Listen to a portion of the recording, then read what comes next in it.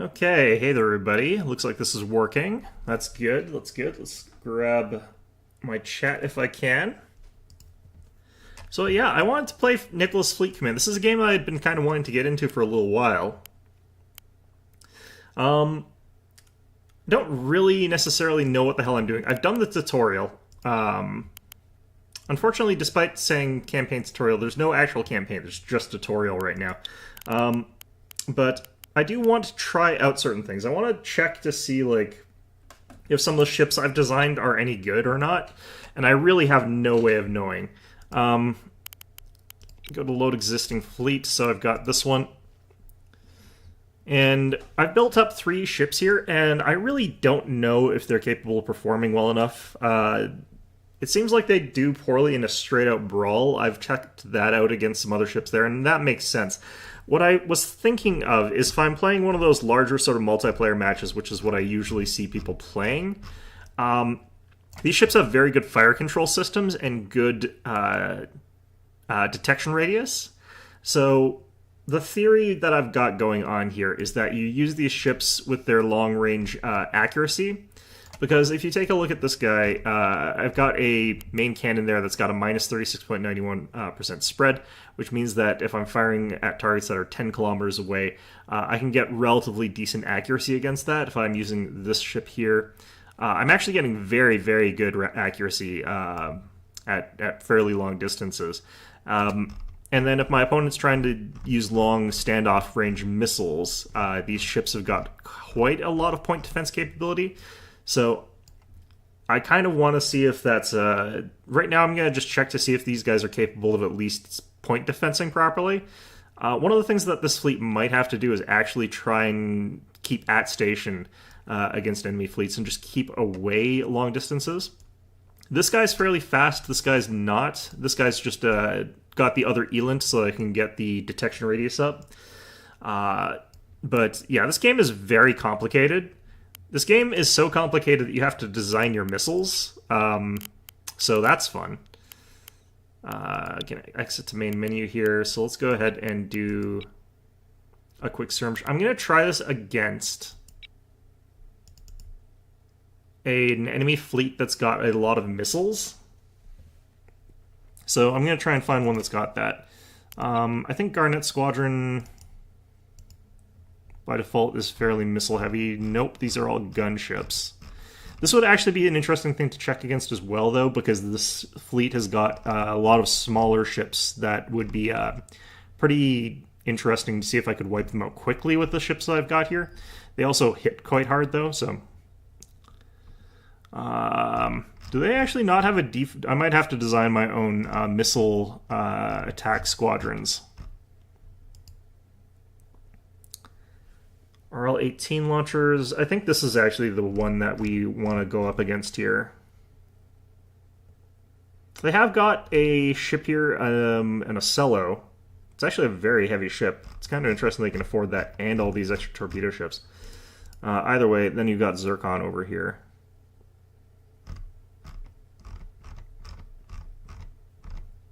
Oh, we got different difficulties too. That's interesting. Well, let's see if there's a better one under Alliance that's just sort of a bunch of missile attack ships here. I might have to design my own fleet that does this, but basically what I'm trying to find out is if my ships can block missiles effectively. Because if I need a lot more point defense, that would be a good thing to know. This looks like this is a lot of missile attacks here. They've also got a beam cannon, that's fine. So we're going to go ahead and confirm this group here. And we're going to start. We're not going to try and like play this to win or anything. Actually, I should be on a different map here. Small testing range. Can I switch this here? I'm not sure if I managed to switch that in time. I don't think I did, honestly, but whatever.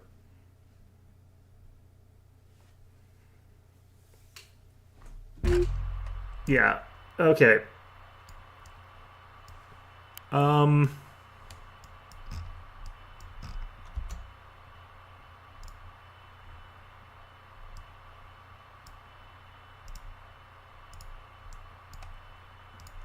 Sending in my ships at bad angles too here.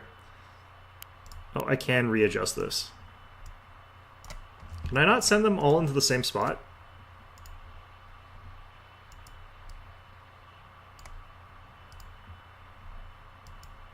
That is a clunky interface.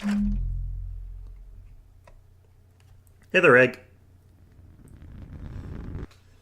Alright, so this is, I guess, going to be an opportunity to test out these anti-missile defenses anyway. I'm not going to try and, like, fight. This is Nebulous Fleet Command. This is a game where you pilot a bunch of spacecraft, or rather, you captain a bunch of spacecraft. Yeah, it is an absolute mess. Ready all right. when you are, Commander. Gonna try and just form up on the Egality. Moving into formation. Warming up. Reporting. I don't know why you back into the battle space. I've sort of seen that, and I'm kind of confused by it, honestly. Now, this game does have, like, full 3D battle space, which is crazy. Maybe we try and move this to point C, actually.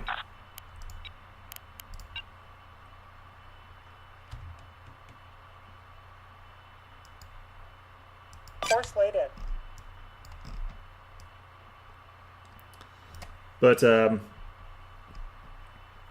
was about the Titanic. Yeah, no, the arrow points to where you're going to end up. It'll show as red if you're going to collide into something, so I'm not too worried about that part.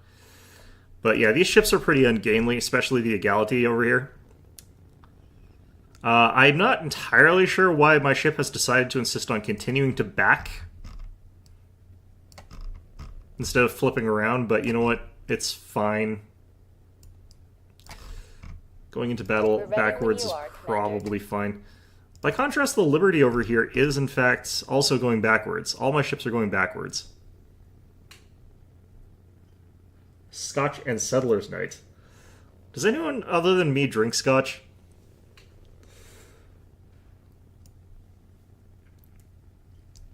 That's the main question there. Standing by. I'm wondering if I should be getting rid of my comms and radar just so that I'm a little bit harder to see there, because I've also got electronics detection. So maybe we just take all our ships here. Standing by. So we're going to get rid of those just so that I can be a little bit more stealthy. The other ships that we're fighting up against are going to be a lot more difficult to detect than my ships, though, so that is something I've got to be worried about. Looks like the Fraternity has managed to get himself spun around and is in the correct direction. That is an interesting orientation, but that works in space. So if you wanted to look at this game, if you want to think about it, it's kind of like maybe something like The Expanse, or like maybe Battlestar Galactica or something like that, where you've got these very heavy ships that have got a lot of guns on them. But no sort of like really advanced sci-fi-y kind of things, like no shields or anything like that. The movement is very, very slow and clunky. Although you can do some pretty high-G maneuvers with these ships. Yeah, this is going to take a while before I actually find the enemy, so I'm actually just going to exit main menu. The reason that we're doing this is just I need to go to a map that's going to get me shot at like right away here. So that was an Alliance fleet. That was the Hemlock? Willow? I think it was a Willow.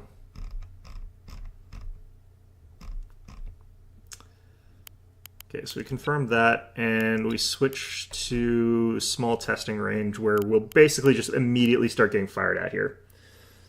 I wonder if my guns start on the correct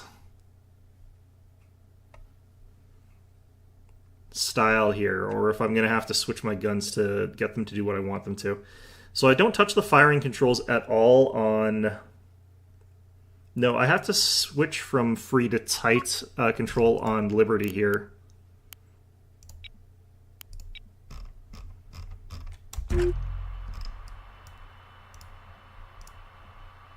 Yes, Commander. Warning. We're Enemy underway. lock detected. Commander, they've opened fire. Copy that. Forming up. Warning. Component disabled. Opening fire. Order received. Engaging now. Component destroyed. Detecting an enemy spiker. Okay, so here's the enemy missiles coming in. Looks like those are actually pretty effective. Locking on. Understood. Engaging the end. Understood. Engaging the So enemy. something of mine got destroyed already, and I'm not sure what. Enemy missile detected. It looks like our missile defense systems are actually pretty good right now.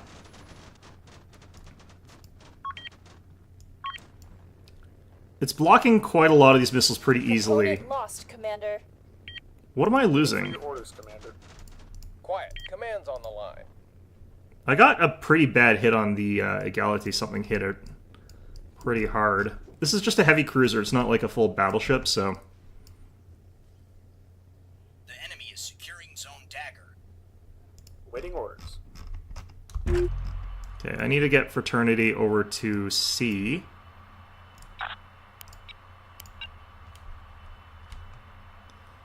Commander, Underway. Spiker warning. Okay, I just want to see these coming in again. Going after Fraternity, I'm going to turn off these. It's a lot more involved than Eve, and Eve is much more heavy, like, more sort of like soft sci-fi, more sci-fantasy type thing. Our missile defense screen is absolutely amazing. Like, there's nothing getting through this. This is like... Zone Atlas. This is actually very good missile defense that we have. It's just that our ships get outgunned by these heavier ships. That's the one that's really hitting us hard there. Component disabled, Commander. Enemy missile detected. The enemy Standing by, secured Zone Commander. Dagger. Copy. Engaging now. Target acquired. Target lock Lock that initiated. one. We are securing Zone Comet.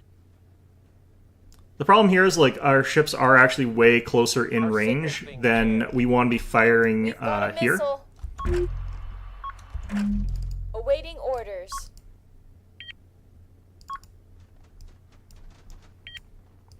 I've also got my guys, like, screening each other out in a way that's really, really bad. I should not have them in this kind of formation. Yeah, those beam weapons are what's coring us out here. Fortunately, they don't do the most damage, but they are doing a lot of damage to us. Copy that. We're en route.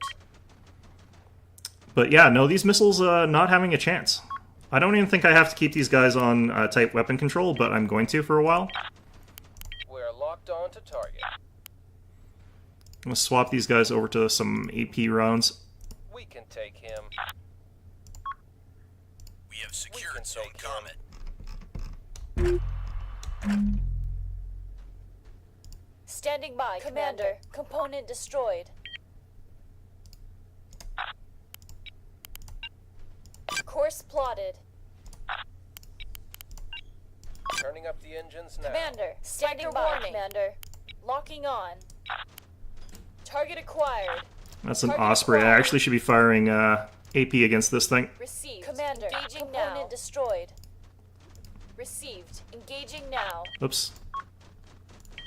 Copy. Engaging now. Detecting an enemy spiker.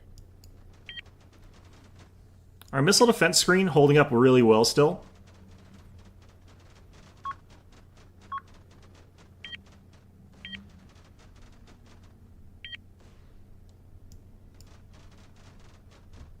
Looks like we're being jammed.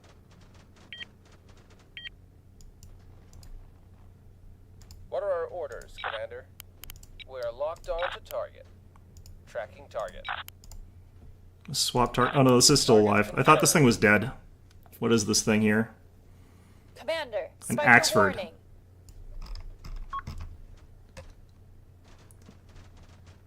This UI is like brand new. This game's in early access still. It's a smaller development team kind of game. Understood. Moving now. They've gone for a very utilitarian sort of thing here. We're ready whenever you are. Commander, a module was destroyed. Another module destroyed. Jeez.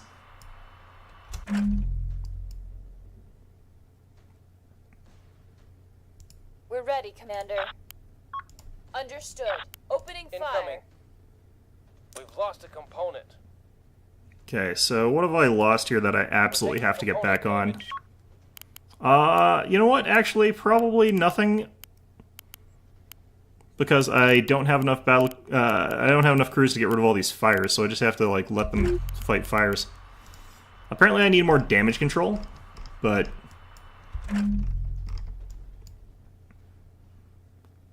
kind of getting these guys from the rear though. We've re-established connection to command. Receiving. Attempting lock-on. We're locked on target. Commander, component destroyed. Tracking target. The enemy is Engaging. securing zone boxer. Now let's finish him. Keeping these guys like too close together is probably not good. Turning up the engines now. Gotta have at least some level of us being held in different angles here, I think. Ow. We hear you, Commander. Aye, aye. Moving out. Yes, Commander. Course They laid in. destroyed a module. We hear you, Commander. Component destroyed, Commander. Take them down. They destroyed a module. I actually don't find this boring, it's just I don't think that it's very easy to read. This is actually one of those games where it's just very difficult to figure out what's going on. We're locking on, Commander. But I think this would also probably be more interesting if I was better at this game. Quiet. Command's on the line.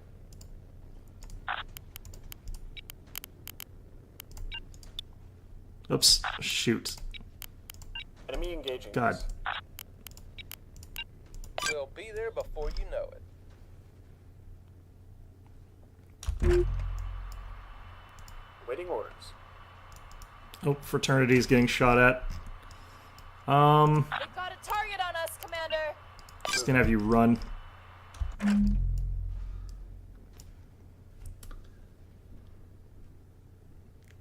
I still carry a graphing calculator in my pocket. It's called a phone. Everyone does it. It's completely average.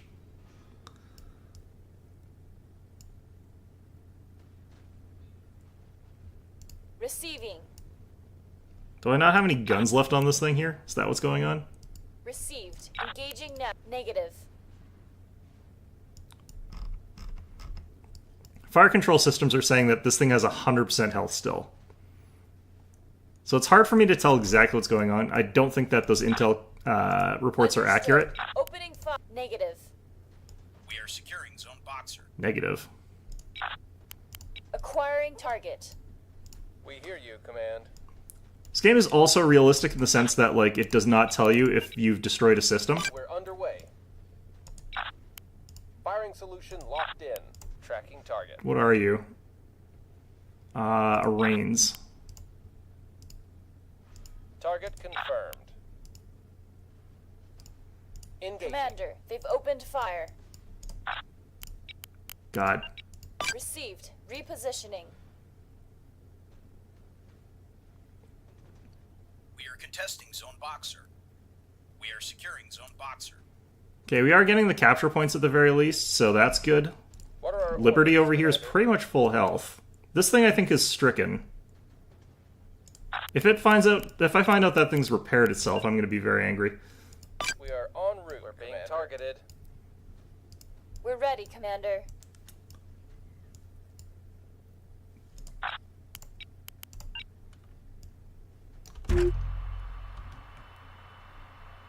Received. Repositioning.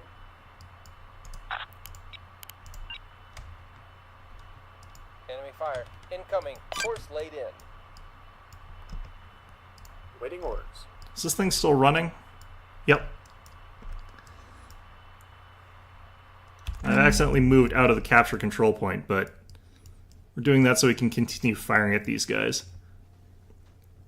Now, if I was actually good at this game, one of the other things that would happen is we'd get those sort of explosions, because you can't actually hit your opponent so hard that their entire ship just explodes. I think this guy might be disabled. Yeah, we got him. Engaging. Oh, Target they've started firing their big guns down at this guy. It's not ideal. Awaiting orders. Galadea's got a lot of problems right now. Received. Engaging now. Target lock initiated. We hear you, Command. The enemy is securing zone We're common. locked on to target.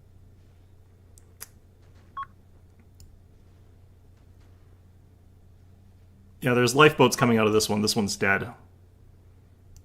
This one might actually also be dead. What are our orders, Commander? Target confirmed. Like, it's so weird not having, like, feedback that you've actually killed a ship. That is super, super weird. I can definitely see why they've done that, but holy crap, is that ever strange. Testing zone common. We're underway. What can we do for you, Commander? We still got drives on this thing? Yeah, we do.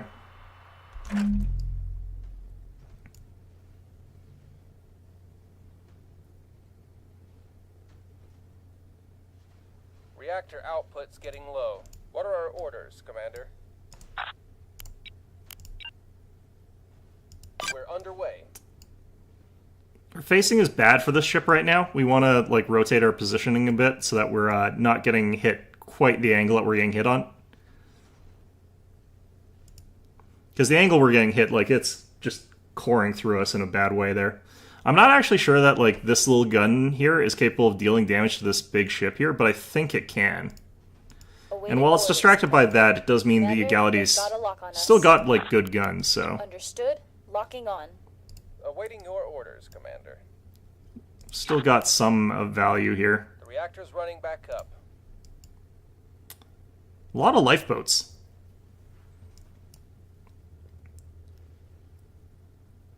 The high tension moments in this game, though, are when you're running a fleet that has limited point defense and you're trying to dodge like a million torpedoes. We're underway. But I kind of like seeing that gigantic wall of flak. It just looks good. Awaiting This thing came back up online. Scope is being jammed. Order received. Engaging now. Attempting target lock. We're locked on to target. Engaging. What are you here?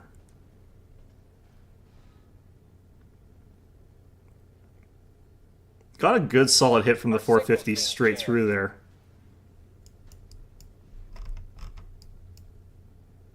Waiting orders. This thing's still on fire. It can't actually put out the fire, I just realized. Okay, we're seeing, like, shots practically coring straight What through are our there. orders, Commander? Tracking target. This thing came back online. What the Target heck? confirmed. Engaging. Force God, the laid in. movement for this game is so clunky in so many ways. We're underway, Commander. Order received. Engaging now. Apologies, Commander. We target lock initiated. Force laid in. I've literally never played a game that is, like, this kind of clunky to play before. Like, this is actually kind of impressive. Just how awkward this is to play, but... I don't know, I really like this already. Moving out, Commander. I can tell this is one of those games where once you get really good at it, there's a lot of things that it lets you do. That's a Reigns. That should be Command. high explosive. We can take him. Tracking target. Okay, the Axford here is actually pretty heavily damaged. Receiving.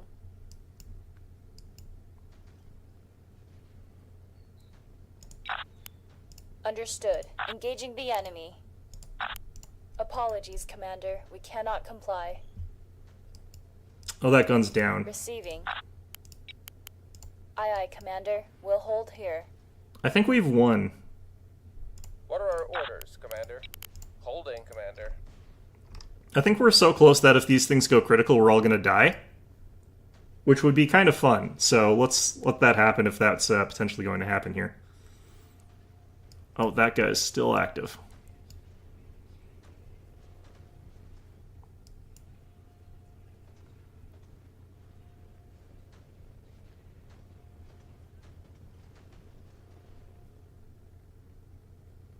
The enemy is securing Zone Comet.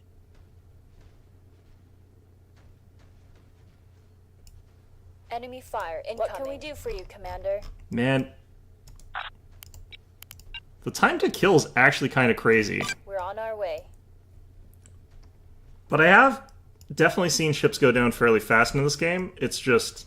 We are contesting Zone Comet. I think it's only missiles that really have that fast kill potential.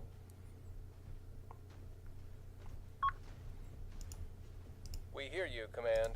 They've evacuated. Firing solution locked in. Target confirmed. I need to switch to AP. Firing solution locked in.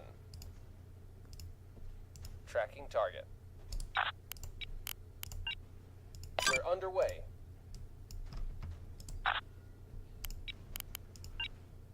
Understood. We're en route.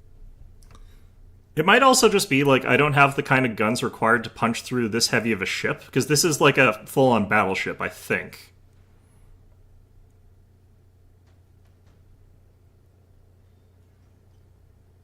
Yeah, Axford is... No, it's the same as this thing, isn't it?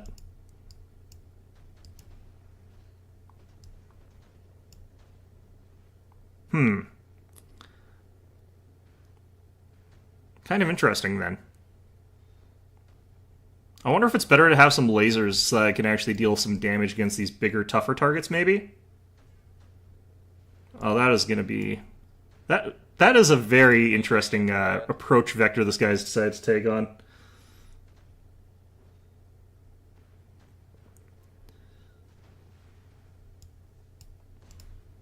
What can we do for you, Commander? Moving out, Commander. What are our orders, Commander?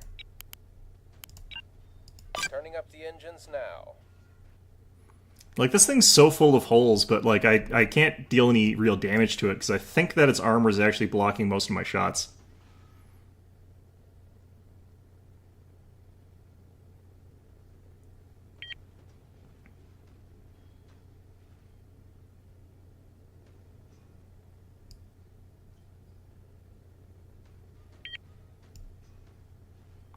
Okay, I can see that this thing started to have some problems, because it's, like, stopped firing. It stopped, operating as much there.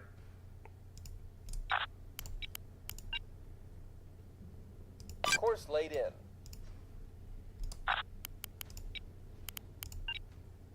Understood. We're en route. Quiet. Command's on the line. These shots to the bottom of it should actually be pretty debilitating to it. But...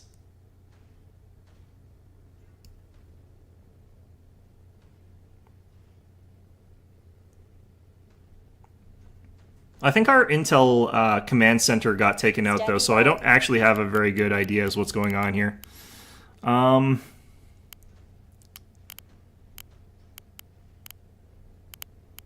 wonder if I even... Do I even have the ability to do repairs anymore? Because our damage control center got destroyed. Interesting. Yeah, we got... This thing got wrecked. Quiet. Command's on the line.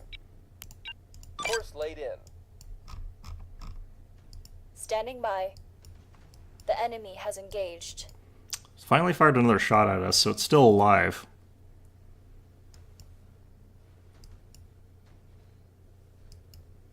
What are our orders, Commander? Course laid in. Awaiting orders, Commander. Copy. Opening fire. No can do, Commander.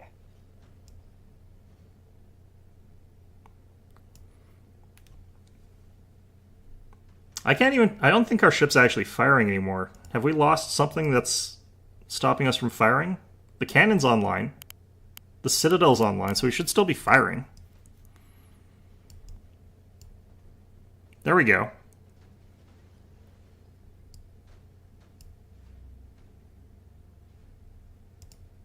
What are our orders, Commander? Holding our position. I don't know, like... I'm guessing it's because, like, all we have left of the AP on the 250 mils, whereas this thing's got our big, heavy 450s.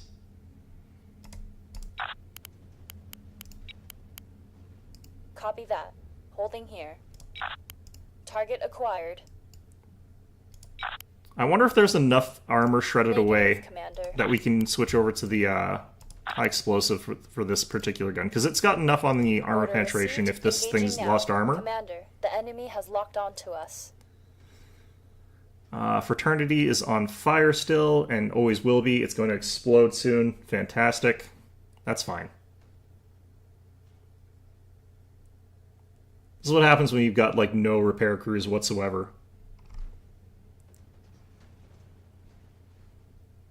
I can't even tell, like, if those are doing more damage, though. That's sort of the problem.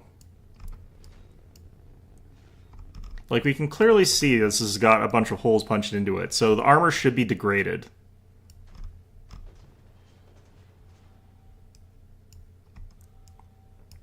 The angle should be good for me getting through with those.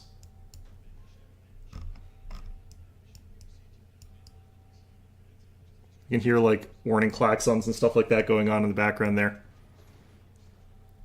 Alright, so test-wise...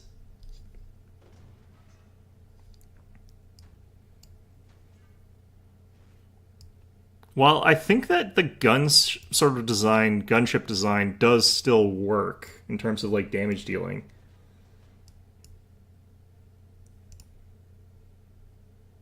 I'm gonna turn that off.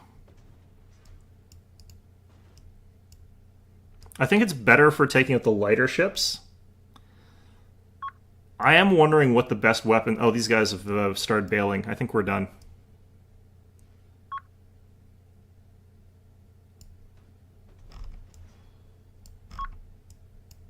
Awaiting orders, Commander.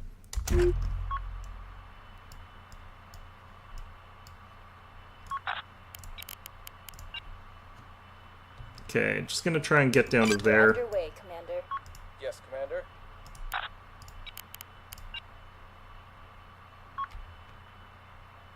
Course laid in.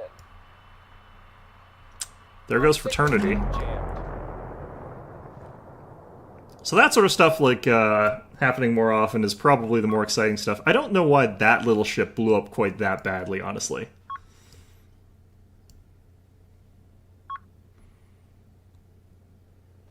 I think the AI is actually going to win this, technically, because, like, I can't wrestle this point off of here in spite of the fact that they're all dead.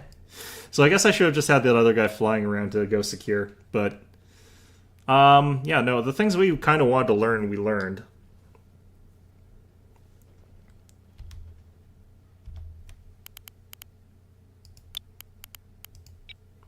So we do know that we can have, like, our ships throw out enough point defense to, like, very easily take out a lot of enemy missiles there. I don't know why this is considered poor.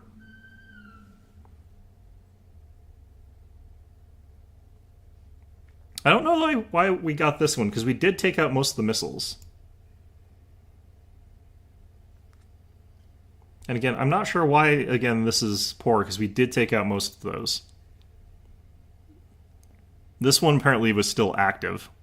That's why we didn't win yet. Which one was this?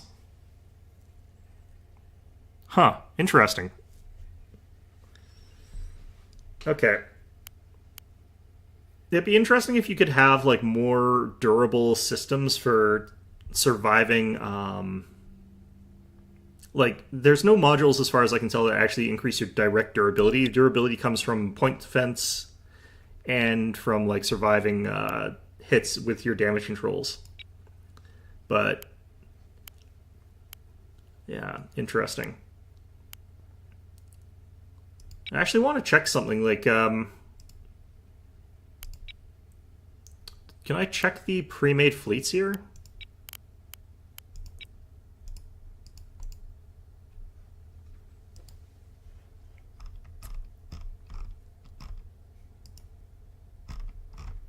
This looks like... I think these descriptors are how hard it is to play these factions.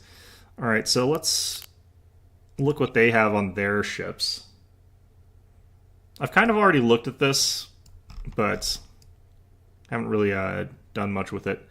So this has got similar sort of main gun groupings as what I had. They've got similar kind of defense there, but they have got an anti-missile launcher. Then they've got empty point defense. That's interesting. Got sort of comparable ammunition to what I have. Damage control locker, reinforced CIC. They've got 2 magazines, which is interesting. Way more damage control than I do. 1, 2, 3, 4 ammunition elevators. The spyglass radar, the adaptive radar receiver. And then I think that this one is actually a clone of the first ship. No, they've got a parallax radar. They've got a different type of radar. And then they've got similar weapon groupings. I wonder why they don't go all in on the point defenses, but I guess this is a way to keep costs down so you can have 2 of these. So I guess what you would want to have is way more damage control lockers. This is very sim heavy. This is ludicrously sim heavy. Okay, I want to check out what they have for like other fleet sort of designs there, because they're going very different than what I would want to go or consider going. Mind you, I did design my fleet for like a specific action-specific style of combat that I don't necessarily know works in a 1 versus 1 situation. Because the way I've seen this is like people sort of will go in with like a 10v10 sort of thing or like a 4v4 or something like that. If I check the lobby, this is what it's like here. It has nothing to do with 1v1 games, right? Like you go in here and you're going to have a whole bunch of players on each side, and they're going to sort of maneuver around and try and have a specific fleet role that their specific ships have. So if I was sort of playing my fleet, what I would probably be doing with it is not brawling. It would be, I would be in a overwatch position over a capture point area, where if an enemy fleet tries to get into that capture point, I've got the ELINT systems, I've got the radar systems to detect a lot of things. And if they're trying to like engage me in like long range fire, I could just sort of keep back 10 kilometers and they probably wouldn't be able to land very many successful hits against me. Whereas I'd be able to land successful hits against them, because that's sort of what I've built my ships to do. And then I'd also be able to survive any retaliatory missile strikes, because you can fire missiles really far. I want to show you like how ridiculous actually this stupid game gets. So this is the missile designer. We've got like our basic ass size 1 missile. This is used for intercepting actually. This is not for trying to actually take out ships, but like let's take a look here. We could decide to have this an HE impact ship or thing where we could have it blast fragmentation, which is basically a countermeasures thing. We can adjust how much of it is rocket fuel versus how much of it is explosive, making it so that we've got more explosive or we've got more fuel. We get to decide what type of guidance system it has, and we get to decide what type of radar system it has, or homing detection system it has. So, yeah, like that's like the missile thing, and depending on how you do your missile, that's going to be great. But it gets worse. So let's go ahead and create new and go into a size 3 torpedo here. So this is a much bigger, heavier missile. Just has way more sort of leeway in terms of this sort of stuff. If you made a torpedo boat that had like this amount of explosive packed into it, got in close, it would pretty much instantly eradicate a ship. Too many systems? Yes, this is I agree, is too many systems. It gets worse. This gets so much worse. So you get those, and then you're allowed to put in a second one. So if your first detection system fails, you can have a second detection system. Or instead of that, you could have some sort of countermeasure, anti-countermeasure system. So, for example, we could have a self-screening jammer. So enemy can't use radar detection to take out your missile, blah, blah, blah. And then you've also got the ability to put in that sort of guidance. Now, if you put in cruise guidance, you can actually make it so that these things take turns. So you can actually fire missiles around obstacles. So even if you don't know where the enemy is, you can fire it like to the north of an asteroid and then have it head in a direct line and then have it turn towards the capture point in a sort of like arc sort of thing. And when it's doing that, it'll then look into the area and see if there's any targets there and then go after that target. But then it gets worse. Okay? This is where we get into the hybrid missiles. So this is a missile that has got this initial stage, and then it has the second stage, which has a secondary boost. And then it can have whatever you're sort of going to put in here. And what happens here is you have the initial stage where it launches, and then it goes into this like final sprint, because you're also allowed to change the top speed, the burn duration, and the maneuverability of your missiles. And obviously for the final sprint component, you want it to have like as much top speed as possible, because you're not really going to care as much about the burn duration. You don't really care as much about maneuverability. You just want it to really get out there and smack into somebody. So you could then go into that. You could also, of course, get the size 3 of the same sort of thing there. This can pack theoretically more explosive. Now, the reason that these are... you don't just go for the most advanced missile possible is that I think I could make this cost... Let's find out how much I can make each missile cost here. So we have the optical. We've got the self-screening jammer that's boosted. We've got the cluster decoy launcher, got the cruise guidance, and we got the high explosive kinetic penetrator. We're going to reduce that a little bit. We're going to go top on speed, a little bit of maneuverability there. This thing, we want to have longer burn duration and more maneuverability. Speed's actually a little bit important, but mostly burn duration. So we can throw this out to 22,000. Yeah, so this missile by itself costs 87 points. A ship can easily hold like dozens and dozens of missiles.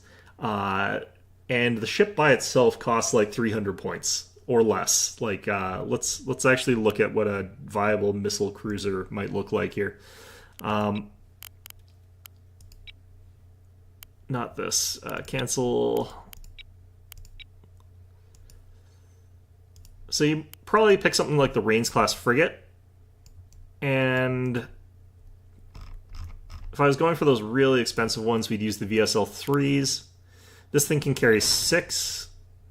This can also carry 6. That's not what I meant to click on.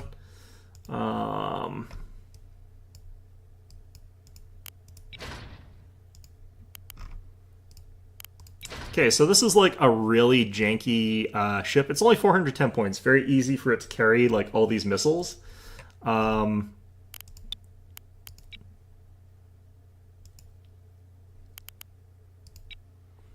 Yeah, so let's cap out how many this is carrying. Or this can only carry 4. Okay, suddenly this thing costs 758 from just that one set of missiles. 1,106. We're now looking at battleship levels of expense here. This one can carry 6, the larger amount. Okay, now we're looking at 1,628. We're looking at a 2,150, very much naked, like, crappy little ship here. Actually, I can get rid of this thing, actually. Let's even... There we go. Yeah, this is like a battleship in cost.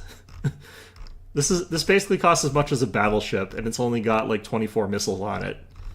Or it's not even got 24 missiles, it's got 20 missiles. So... yeah. And if you fire those and it gets wasted because you like fired at like a tiny crappy target that doesn't matter, those missiles are just gone. You can't get more of them. So yeah, this game is full of decisions that I do not understand, because the thing is, I talked about how this only has like 20 missiles. That's probably enough to kill like 4 battleships, is what I understand. So, yeah. I really don't understand this game. It's very confusing. Discard changes. So,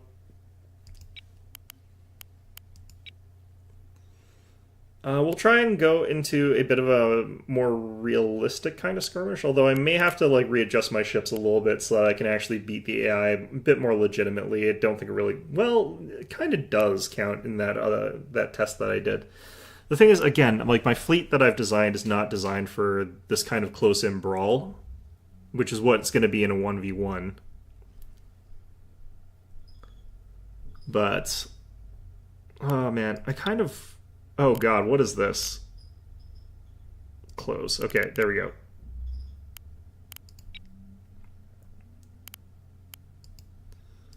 Oh yeah, there's also this other faction here. I kind of want to show you guys some stuff for this faction, because it's really funny. Oops. Blank hull. I can never get what they mean there. So let's go with container liner. So this is a box container. This is just a massive box container. It's a freighter. It's a freight ship. It has a unique weapon mount that no one else is allowed to do, which is the bulk container launcher. Or the container stack launcher.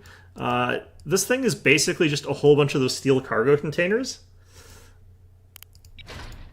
where they have decided to basically take one of those steel cargo garbage container thingies that they have at the top of like a ship there. We've got somewhere in the vicinity of too much explosive in here. You can actually look at sort of damage values on there. Component damage 240 HP, which is absolutely ridiculous. It only goes through 27 centimeters of armor, but yeah, that's fine. Or we could do an HE Kinetic Penetrator in there, in which case this thing costs a lot, but will pretty much instantly destroy whatever the hell. And then we also can add like our guidance and stuff like that. This thing, even like with the best of stuff, is not that fast, but... Oops, go with that one, go with... You could probably kind of actually go hardened skin on these guys. Make it so that they're pretty tough to kill. These things do not move very fast. 150. I think you could actually outrun this with some ships. But, you know. Yeah, these things pretty scary. If you get the jump on somebody from like within the range, this game has to be an absolute nightmare to balance. I have no freaking clue how well this game is balanced, or if it's balanced or what. Like, no idea whatsoever. But yeah, what I'm thinking is that I should probably actually learn how to add beam weapons to my ships here, because they actually seem to have the highest damage values. So I'm going to actually quickly do a slap together bit of a fleet here.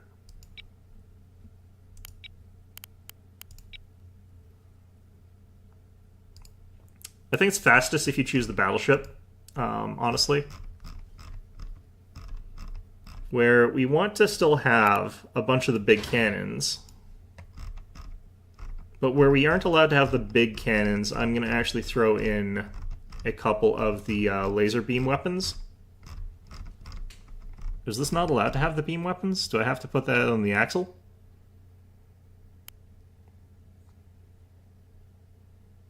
Huh. That's interesting. Or maybe this is the wrong dimensions, this weapon slot.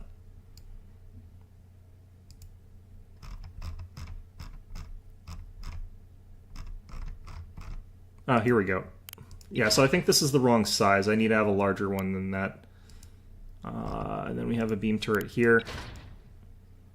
So 2 beam turrets, I think, are actually really dangerous, but I don't know. For this one, I'm actually considering taking a launch system that does missile counter defense. Because this will basically just like fire off a whole ton of anti-missile missiles.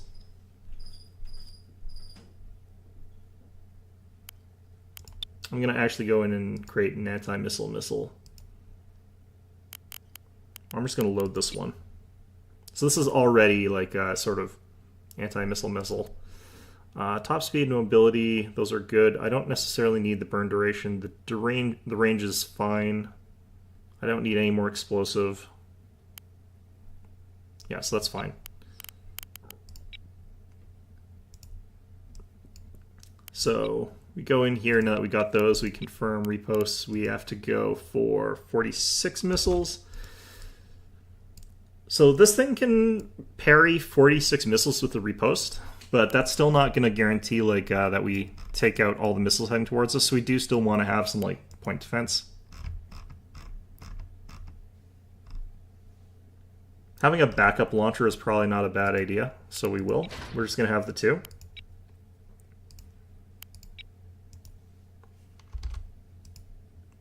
And then the rest of the weapon mounts, we're going to be doing like support stuff, or we're going to be doing like a signature booster, for example, won't help us here.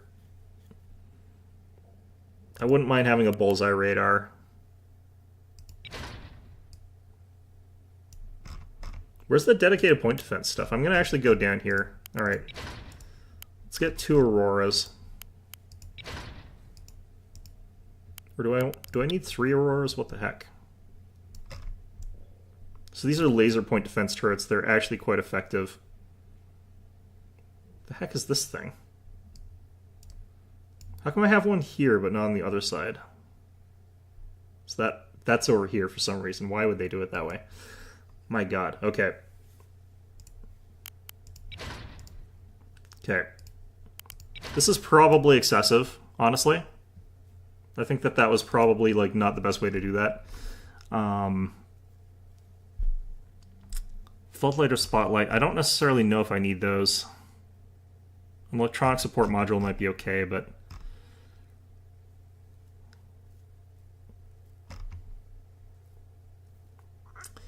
do I think that like 2 sets of reposts and then like 4 Auroras is enough point defense, or do I think that I need to augment that? Because I think that should be fine technically.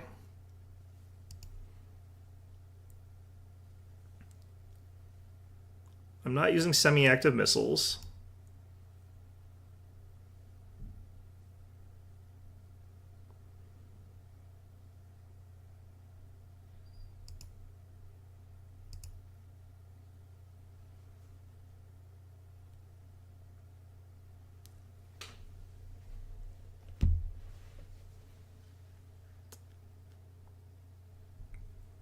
Okay.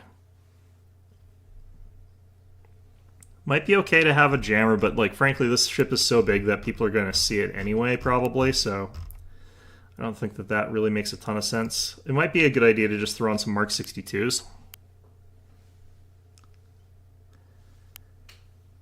But I'm going to just stick with what we've already got here for weapons, and we'll sort of see how things go. I do like having the reinforced CIC, like the Citadel. It takes a lot more crew and everything like that, but that's fine. Okay, down here, reactors should be fine. I am going to need extra reactors. I do want a faster drive here.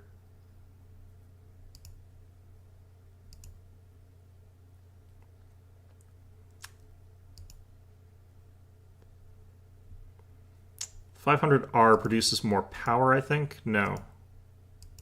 Bit more damage resistance. The Raider is something that I could be doing here. If I'm already going to get seen anyway, this is probably fine. It makes me a lot faster. So double Raiders is probably what we go for. But it's got some other issues that I don't really like here.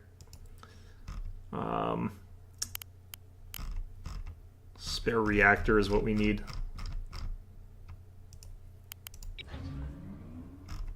Okay, energy, we're consuming 13,625. We've got 9,400.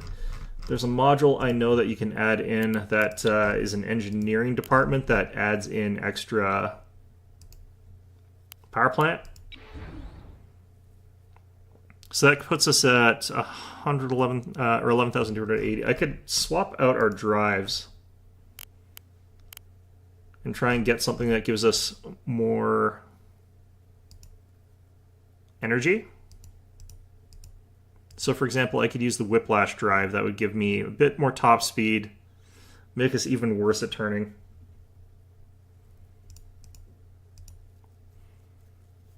Honestly, 2 Whiplash drives might be the answer to that. Or even 2 Dragonflies might do it. Then there's these smaller ones here. You always want to go for the large ones for this type of ship, though, so... I wonder what would happen if I got, like, one of one kind and one of another kind. I think that that would probably be bad, but let's try this and see if that solves our energy problems. Alright, we're at nominal power. Literally 100%. Fantastic. As soon as we add a thing, we're going to be overpowered, but that's fine. So frontline is probably okay for this ship, but we could go for like the spyglass or something like that.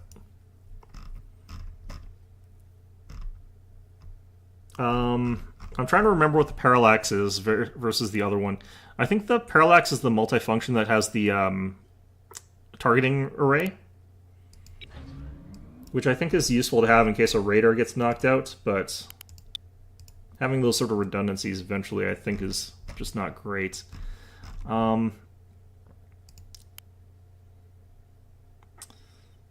Yeah, so we can make our energy weapons better by adding in energy regulators, which is probably going to work poorly for us. Damage multiplier on beams. Reload time, cooldown. Actually, what did...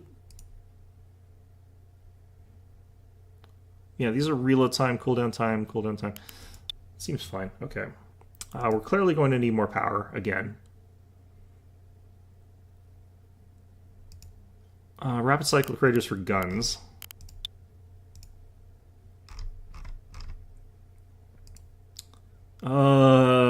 These parts.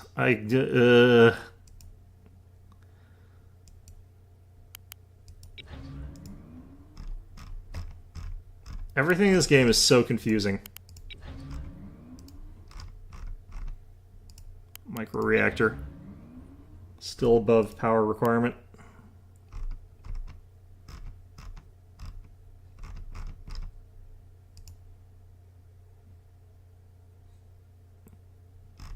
Not worried about comms jamming necessarily.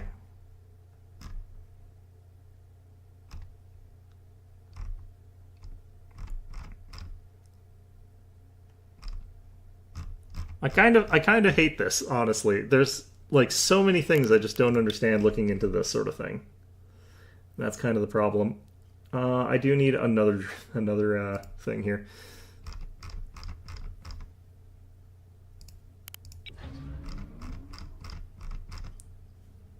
Okay, so we're finally within power. Do need auxiliary steering.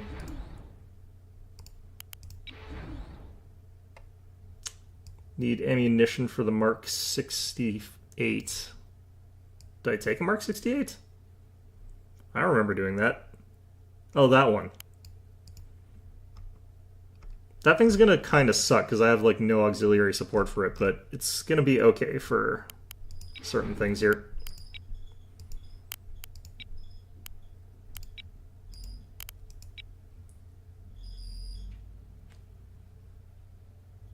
This type of game would be information overload for you. I play a lot of information overload games, though, is the thing, so I'm not that intimidated by this. It's just, I am very, very aware that this is like a lot of time before you understand what the hell you're doing. I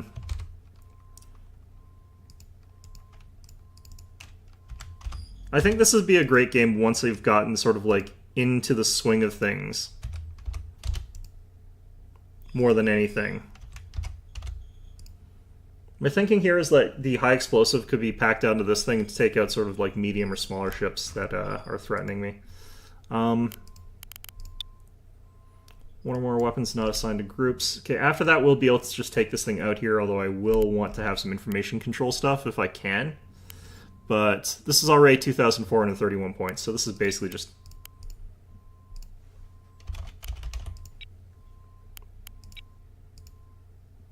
Okay.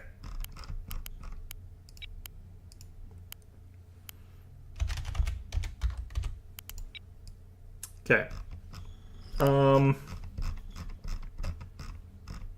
Right, so there's a whole ton of missing potential here from all this stuff. Specifically, I should actually be doing damage control.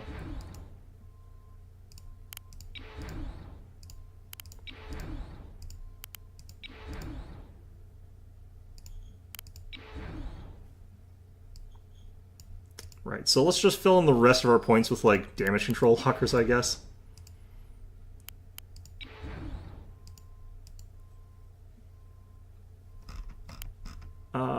I wouldn't mind having an intelligence center, but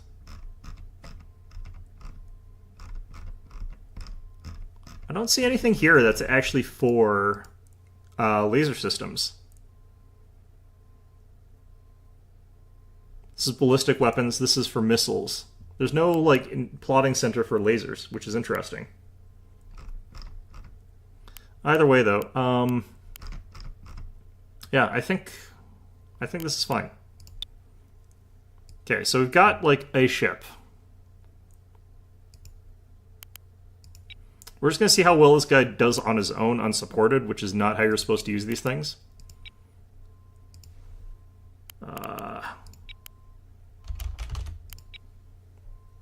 There's a construction thing outside.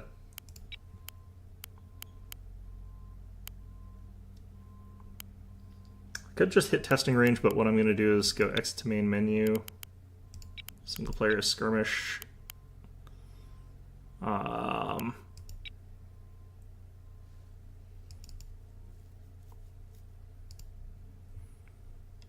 they've got an Nacella class command cruiser, which I think is technically...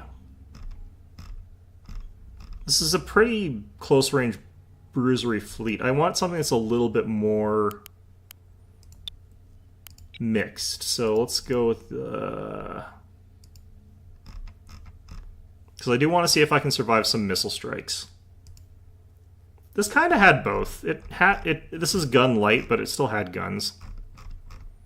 Honestly, the Absolute is the only thing that really had a ton of guns there. It's got some railguns.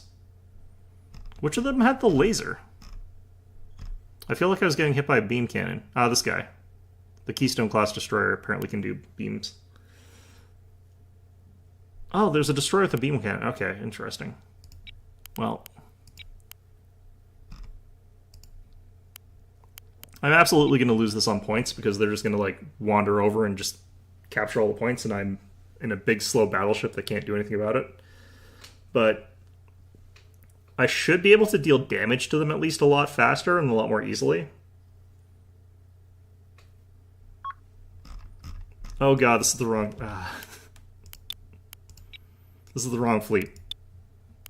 I'm an idiot. Didn't check my own fleet. Okay, test. Confirm.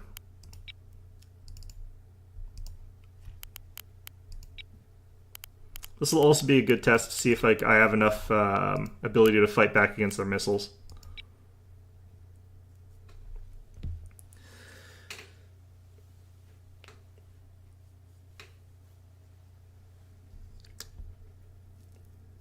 Once you apparently can beat the AI in an actual, like, normal map, though, people are saying that that's probably good enough for you to start playing against real people.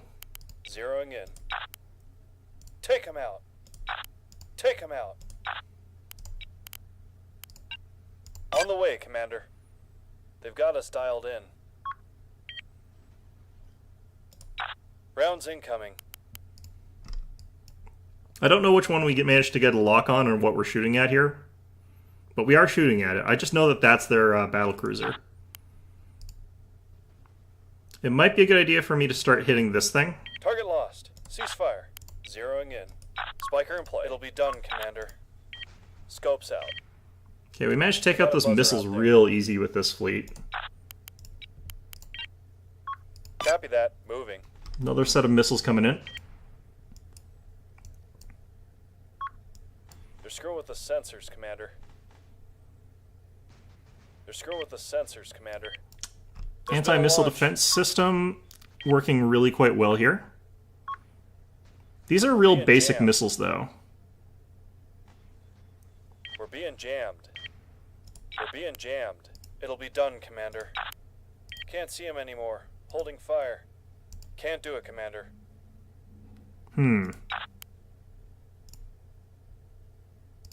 Understood. Engaging. The enemy is securing Zone Dagger.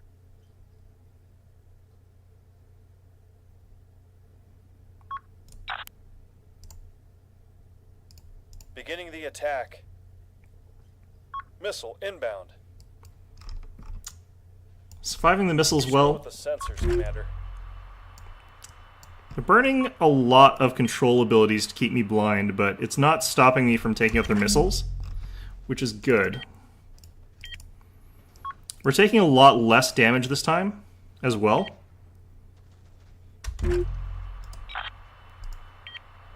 Spiker on the scope.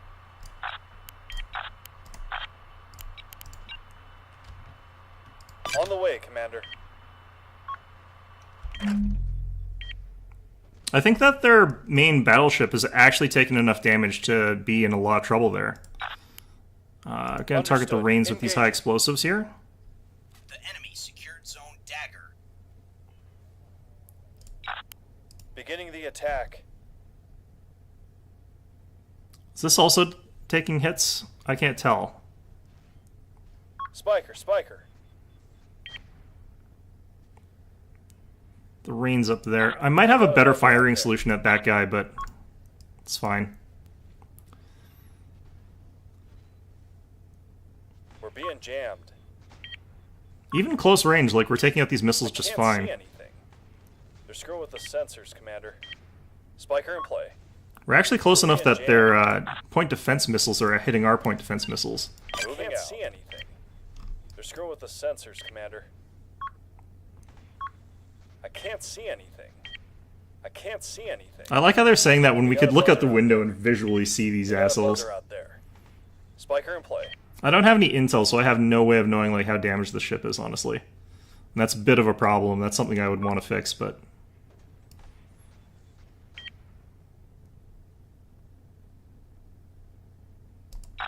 This is actually the ship I probably want to be hitting with this thing. Moving out. Rounds incoming. Taken very minimal damage. Spiker in play. I think if you're going for an up-close fight, that this combination actually seems to be pretty good.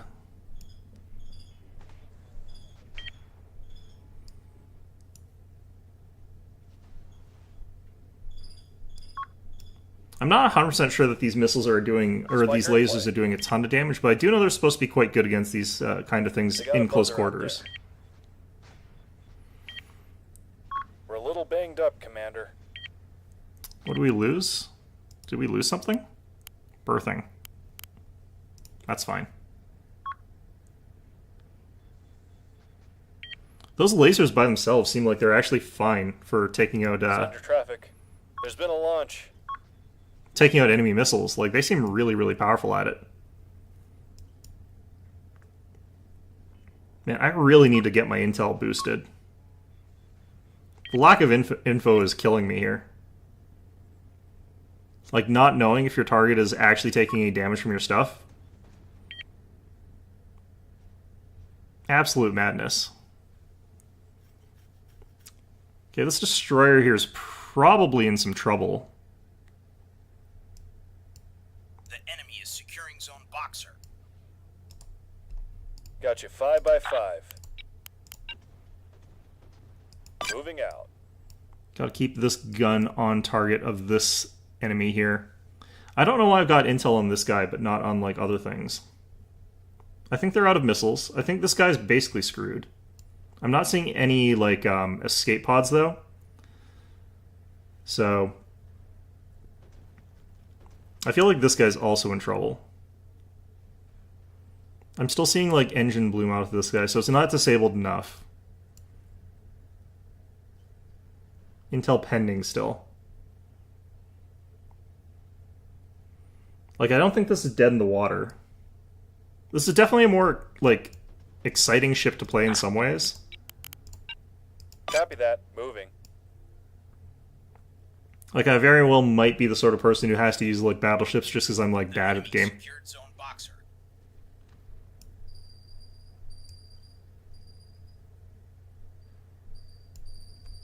I like how we're missing those shots for, like, part of that, but it's because the angle our ship's at is not great.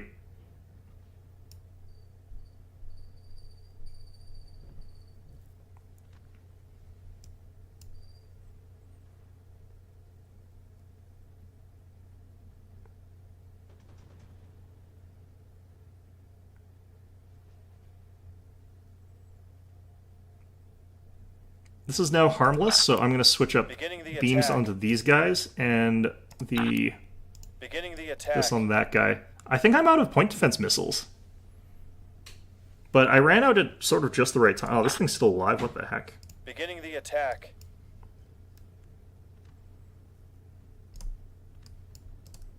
Can't believe that guy's Today, Commander. still alive. Aye, aye, Commander. After sort of We're pretending to play dead for like 2 minutes.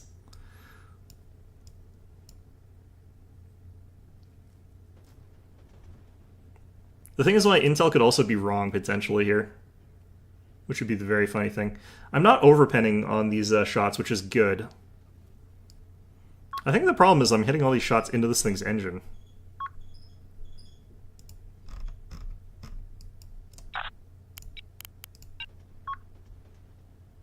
Copy that. Moving.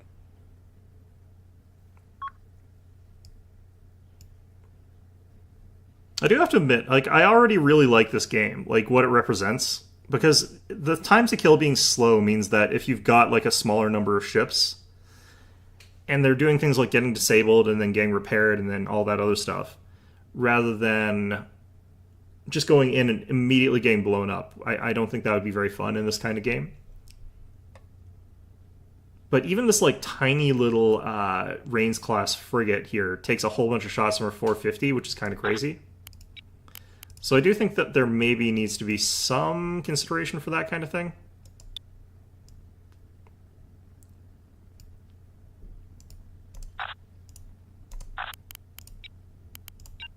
On the way, Commander. Why am I firing at the nose cone of this thing? It'd be interesting if you could like specifically target a specific part of the ship, but I kind of see why you wouldn't be able to.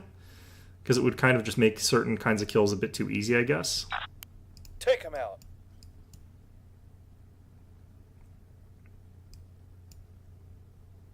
Is this still pending?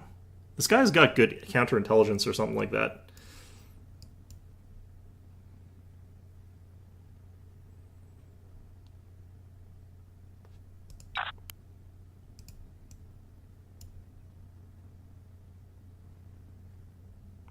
Okay. Come on, guns, fire. I know you want to.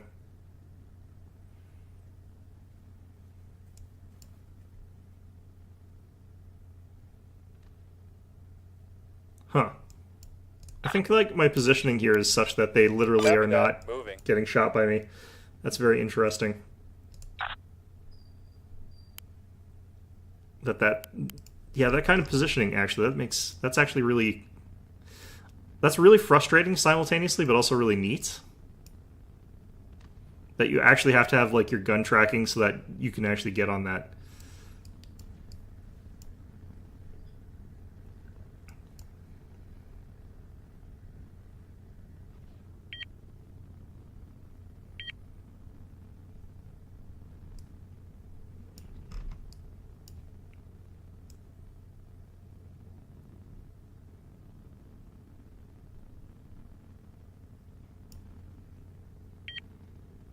This isn't harmless anymore. It's now just set to immobilized, which is interesting.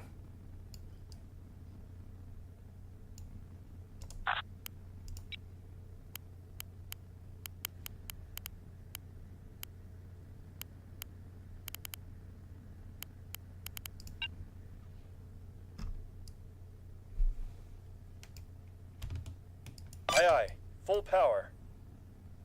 Wonder how you rotate where the head of your ship is. Like, I know how to do certain... Actually, I think I know.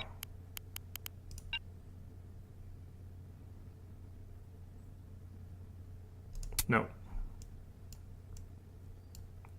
Well, that's interesting. Too close for these, Understood. that's fine. Engaging.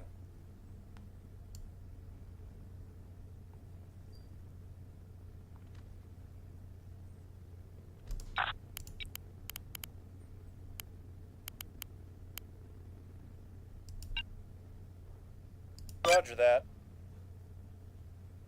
There's how we do it. I did the tutorial, so I actually should have remembered that, honestly. I think that laser is going to core out the entire inside of that ship, basically.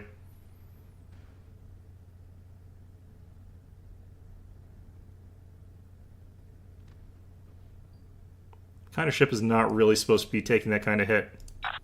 Take him out. But then again, they have been surviving those 450s for quite a while, and they're not supposed to be... Oh god, are we going to collide? Is he on a ramming course with me? Slowest ass ramming in the history of ramming, but it'll still probably be effective. Okay, never mind. It's just a gentle nudge. We are, in fact, actually moving really slow. Still, though, I'm going to actually head out of this, because I think I've got sort of like the general impression of what I actually wanted to figure out here, which is just how effective is it to just have a smaller number of guns that are more powerful. And considering how fast their systems got disabled, I think, yeah, this guy got basically cored out. He had no offensive abilities at 629, no ability to repair them. That got eliminated. The one that I shot the laser through the back of, I'm surprised I didn't hit the reactor. I think reactors are given a lot of hit points in this game. 0 damage dealt, 0 damage dealt. Our missile defense is considered really high here. I actually don't think we need quite as many missiles to defend against other missiles. I think we turn those on only if we're getting fired at by like some sort of excessive amount of missiles or something like that.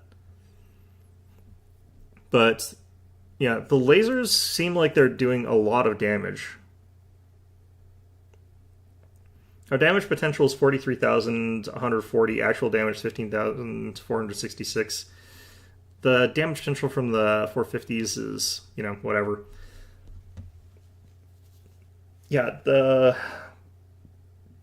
practical damage of a beam turret was about almost twice as much as the MK68. Even though they're both the same size category weapon. Interesting. Okay, interesting.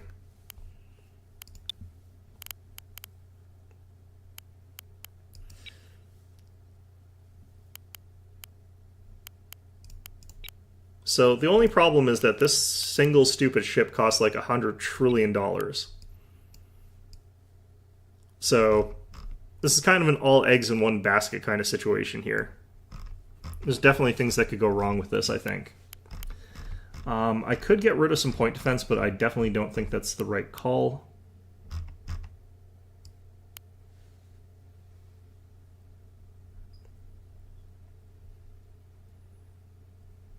I honestly think that this is kind of a fine setup in a lot of ways.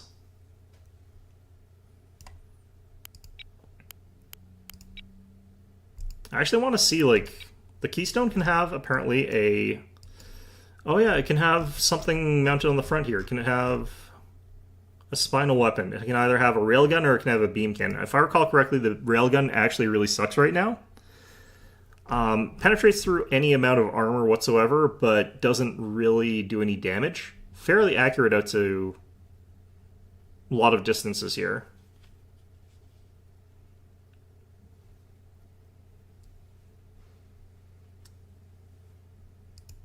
Whereas this thing, I think this actually has a full-on maximum range. Like, it cannot fire past a certain amount of distance.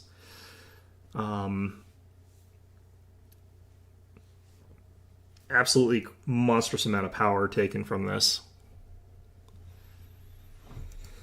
Now, the last thing I would want to try and do is build a missile fleet. I've got kind of this ship here. It can brawl in relatively close quarters combat, and I think it would do okay. Because it could deflect any of the smaller cannons that something could throw at it, and it's got really good close-in missile defense. Like, it was having no problem taking up missiles that were coming in close to it.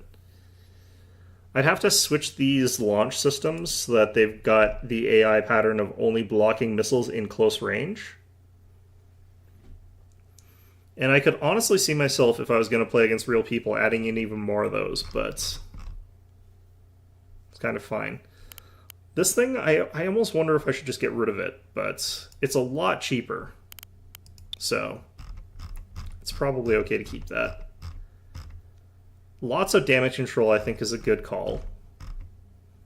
I have to have lots of reactors, that's fine. Whiplash Drive, I am not 100% sure actually that I want to keep this.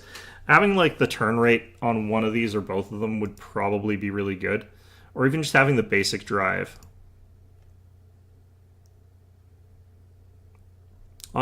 Honestly, if I could switch to Raiders... I don't think I can go with 2 Raiders, but I think if I go with 2 Raiders... and then another plant control center...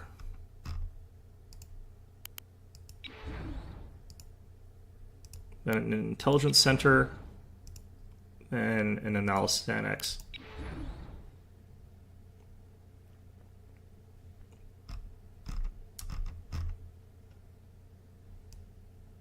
I almost feel like turning is still a bit of a pain with this, though. Yeah, I'm not ready to play against real people. Like that I want to get good enough so I can start just jumping into games and playing this against real people. But the way it works is my team would be dependent on me, and I would be like running around with my big stupid battleship or whatever it is I decide to build. And I would get like wiped out really, really quickly. And then my team would get really upset at me because like me losing that big expensive ship to something stupid would result in like us being at a big disadvantage, right? So I kind of don't... I was kind of hoping I would catch on to this game a little bit faster so I could play against real people like sooner. The way I do it is that the radar goes down here. That way we got a radar on this side and we got a radar on this side. Or a radar, rather.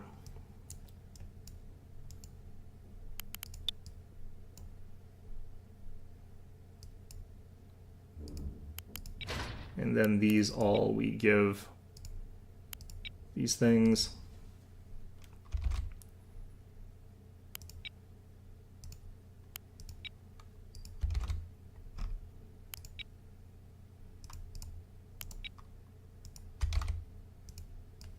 So we just have these in case we like see an inordinate number of missile launch detections. And then just suddenly we have that. This is actually over 3,000 points all of a sudden. It's probably because of like all these missiles. Each of these is 50 something points. So I guess we get rid of some of these. It's fine.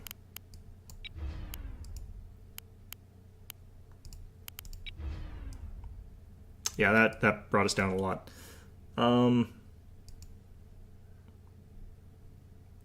Could do some antennas.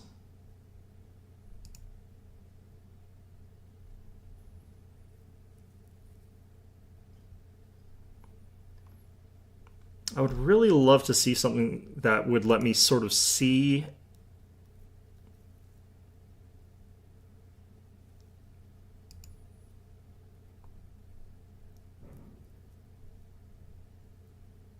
better.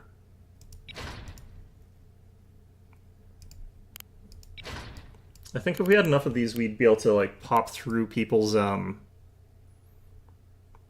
jamming defenses and stuff like that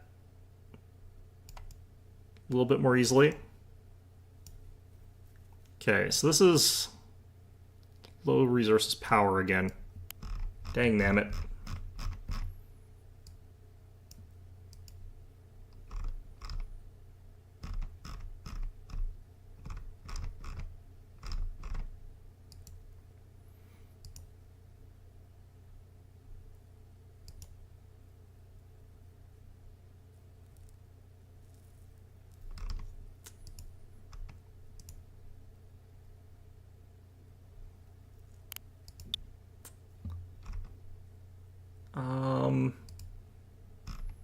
I really wonder what happens if I just don't have the same drive loaded into these things. Yeah, I'd have to do both of them anyway. Oh man, 1%.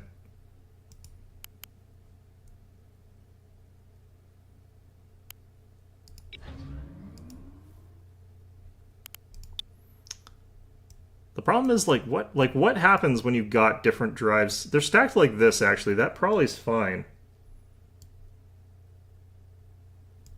Okay.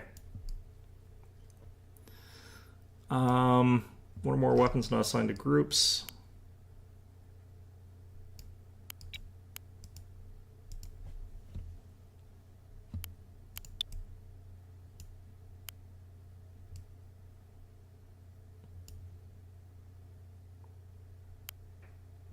Oh, these are both on the same side of the ship.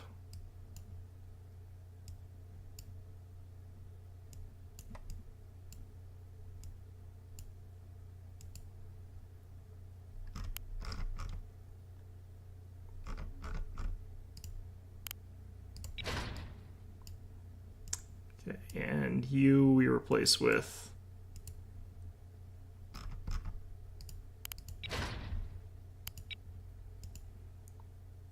These are 4 points per one. Wow, okay, well that's part of the problem then.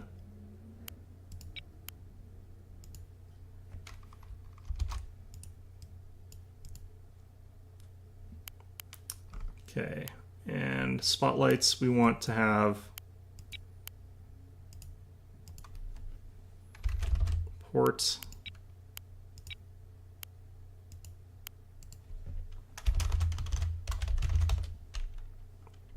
Well, that's fine, whatever. Okay.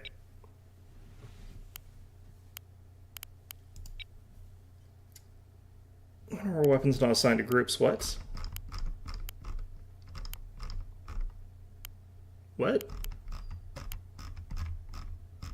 They're wrong. The weapons are all assigned to groups. It's probably going to go away on its own. Okay. Yeah, I kind of wish that I could figure out this game fast enough to like get into a match against real people right away. That's not going to happen today. That's probably not going to happen for like a long time. Man, because it would be really unfair to other players if I did that, I think. I am winning in skirmish though against... I am winning in skirmish, and that is what people are saying you should be able to do. I don't know, though.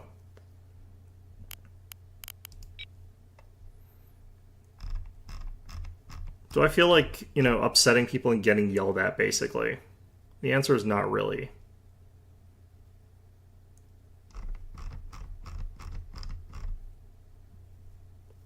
I'm actually not too sure what these...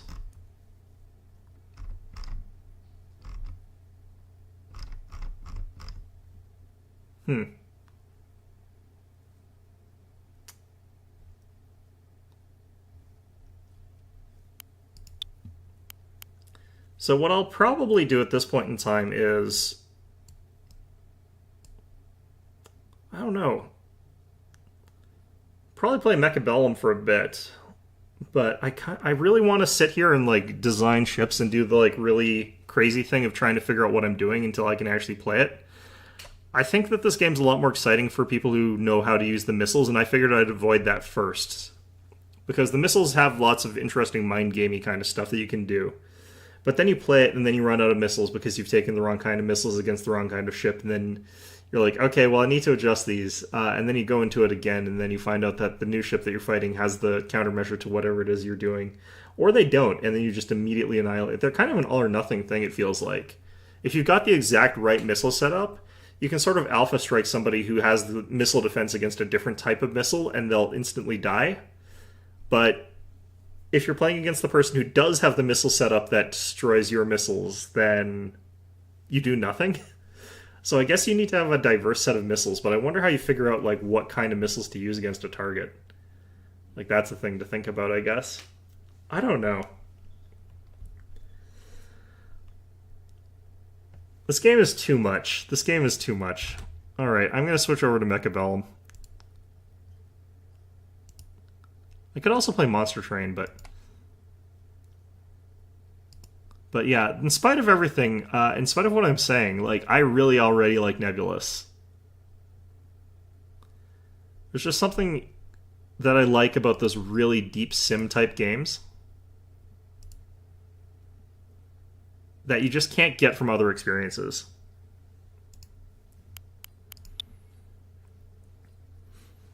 Like, it was a problem that I sort of had with Battlefleet Gothic.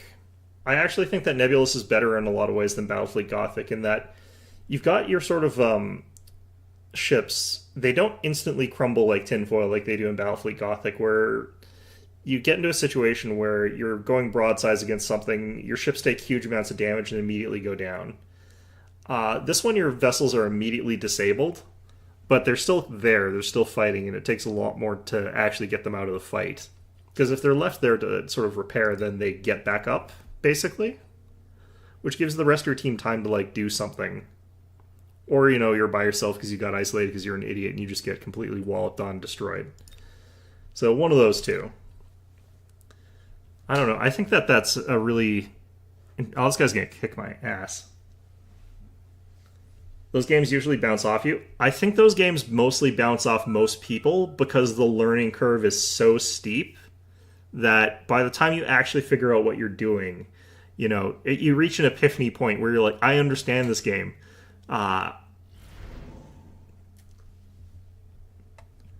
Oh, yeah, no, there's no feedback whatsoever. You can't even tell if you're doing damage. Like, there's zero feedback. There's nothing that tells you it's like, oh yeah, you've scored some hits. There's nothing that tells you it's like, oh yeah, you did a thing right. Absolutely zero feedback. You sort of have to, like, just really know everything about the game before you can actually do anything about that. It's kind of gross. Okay, I'm just going to go with the basic here.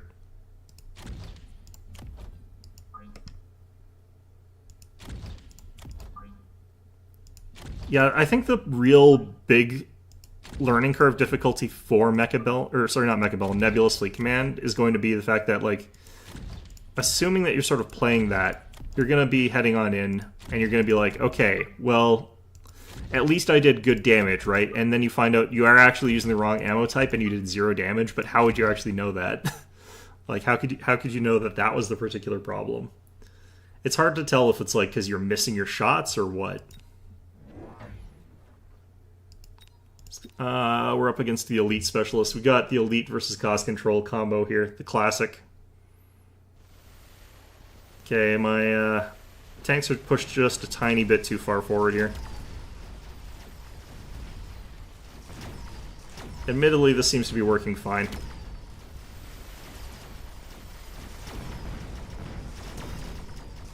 Maybe not, actually.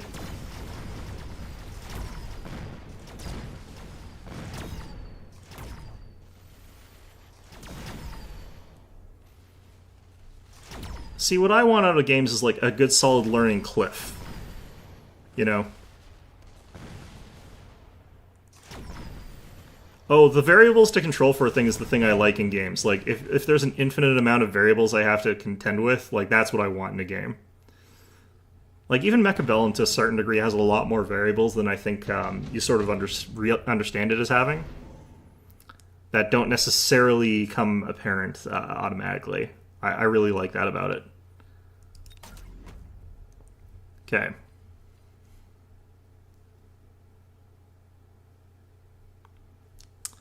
Okay, I kind of have to do something weird to get these guys to work the way I want them to, but I don't think I'm going to bother with that. I think what instead we're going to do is just pump out more of these guys.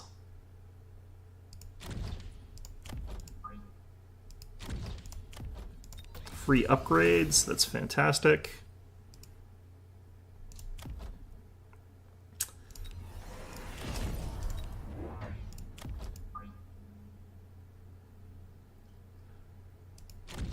What does drive me insane about this game is that the center point has an odd number of tiles, because that's sort of how you would normally do symmetry in this sort of game. But the smallest thing in the game is a 2x2 square, which means that the odd number in the middle makes everything just one tile asymmetric, which does drive me a little bit insane. I will give this game a 0 out of 10 for that. That's fine. If I was anything other than cost control, that would actually have not killed my tanks.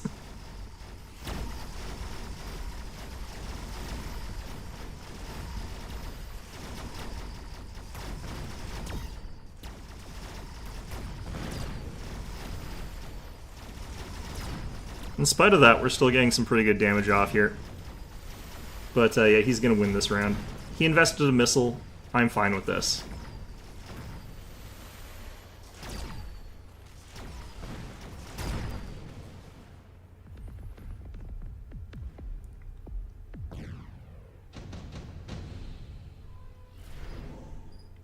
Okay, decent chance that he goes orbital bombardment, but that's not what we're going for here. I wouldn't mind charged ammo, but I'm going to go skip. I think having these available is a good idea for me.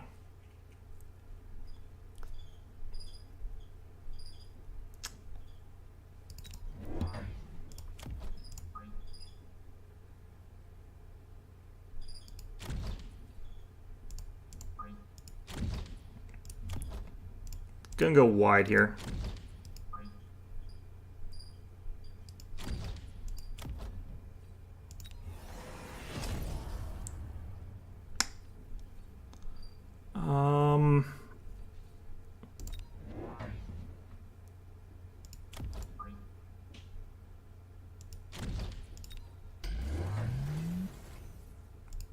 Spot the shield upgrades on these guys, that's fine. So, I am going to purchase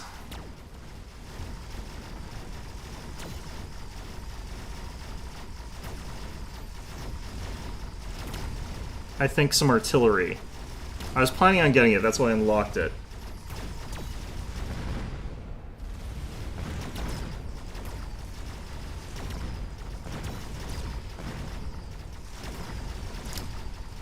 And honestly, I think that's gonna, like, basically fix our problem here. Did sweep him on the right. He did sweep us on the left, but we are faster at redeploying back in here.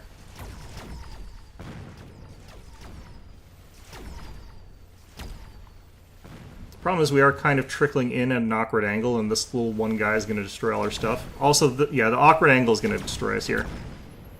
Because this is getting us rained down hellfire from these missiles.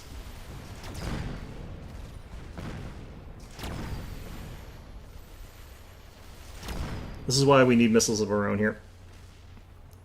But that's okay, we kind of knew that was on the table.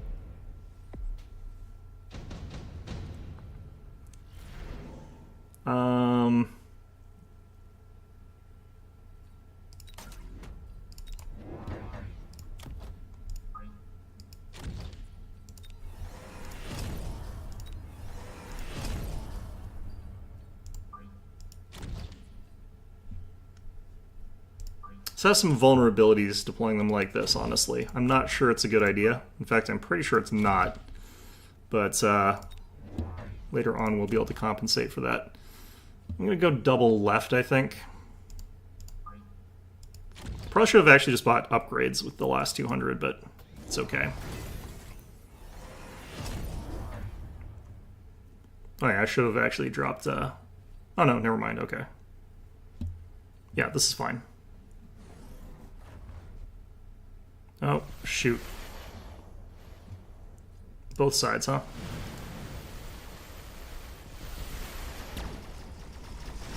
Two little guys there. Just take the entire brunt of that storm there.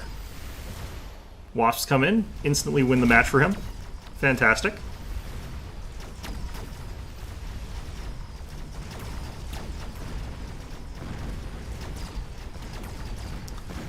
I can't easily take this stuff out on my flanks either. It's going to be a real problem. That was a really good flank maneuver on my opponent's part. Really great timing for it.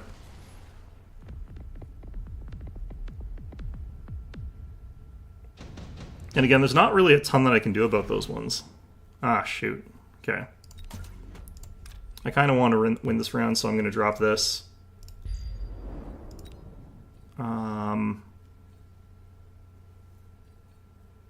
I can't remember if Fangs are going to do this better than Mustangs or not. think we have to go Fang, and I think we have to get the anti-air upgrade, and I think I still have to drop, like, bombs on the flanks, which is kind of crazy. I can go further back than it looks because I've actually got a 30% boost on range here.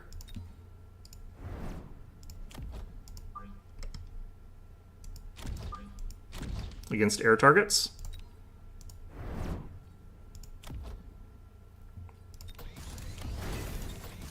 I need to start getting upgrades.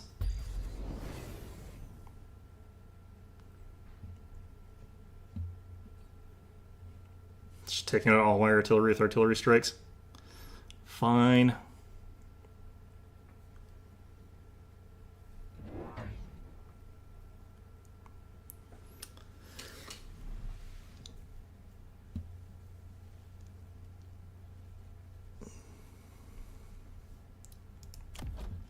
I think if we stack more Mustangs, we can have them sort of sweep across and up into the rest of his stuff, but I really don't know.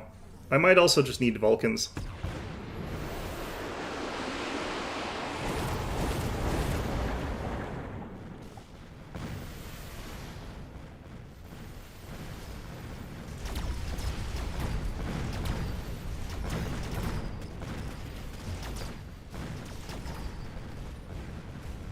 Whee! AI on this stuff is not very good. That's actually gonna... That wasted volley is just so painful. Okay. No, it's a 50-50, like... The thing is the Fangs are gonna be more consistently reliable in that situation. But... the Mustangs are going to be, like, less reliable but better. Good job, guys. Just barely hit that one missile. Jeez. Yeah, no, Fangs would have been, like, more reliable depending on what he drops there. But... I think having photon emission in my back pocket is probably a good idea. I'm gonna hit skip. Oh man. The problem is I can't afford to get the stuff I want here.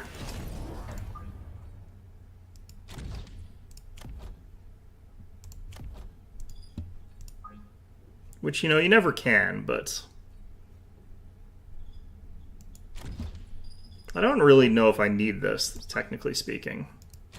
This might be overkill, actually, for killing infantry.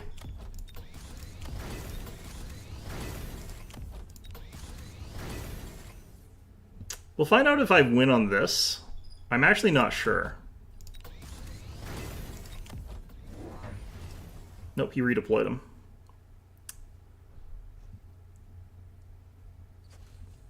What did he put the, Put him on the back. Okay.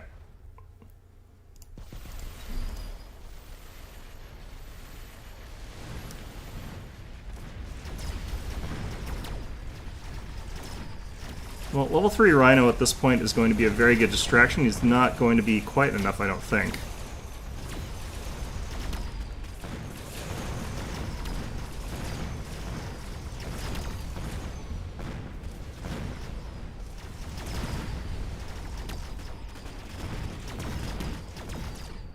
Mustangs coming in late with the clutch save there.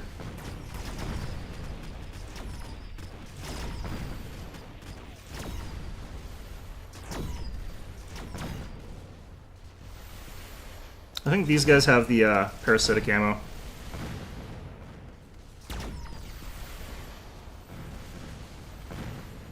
Yeah, that's real annoying.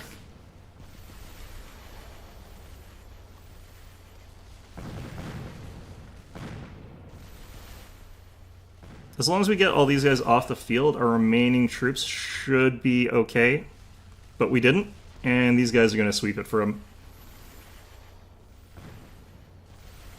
Oh my god, don't stop missing. Painful. Okay. Amplifying core maybe?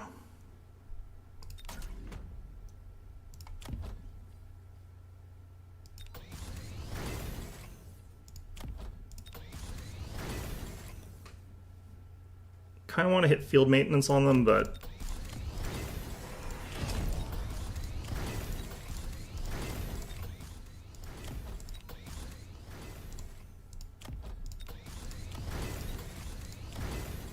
Man, okay.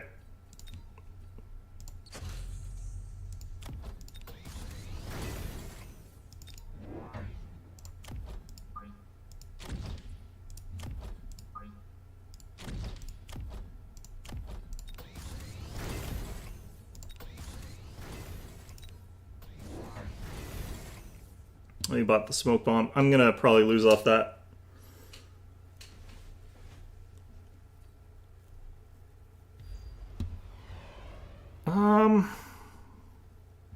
Actually, I'm not 100% sure if I will or not.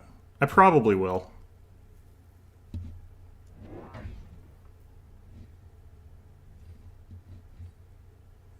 He dropped something, I don't know what. I think he just moved them, okay. Did I buy an upgrade on these guys? Oops. I don't remember buying that, honestly.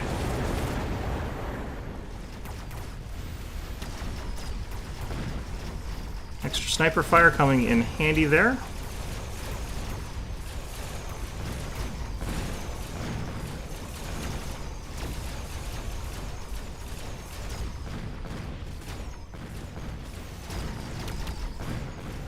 Am I actually going to lose the whole game off this, though, is the question. The smoke does last 2 rounds, so...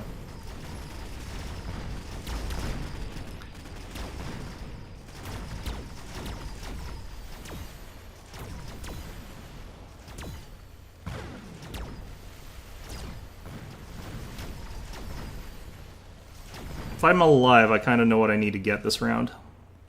It's a very silly thing to need, but it is what I need. Okay, I'm alive. No problem. Well, this definitely keeps me in the game a little bit longer. So this gets rid of those stupid things that are dropping those parasitic ammos all the time. Okay, these guys I have to get upgrades on because I took the thing by accident. I'm going to take this.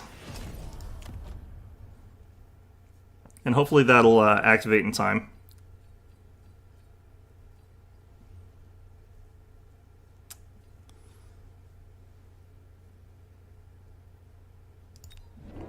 Gonna get one of them. Recon beacon, or mobile beacon.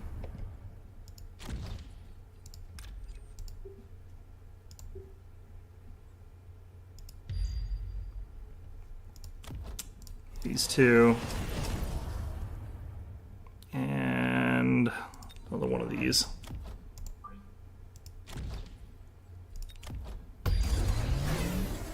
Yep.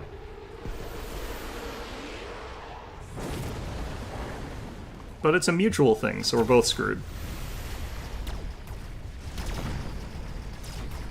I just need to get one missile off before the nuke hits.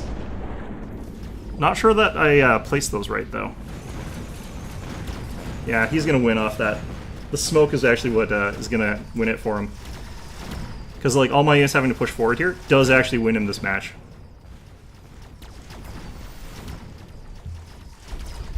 Well, that was GG. Yeah, the Fangs would have been, if he added in some upgrades to the Hornets, or Wasps or whatever, they would actually do a better job of killing my guys. Like, they'd actually be able to counter them. Whereas Mustangs, like, you can beat Mustangs with Wasps if you've got the right upgrades on them. Same's not true for infantry. Like, the Fangs can get upgraded to the point where they can beat any kind of Wasp, as far as I know.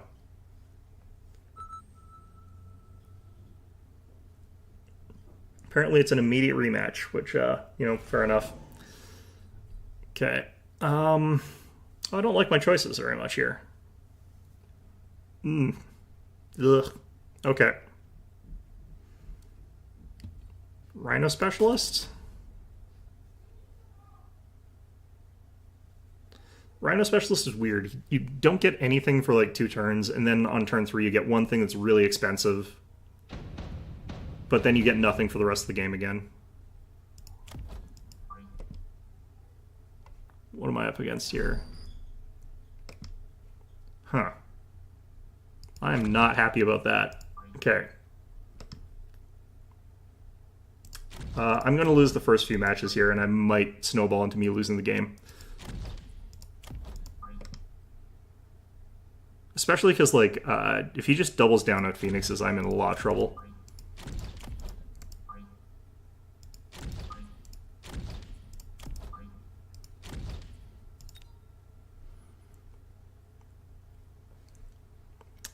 Okay.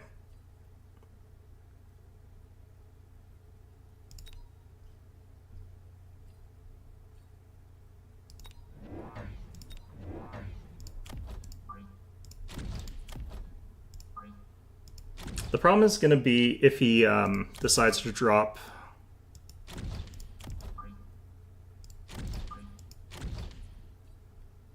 the arc lights, because they'll chew through these things so fast that I'll be in trouble. He did drop an arc light. A lot of air your steel ball can't hit. Yeah, the thing is the fangs can hit air, it's just they're really bad at it.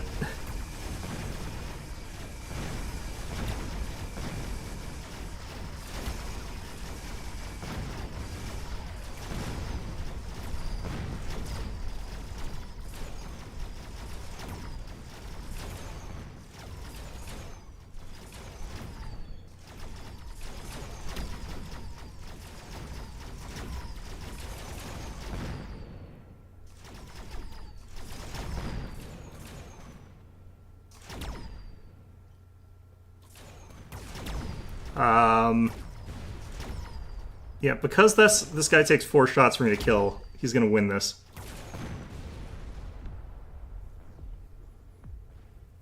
Okay.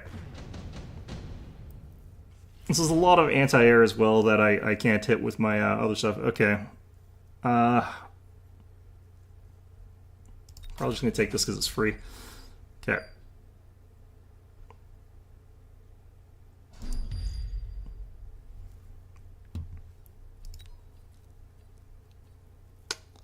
Could go counter arc light of my own, which can't shoot up, of course, but like it's what I can kind of afford right now. I just sort of have to hold out, I suppose, until next turn for the power swing.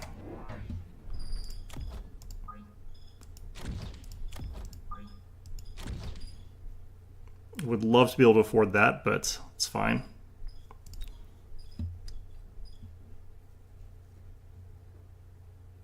Contemplating dropping this here just to be cheeky about it.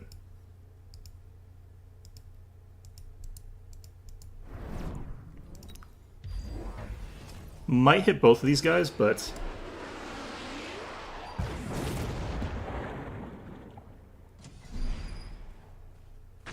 Yep.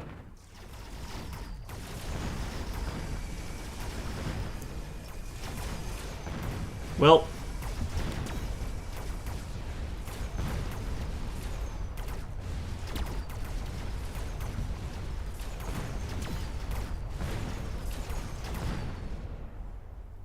Come on, get the 1 kill? No. Okay.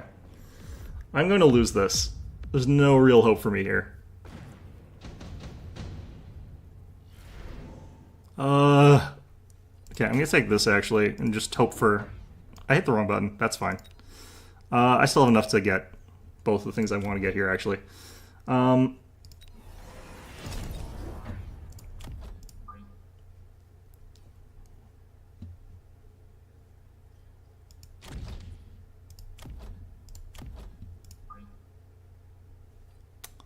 Technically what I want to get hitting... I want these guys to actually take a couple hits first.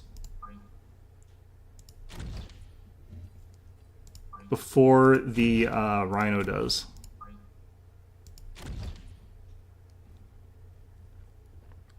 Though admittedly, I'm not loving the way that my opponent's arc lights are going here. He's got extended range Stormcallers, and he is bringing in Stormcallers.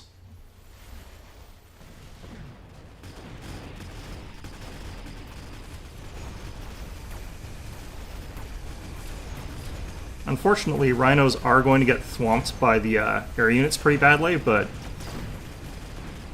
that bought me enough time.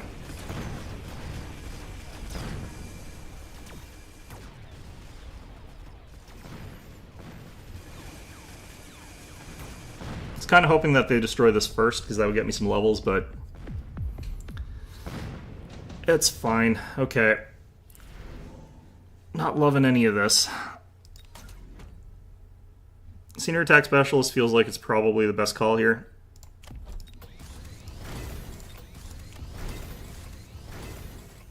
What I'm probably going to do this round is just unlock these guys and use some distraction. I'm actually going to do this earlier than I did last time.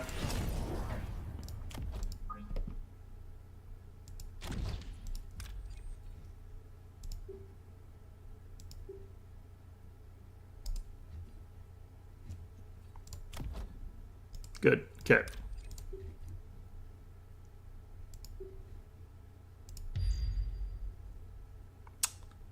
And then one of these for when inevitably all of my current snipers die. He's going to drop the orbital bombard on me, isn't he? No, he's dropped a fortress level 2 with an amp tome on it.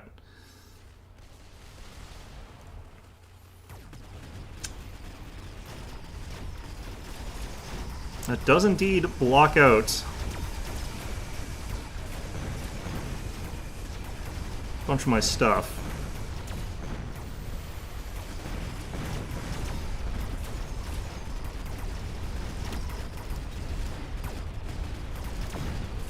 Did he buy, like, repair module on this guy? No, it's just the amp tome.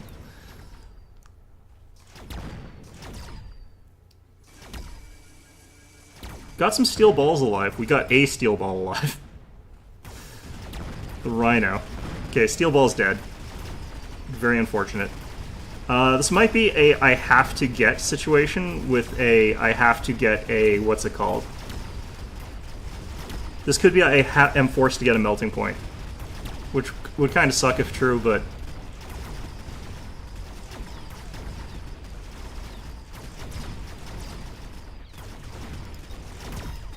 Look at this guy. Look at this dude. Look at this absolute monster.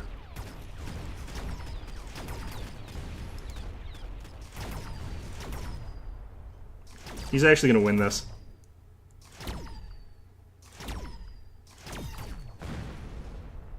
Oh! Hurrah! Okay.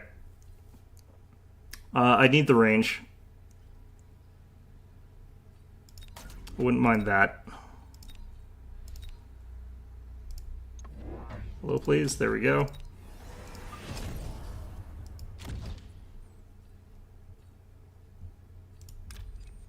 It's probably going to drop another one of those guys on this side or something like that, but it's fine. Okay.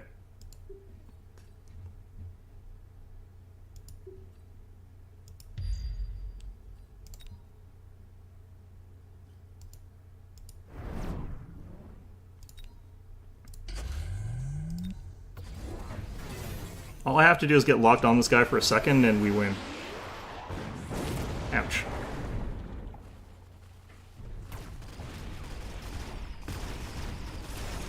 Unfortunately, like, I don't have enough chaff clear is the problem.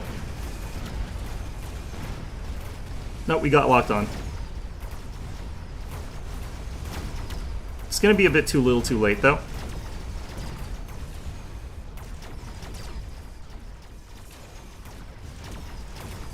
Admittedly, this melting point can clean up pretty well here.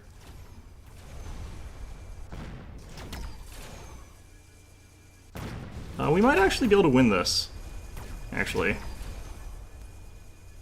Crazy as it sounds.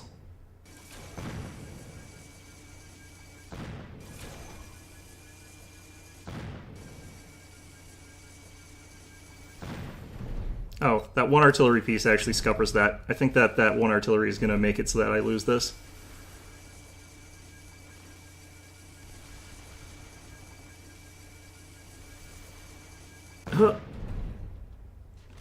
You can do it, Melting Point. You can do it.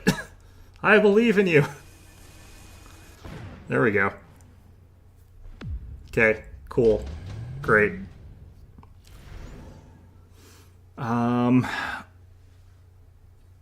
I'd actually rather have the speed specialist here than the advanced fire control, which, you know.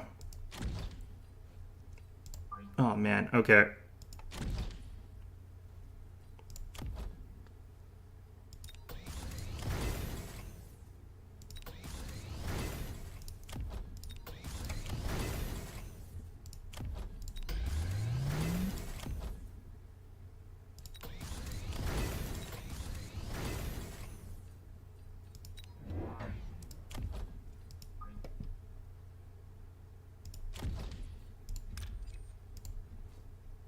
He hasn't gotten any more artillery for some reason.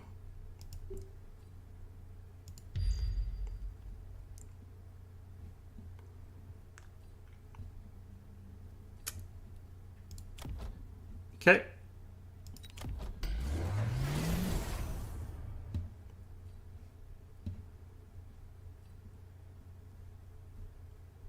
I probably want to get shields on my fangs here. He's got the Fang deployment on these guys. That's going to be a real pain. Immediately locked on, though. Nice.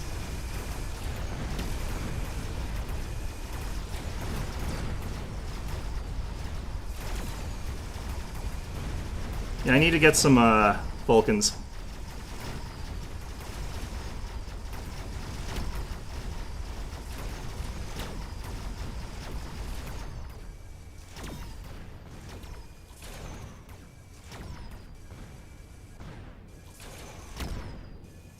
So having a little bit of AoE is actually coming in handy here.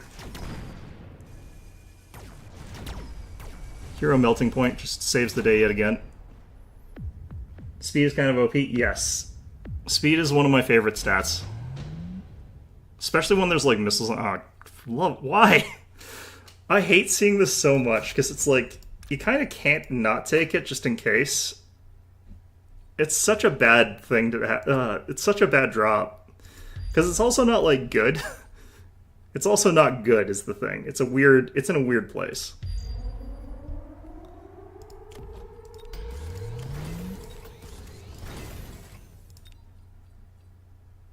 What the heck? Alright.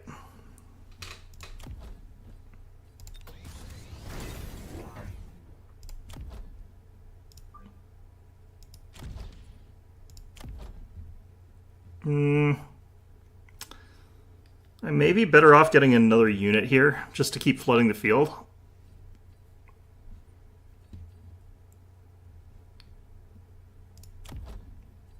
I didn't check, actually, if I made it to those artillery pieces with this. I'm feeling probably not, because I'm pretty sure this guy takes them. But I'm guessing the nuke drops left, actually. Is he not taking the nuke? That was probably smart of him, because it is actually, like, a bad upgrade. It's potentially enough for me to knock him out this match. Oh, yeah, there it is. I was like, if he doesn't actually have a nuke, like, he potentially gets knocked out this round.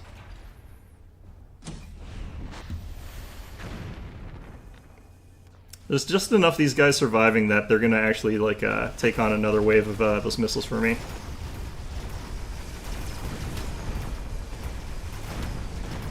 Locked on.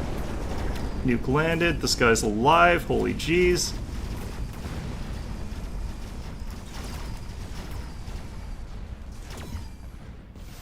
Yeah, my opponent's gonna win this.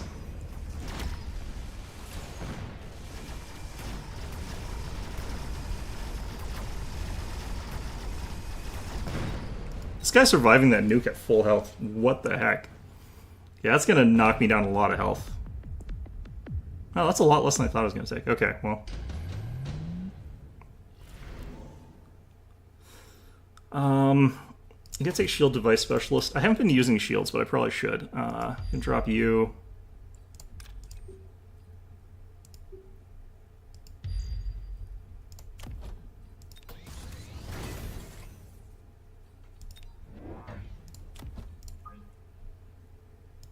You know what?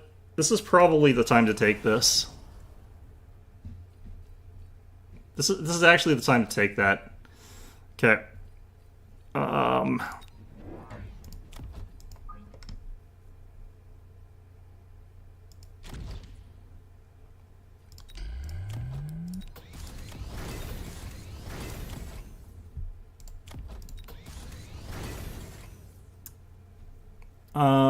Do I want to try and game win this? I don't think I can. I don't really think I can.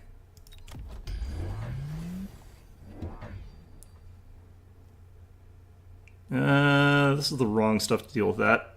That's unfortunate. This is going to turn around a lot of my stuff, but none of my stuff that's turning around is going to actually be able to deal with it. This is a weird missile because it's not going to really do much. That's fine.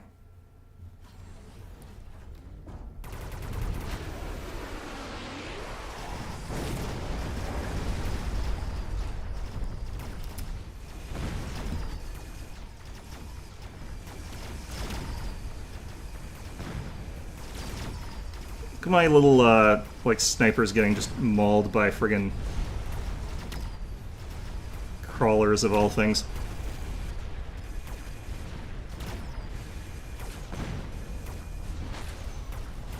Man.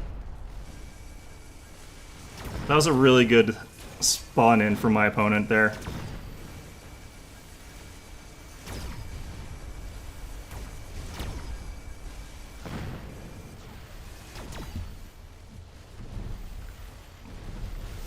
He might even have enough artillery to keep me dead here.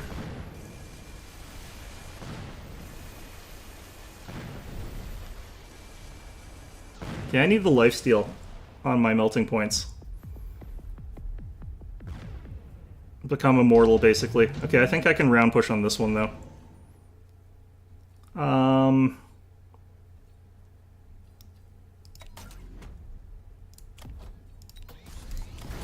I think I can push for the win here.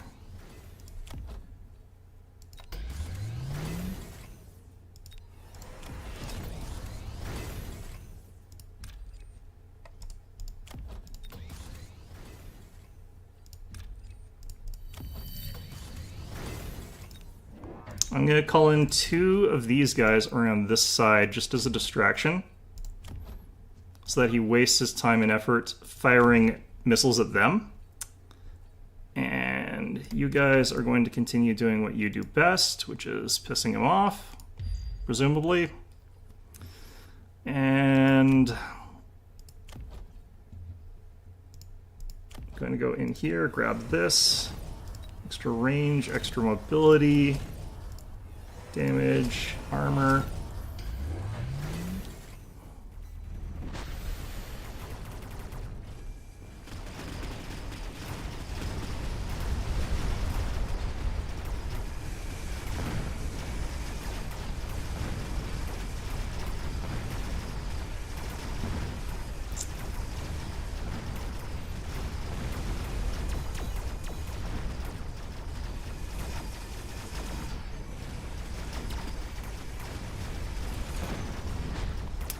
Would love to drop another one of these bombs on the back here.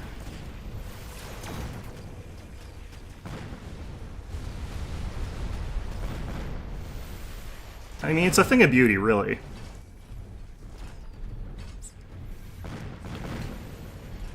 By the way, in case you haven't noticed, I have been practicing with the fire bombs on the Vulcans. And once you figure out the rare use cases for the stupid things, they actually are pretty powerful. But the use case where they are powerful is super niche. Like, it is not common for me to find a good use for those stupid things. I am not super happy with having to use those bloody things. Oh, man. Because, like, if I chose the range thing, it actually wouldn't have helped as much, because his guys are tough enough to survive that. But the incendiary bomb does so much damage so quickly, and leaves it there on the ground, that everything would just keep walking onto it. So even if more stuff respawned around his walker, the incendiary bomb instantly lights those guys on fire as well and kills them instantly. So that's why it's better than taking the range enhancement, because if he's locked onto the fortress with the range enhancement, he's just shooting it with the flamethrower and doing 0 damage. And then it spawns a bunch of fangs, and the fangs are probably not in the splash radius. Oh, I sound happy? No, I'm super pissed off. Oh, man. It would have also been a good match for Ignite for the percent damage. Oh, man. The other thing I've been actually having trouble winning with is surprisingly Fangs. The thing I've been noticing about them is that they lose against almost everything in a 1v1 unless they're heavily upgraded. And their upgrades are kind of expensive. Just kind of cost a lot.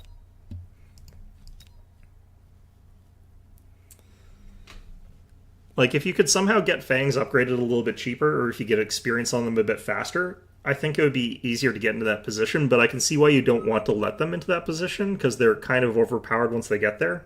And then someone drops a firebomb on them and you lose everything instantly, so they're also hard counterable.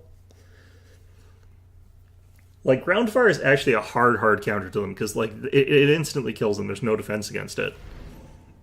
I actually think like a fire protective coating upgrade on some sort of like aura or something like that would actually be a good thing for the Vulcan, where stuff around it is immune to fire. I'm not in love with any of these comps. I'm going to take the Elite Specialist here. Elite Specialist is going to get rocked here because I have no anti-air, and I can afford an entire single one of these guys. So that's great. That's fantastic. Also, these guys are really weak against Phoenixes. This is going to be rough. What am I up against here? Aerial Specialist? Okay, I'm going to lose like the first quite a bit unless my opponent misplays this pretty badly.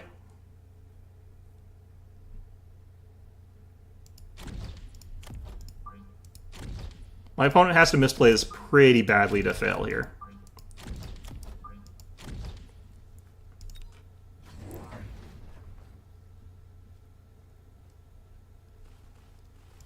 I actually think getting crawlers was the wrong call under the circumstances.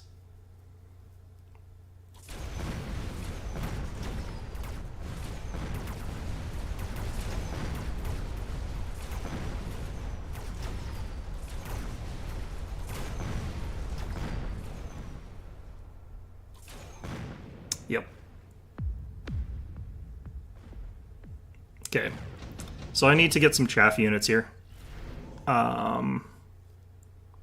I don't mind that. I'm not unhappy with that one.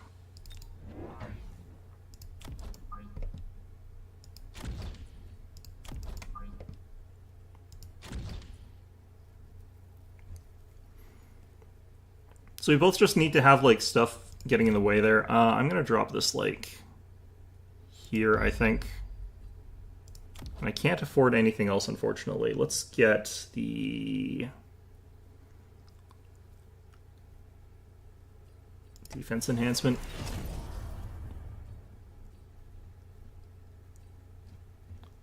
If he just goes more air, like that's something that easily just makes me unhappy. It's going to make it so it's so much harder for me to not die.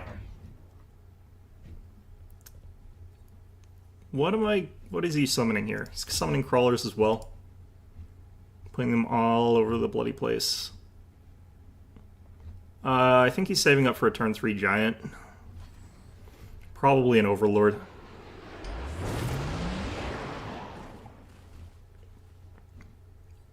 Oh no, he did buy another one of these. Okay.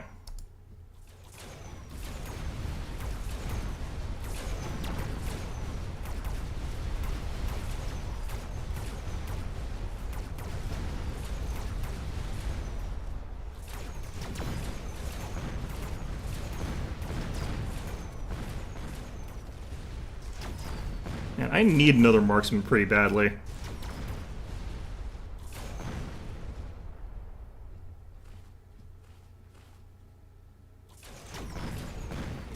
Well,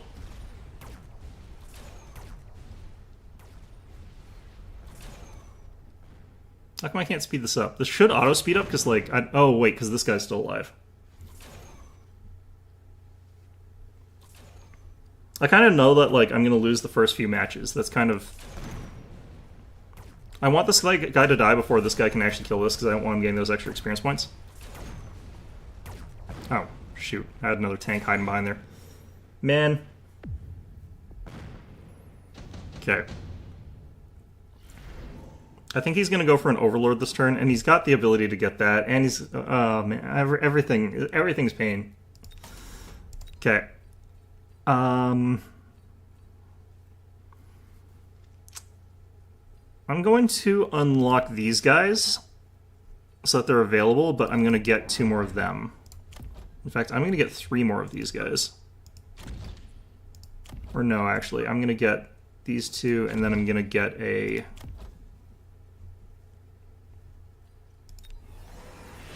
one of these guys.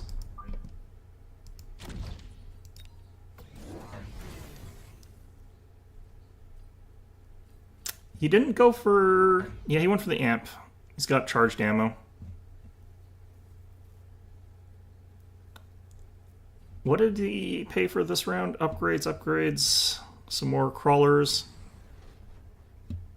Cool.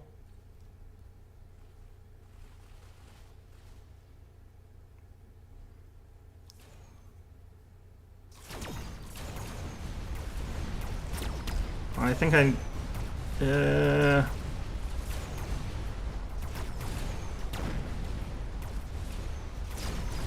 think we're okay.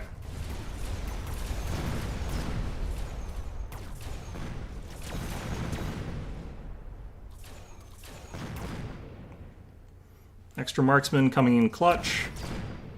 There we go. Great. Fantastic. Oh. Okay. It's hard not to take this just because of how powerful it is. So I am going to take it. That cuts into our budget by a lot. Hello, let me click around you. There we go.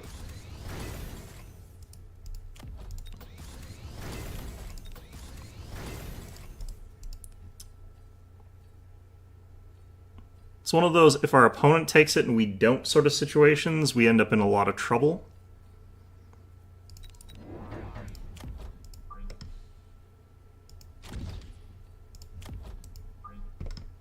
Elite Specialist, your units are so expensive to take. It's hard to take them, is the thing. Okay, Overlord next turn, unfortunately. My opponent's probably... He's gone for armor plating. That's not what's killing your arc lights, man.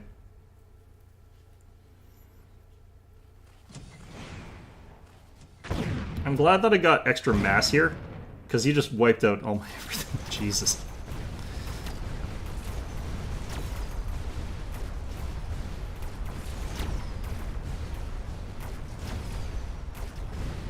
My left flank is going to get completely wrecked, but he spent a lot more money than I did, so...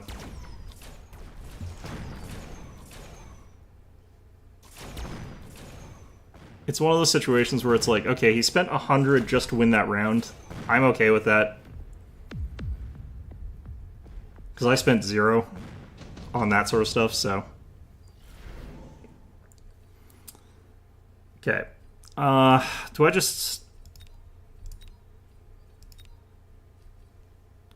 Having access to this. Okay, we'll take it. We'll have access to it. We'll grab this. We've got those next turn. If he drops more bombs on me, that's fine. I don't really mind that. I can afford to lose another turn. I'm going to take one of these guys. I'm just going to put him back here. And take another one of these guys. We'll just upgrade this guy.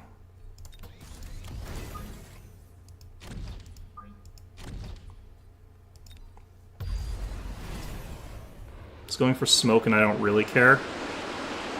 Because he's blocking, like, what, 2 snipers? He even put it, like, to the point where I'd be walking forward more anyway, so it didn't actually change where I deploy.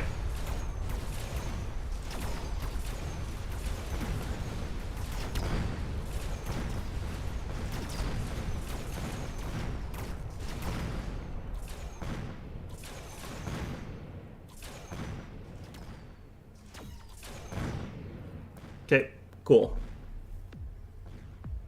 And again, he had to do call-ins for that, and I didn't, so...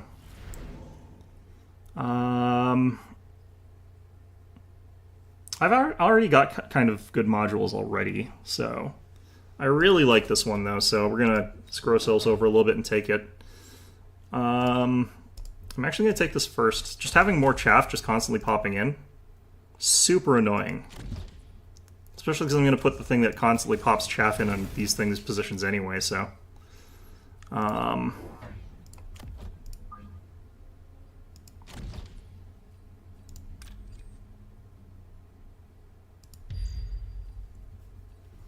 And if he wants to spend more money on bombs again or something like that, or shields, yeah, fine.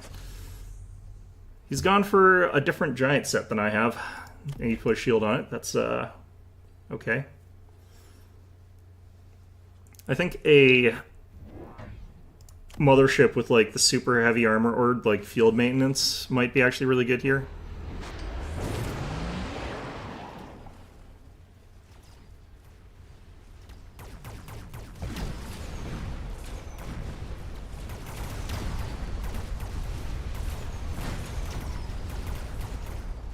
Not loving those guys there.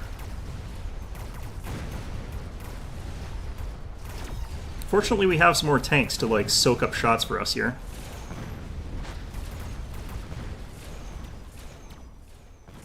Ooh.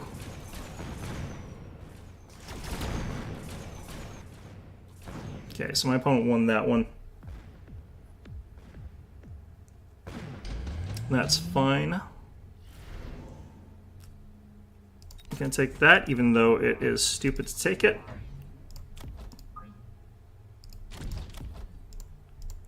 Okay.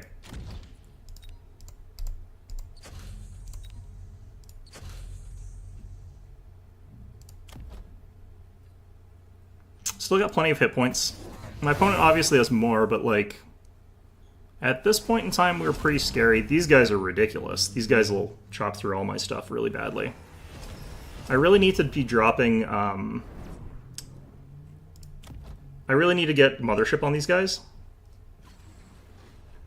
Like, that's how we continually grind through what's, we're up against here.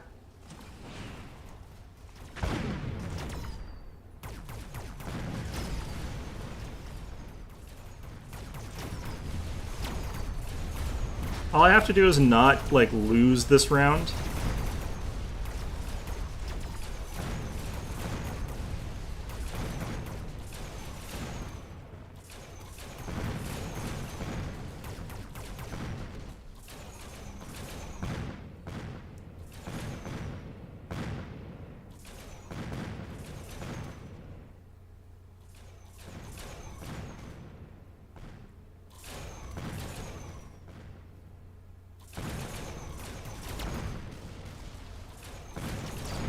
Okay. He's gonna have gotten a ton of experience points off that, but that's kind of okay. Why? Every time when it's like a kind of good strategic game, there's nukes in the field. I hate these things so much. Alright.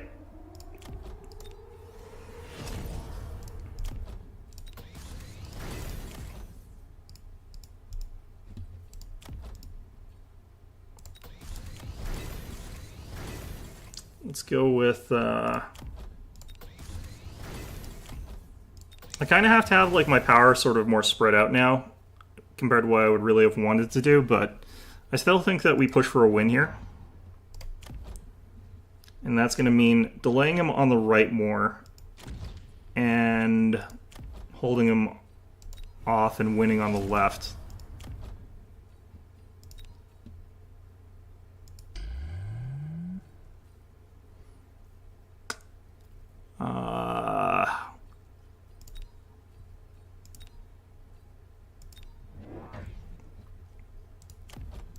I want these guys to be stood under the bubble when we start fighting, so that they're sort of standing here-ish, which means that his longer range stuff is going to be in the nuke radius. I put his nuke on this side. Fan-bloody-tastic.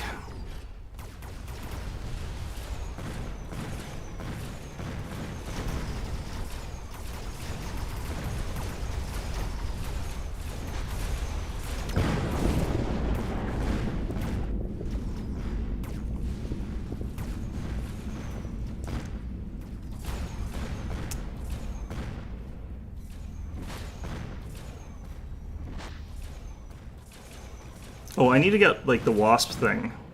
Okay, we're gonna lose because this timer on this is too long. Yeah. His phoenixes, man, are just tearing me apart.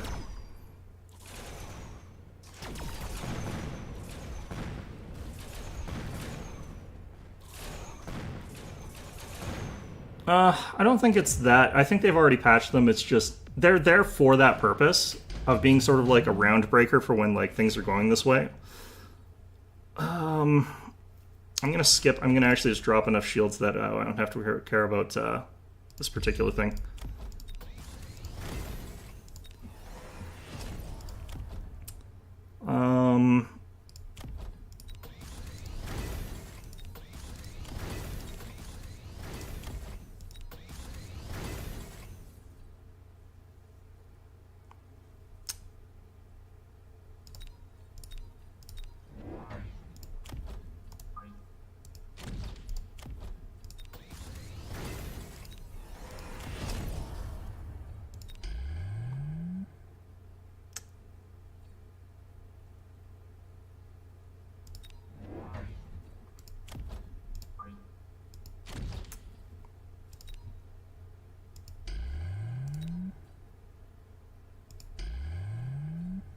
Okay.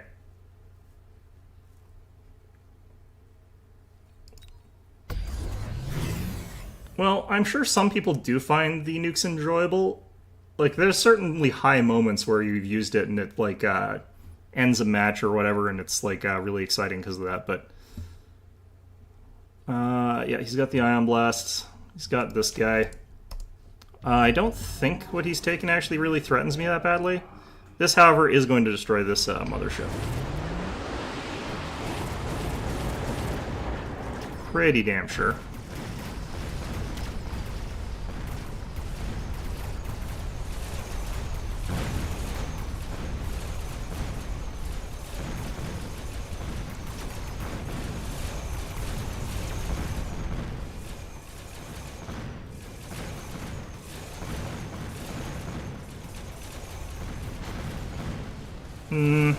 I think we have the edge here. Oh, he didn't actually break through on this side.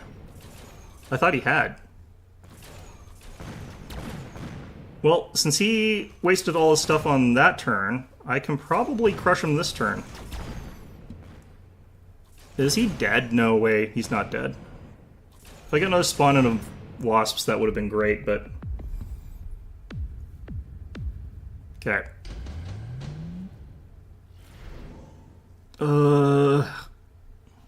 Parasitic ammo.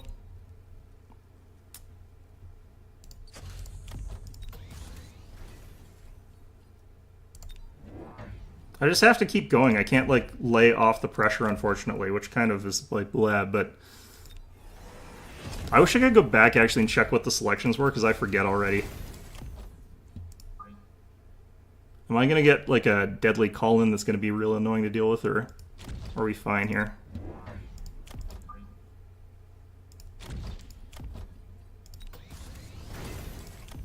Okay.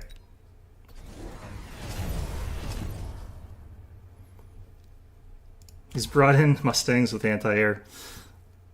It's probably got 3 of them. He's got the anti-air with specialization and the charged ammo. Charged ammo is not going to save him here. That is the way to like get through. Yeah, I'm wondering what you would honestly do with nukes. Like, I do think they have a place in the game.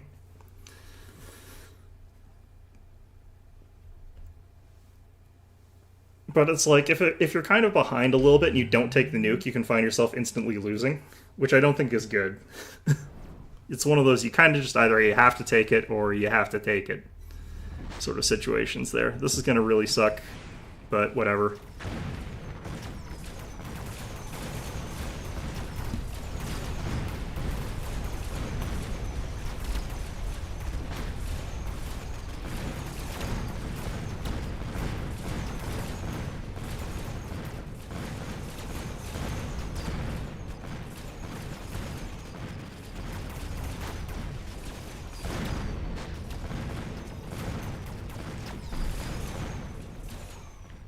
Yeah, my opponent's gonna win that.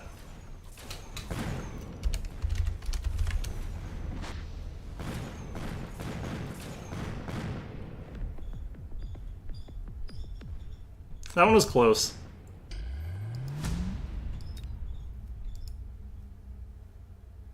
I legitimately do think, though, I could have won on the round, like, with the nuke if the nuke hadn't shown up, though. Like, that's the problem with it. It's so hard to plan around, like, a nuke showing up, too. I think the better thing is probably you just... I can't even say you don't take it, because if you don't take it and you lose the game.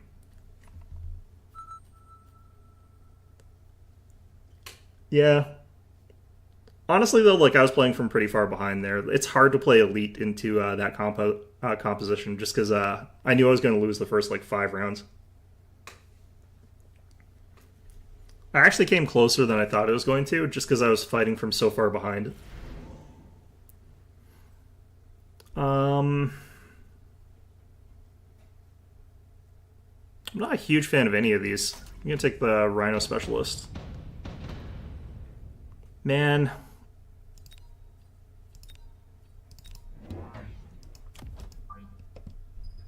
Okay.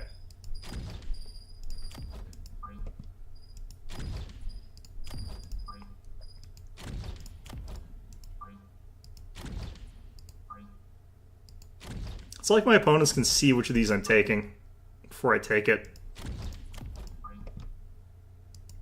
What's he actually got here? Supply Specialist?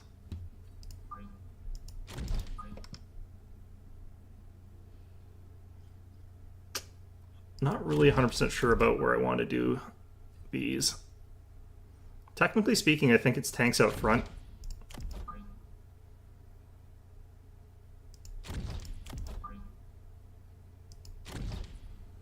We obviously want, like, crawlers taking the brunt of our first hits here, but...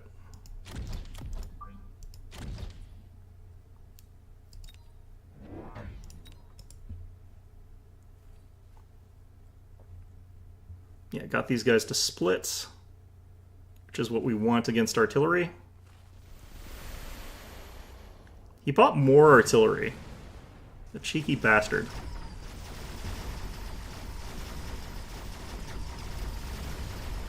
The main problem is, like, the fangs are completely useless here. They're not going to do anything.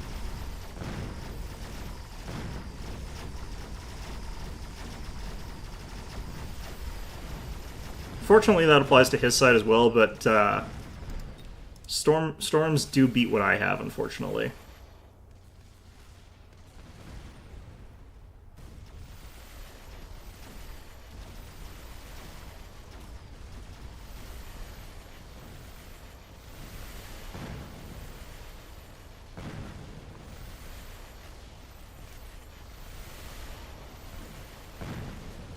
Yeah, what is that rate of fire? Okay.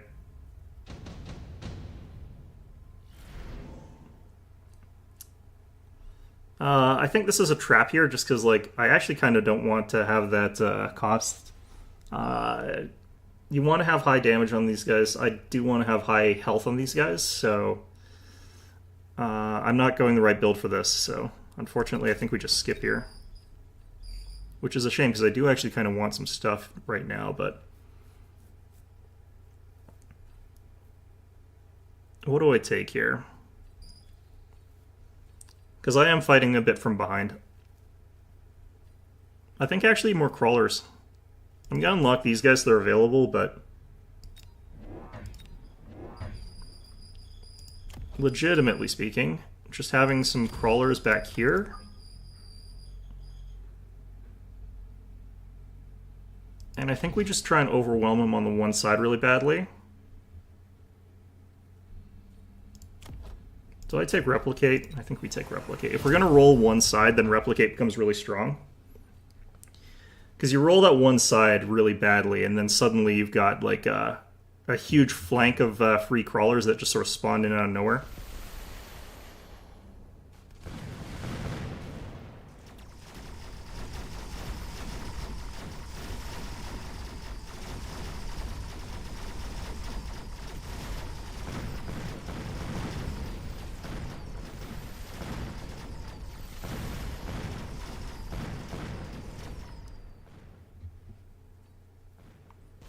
where it's like, I basically have back all the crawlers that I started with.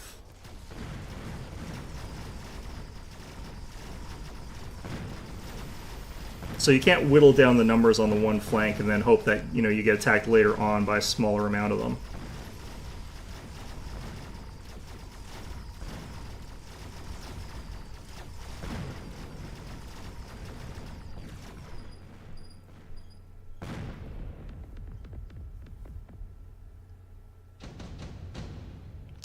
Okay.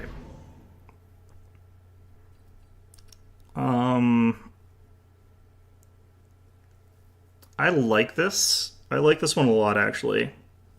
Orbital Bombard's not going to work super well against us because we got a lot of stuff that's fast.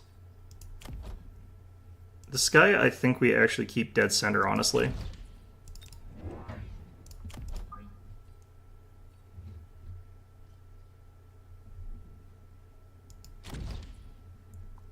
Next round is where we start laying into him with our own artillery barrage, just counter artillery.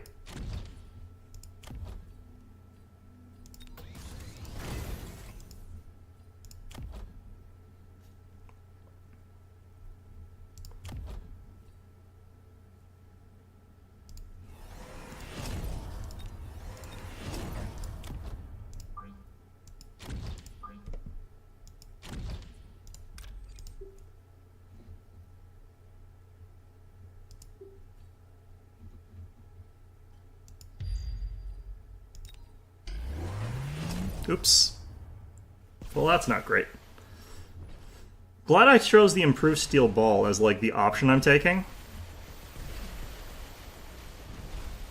Glad that my opponent has done 0 damage with those artillery strikes and is now gonna lose a Vulcan to crawlers. No joke. Now, he is going to still win this, because I can't deal with the second Vulcan. There's nothing I've got that's going to deal with that, but...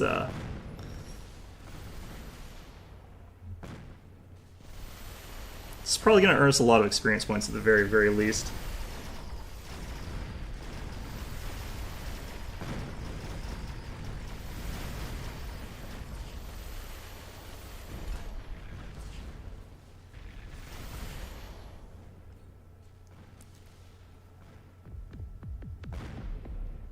I can't believe he could afford that.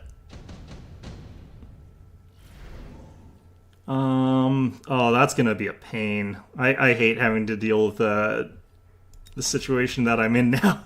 Oh no, that's so bad. Okay. Well, we've got the improved steel ball. We got improved steel ball. They're level 2. If these can punch through this guy, that would be amazing. I don't know if they can do it. I need to start flooding the field with steel balls, unfortunately.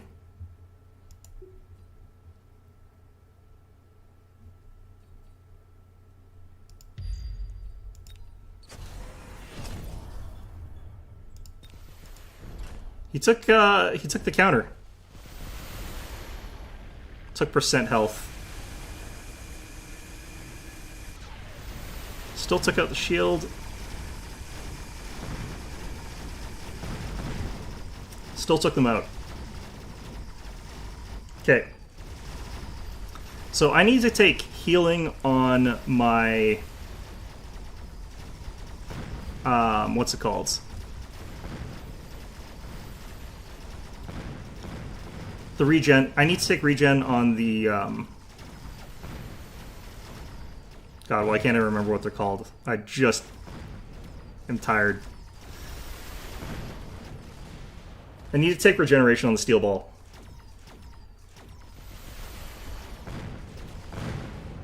So he's going to provide blockers for those Vulcans, and that's going to be a bit awkward. So I need to have things that'll take out the blockers.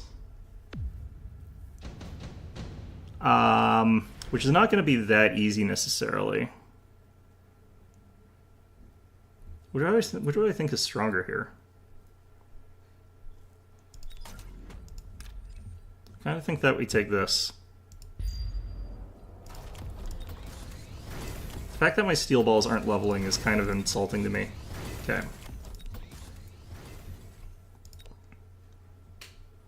So, one option is... What do I take to get rid of whatever's going to be in front of him? Do I just unlock this myself? Maybe I unlock that but don't take that right now. Maybe I just take another set of steel balls. I don't know that that's going to work. Arc lights?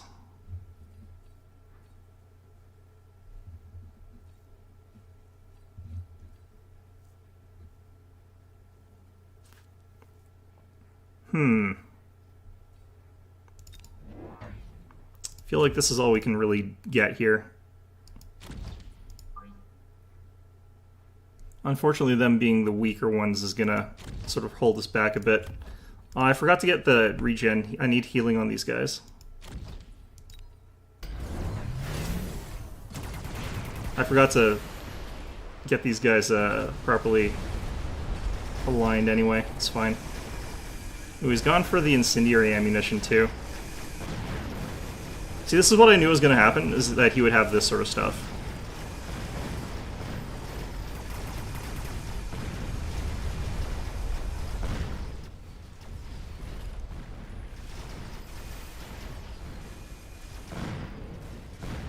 Yeah, I needed the healing on my steel balls really badly.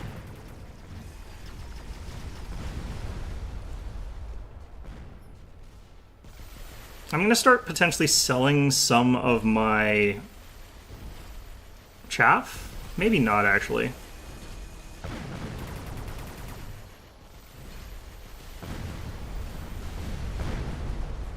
All right.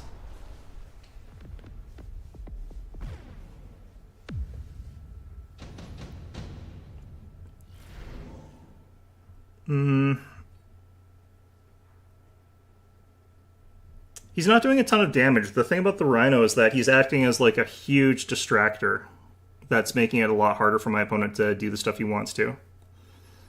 1,200.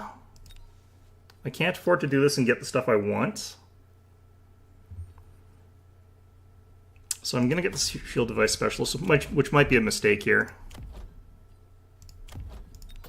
Okay, so we need this upgrade. And we get 2 of our own Vulcans.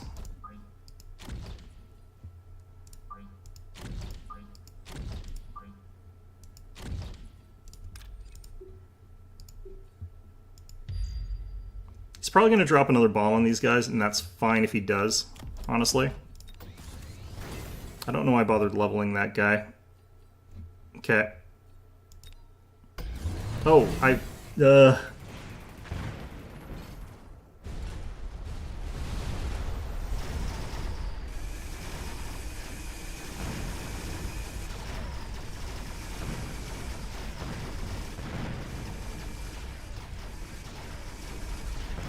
need to get extended range on the Vulcan so I can properly get rid of his flames. He's gonna win this round though. I can't. I deployed this from the wrong spot. Man, that's so harsh. On the plus side, I'll live. No, I don't think I will live, actually. I think I'm dead.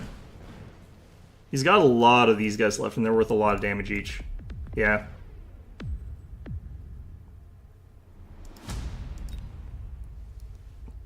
I just didn't have enough money there at the end.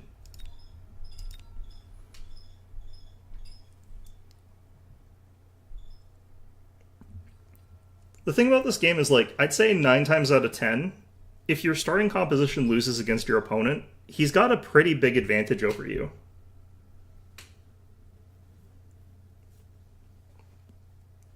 Because if your starting composition, like, loses and you don't have something that's going to kick in that's giving you a big advantage, like, a Rhino's a good thing, but it's not enough of an advantage. But if that happens to you, then they just have to keep getting the thing that's going to counter what you bring out, because every turn you have to sort of, like, counter their field, and they just have to counter whatever you're going to bring. Whatever new thing you're going to bring. So if they know sort of what you're going to probably be bringing, they can always sort of get ahead of you that way. I'm going to go cost control specialist. This is very high risk, very high reward sort of thing, which is always risky. Hence it being high risk, high reward. I actually don't know that we try to trickle. No, we do try and trickle in against that.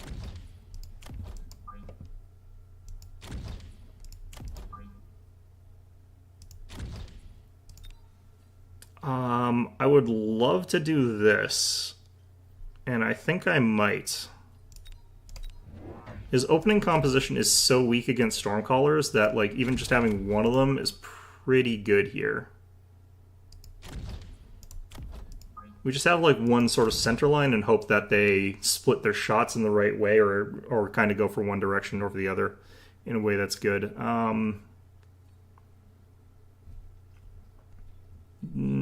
Yeah, I think that'll be fine. And he went for more tanks, which is the very wrong call against this stuff. Especially center line. What are they doing? Rhino Specialist? So they're going to have a huge advantage come that period of time. But until then... Wow, that was a terrible volley of rockets. That was another terrible volley of rockets. I am missing like crazy.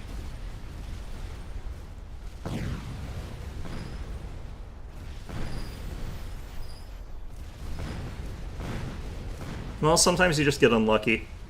His tanks will beat my tanks, by the way, just because I'm cost control. But I do think I have technically the advantage here.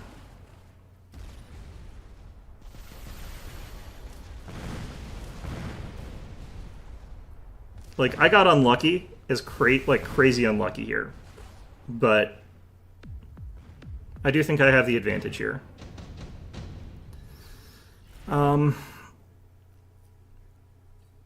I like this, especially because I know he's getting what he's getting.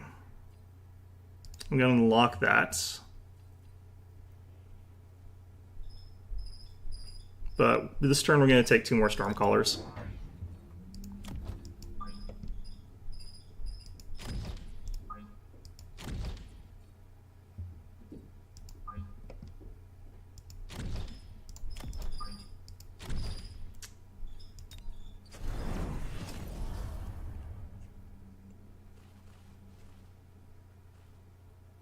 Man, the timing on that. Gotta love when that happens.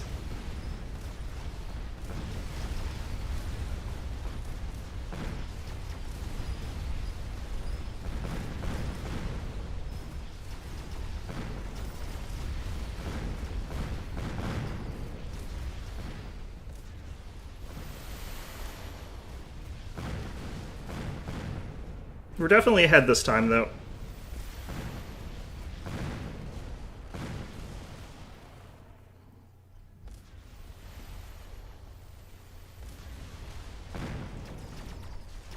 Yeah, we win this one. He even spent, like, a rocket to try and win this round.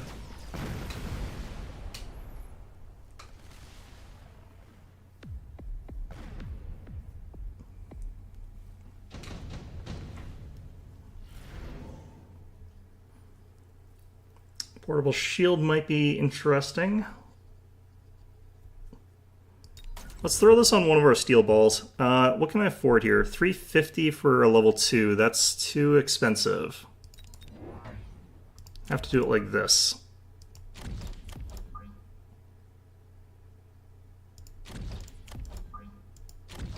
He might try to do a flank rhino, so I'm actually going to put these like this.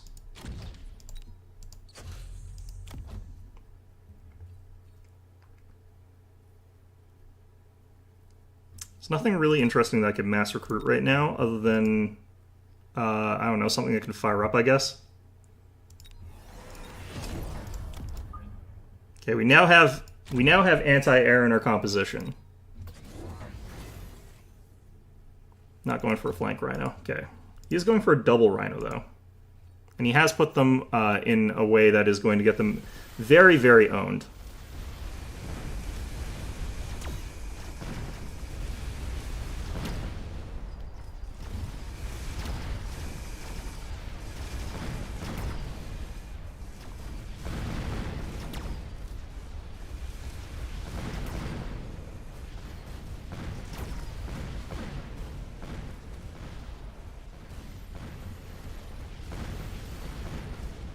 think he's actually going to win here.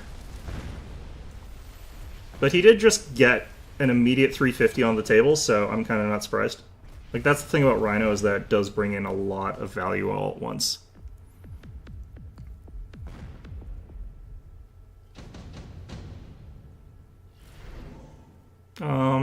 Intensive training.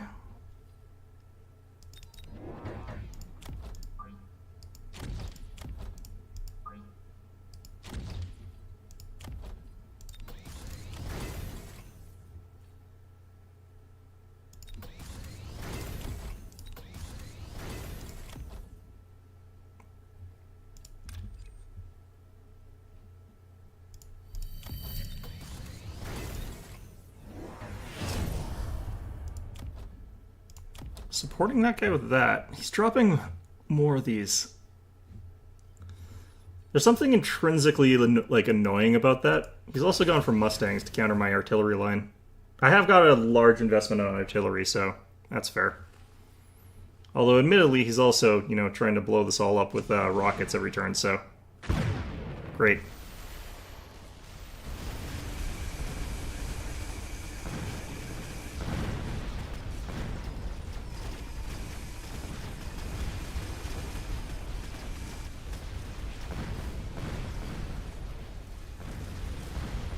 I can't believe all my steel balls are already dead. That second wave.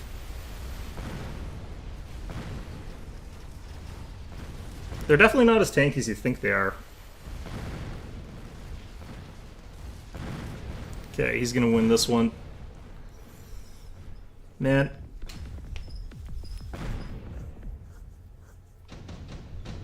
What actually got these guys, I wonder? He's definitely gonna take that. What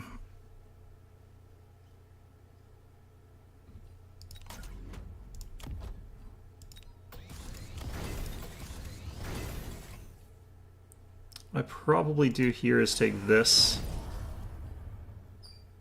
There's a weird thing that I might do here. But I probably won't do that, actually. Let's just do this.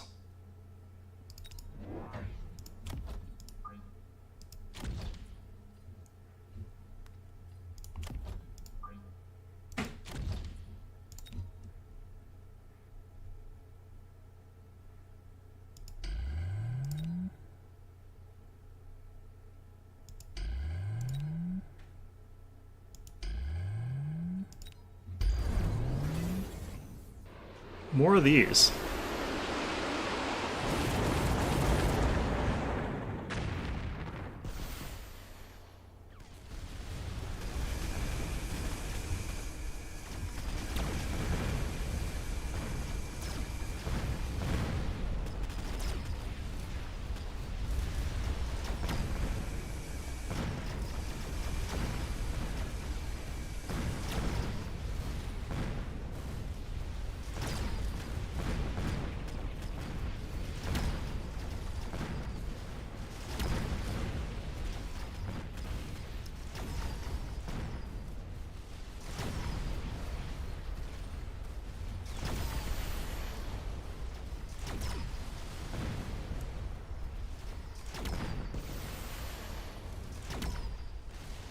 Missed every single one.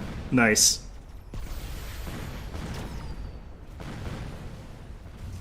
Good job, guys.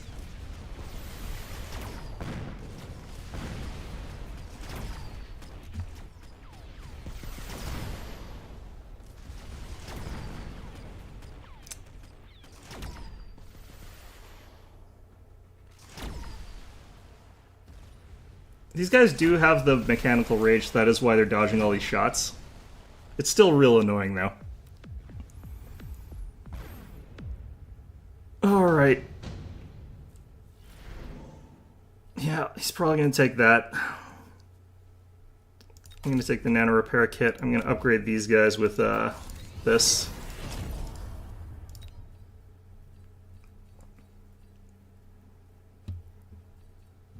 If these guys are constantly stopping to fire at missiles, that's fine, and he has no anti-air, so...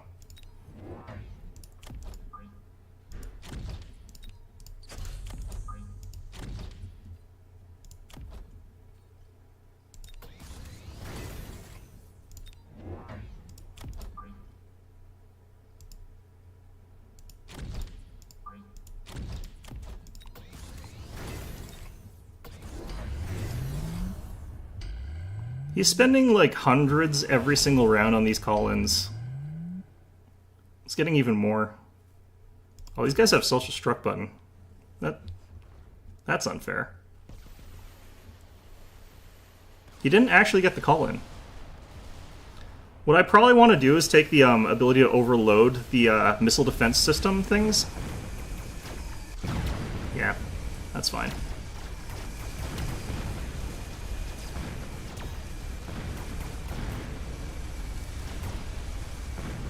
They kind of already actually are overloaded since we're sort of constantly firing.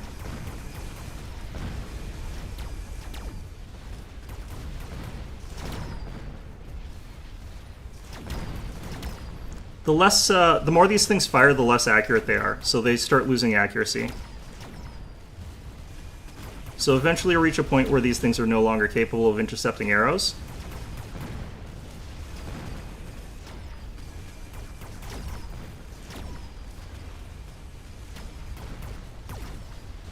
Or not arrows, missiles. Okay.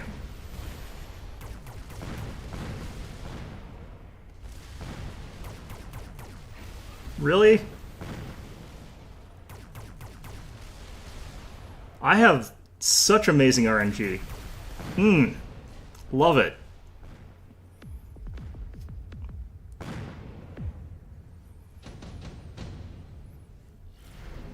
Okay. Wouldn't mind photon emission.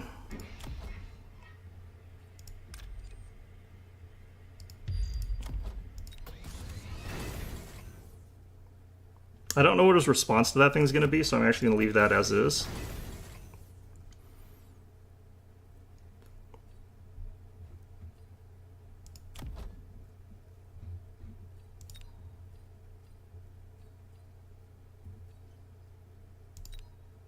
Actually, that was a mistake. I don't want to use these. I was thinking they could counter the rhinos, but I just remembered that that won't work against them. Actually, if I get the upgrade, it will, but that's more expensive. Gonna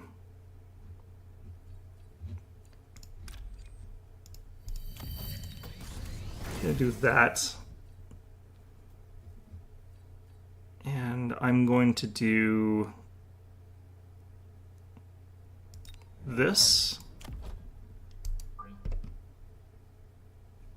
And we're just going to put this one facing this way instead of the other way. Then the other one as well. And the reason we do this is that they're firing sequentially, so that the other guys that he's taken is, like, his Mustangs just are constantly forced to fire, like, 24/7.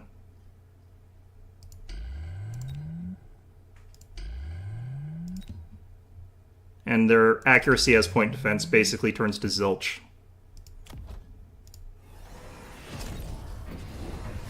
I probably should have taken the defensive upgrade. Oh, these are some tanks. See, they haven't stopped firing basically that entire time.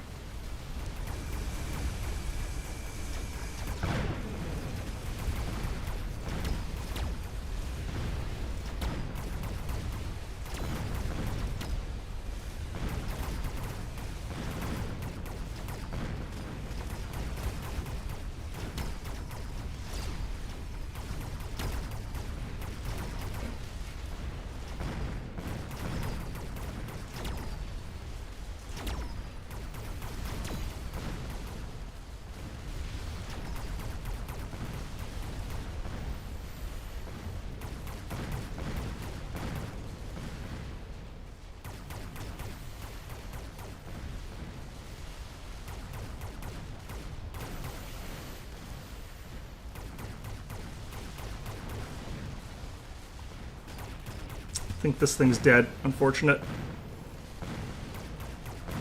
I think a bunch of my modules actually needs the armor upgrade, which is crazy, but I think that is what I need. So unfortunately I also lose the shield, which sucks, but...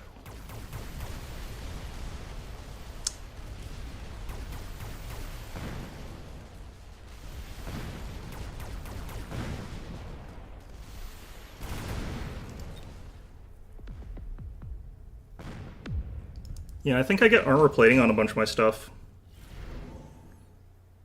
That's gonna be good. You guys don't have over 7,000 hit points, do you? Or 70,000? No? Okay.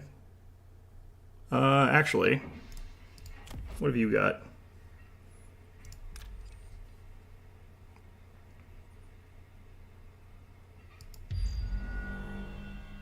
Because that'll keep the steel balls on the side alive, which I think actually might help here.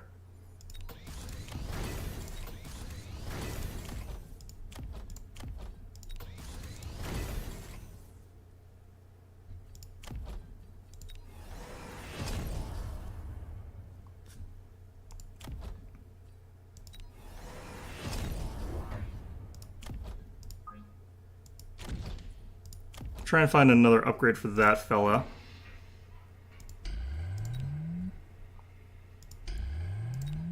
I kind of have to buy shields, which I really don't like, but... do I survive that? Nope. Well, that's gonna be a game-losing hit, I think, to me. I don't know if I've got enough hit points for this match. Getting rid of that did actually really help, though. Because now these guys are screwed.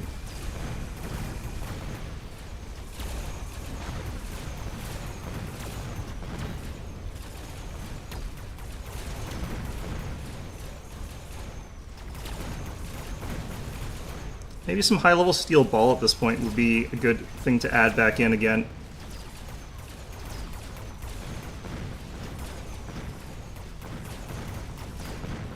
Because of armor plating, this guy's not taking any damage from any of this stuff, except for this.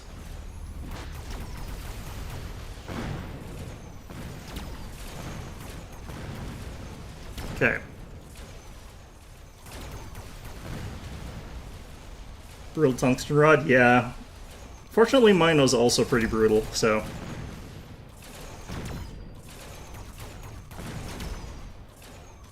Man, this is annoying.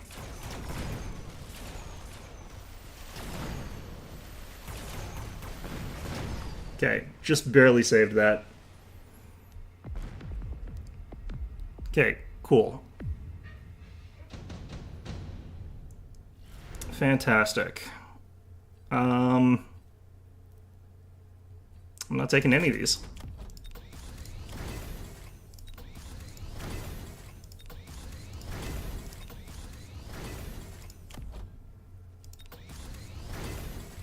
So these guys basically won't die now.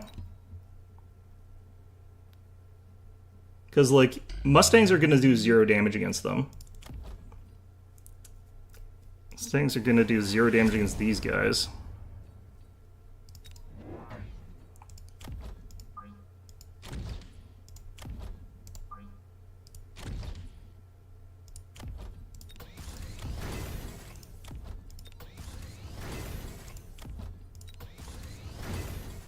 I'm going to push for the win here.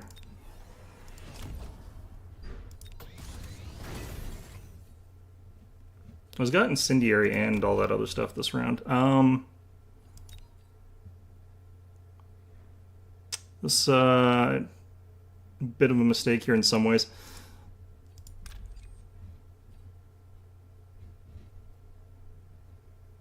Let's I think hit these guys up with this.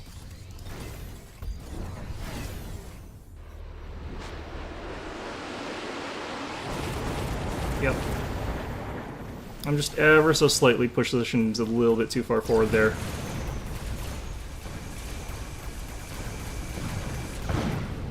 Yep. Every round.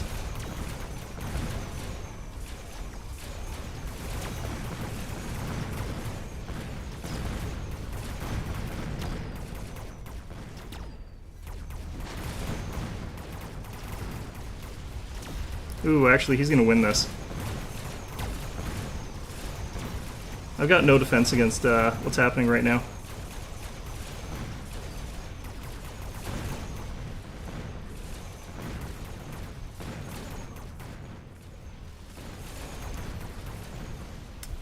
Nope, that's just gonna be GG. Those detonations from those, like, rhinos, like, I couldn't figure out a good way to, like, deal with that.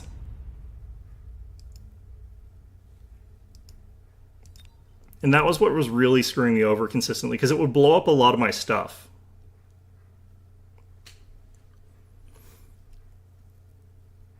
Oh, I don't actually know what I could have done that would have made it. I think I have to redo some spec, because like the counter. No, I was about to say I think the counter to that is to get electromagnetic shot, but actually I think those guys are immune to electromagnetic shot, so I think that wouldn't have worked.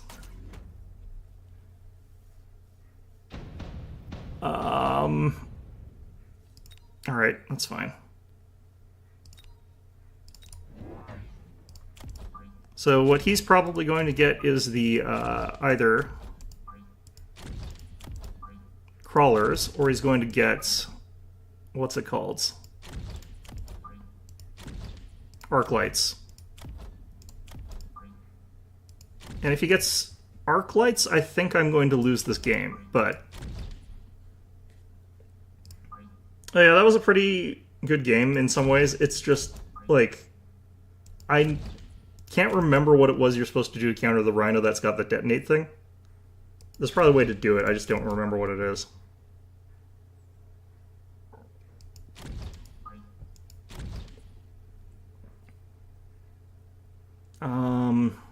Do I get an upgrade this level? I'm not actually worried about... Okay, so let's do this for now. The reason you do it the other way is that it forces your opponent to sort of like kill the front line and then kill the next line and kill the next line, which means that they take way longer to kill all of your dudes. But since we're just against like these guys, yeah, Arc Lights is the right call for him. Elite Specialist. He sold a unit of these guys to get that. That's wild.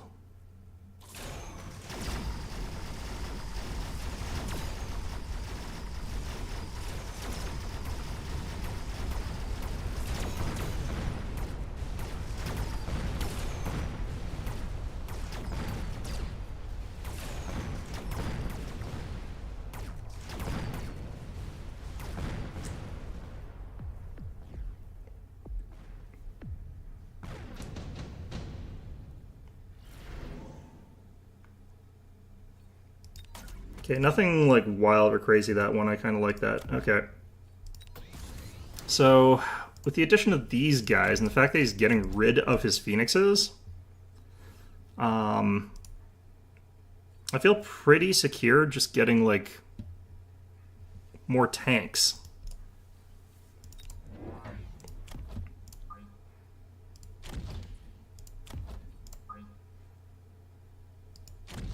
And then after this, I think we get artillery, because he's probably going to get artillery. I'm going to unlock crawlers, even though we're not going to get them right now. And I'm going to go ahead and get the extra hit points. It's gone for the 200% damage arc lights. So he's going to carry arc light. He did also sell his guy again.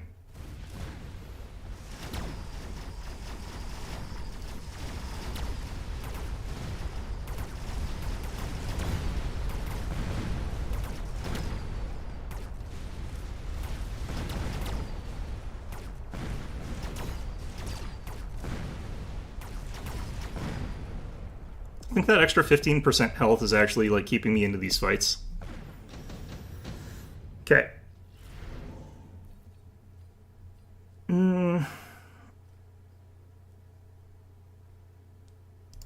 Photon emission is going to be really useful, so I'm going to take it.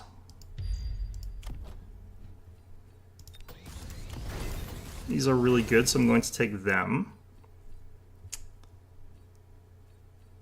Going to unlock Stormcallers, and I'm considering getting some of these guys just as a nuisance tactic thing.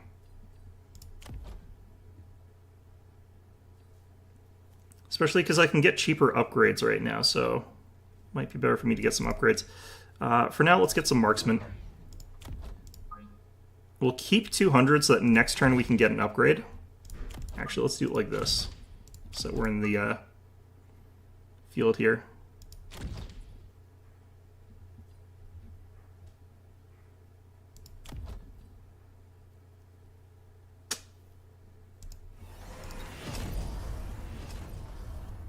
Yeah, he's also getting that. Technically going to help him a lot more than it is me, but... Actually, I don't think it helps us either of us that much right now. Everything's still getting one shot.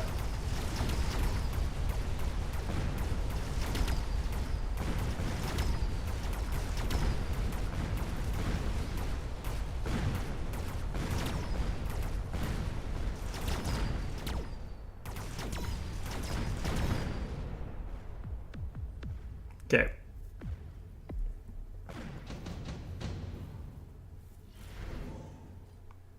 Subsidized Stormcallers. It's gonna be rough because I bet he also goes Stormcallers at some point.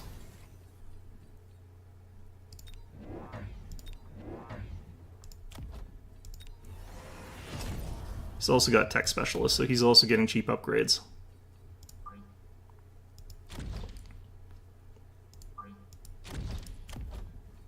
Gonna go with Field Repair on our tanks.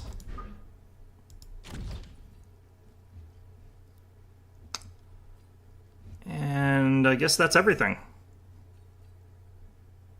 Would love to get the portable shield for these guys soon. It's still our middle, actually, that kind of needs help. I should probably be doing something about that. He's got the range upgrade on these guys. Are they at... No, they're still not above our snipers. But...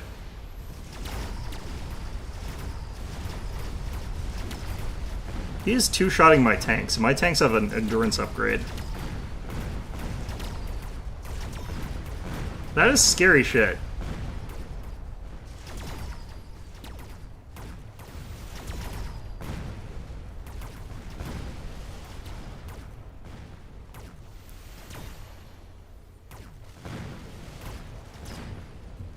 The counter to this is like to get some truly tanky units, like a probably Vulcans. Because even with all those percentage upgrades, it's like 1,000 damage per shot against a Vulcan. It's not a huge deal. Ah, that sucks. Okay. Let's keep that in our back pocket.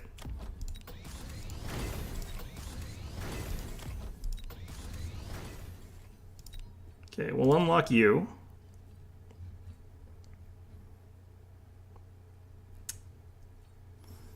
I think we're going to have Vulcan go center line. And I think we want him to have the range in this instance. He's not going to like counter these guys or anything like that. He's just going to be a big beefy thing that they have to deal with now.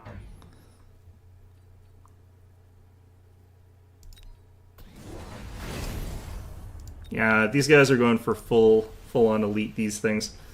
6,000 damage per shot with a very high rate of fire. Oh, no, he's absolutely demolishing that. Okay, we're in trouble. Damage linked tanks, maybe?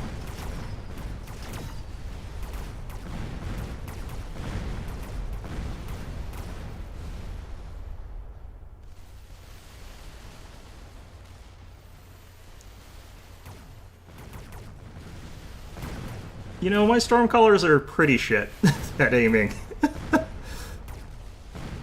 I've never that was some pretty impressive missing by my Stormcallers there. All right, fine. I think we go Speed Specialist here.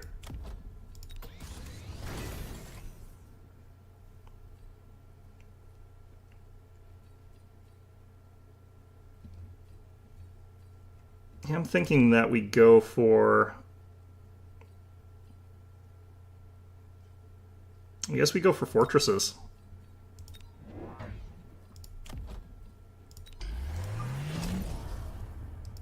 We'll sort of pair those guys up, tandem style. Get another unit of tanks.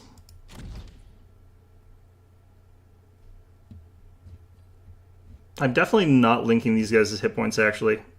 That would be kind of suicide here.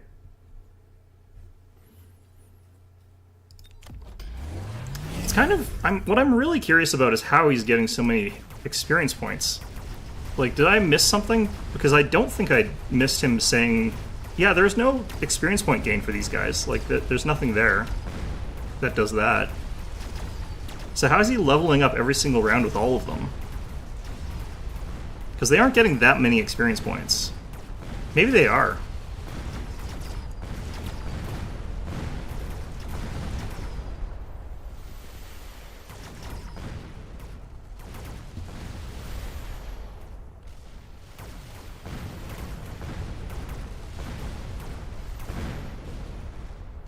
It's not that rare. I do get fortresses. Yeah, I'm super confused by this. He's gonna also take range specialist, but that's fine. Like, I do take fortresses. This is where I probably would want to have fists, but...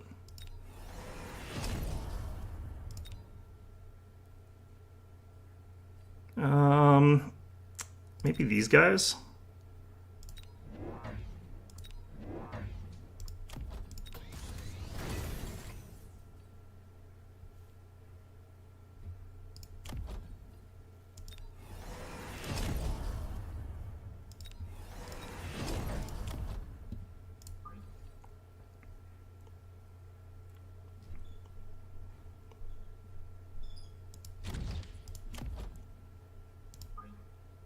Actually, no, we want these guys in the photon coating, I guess.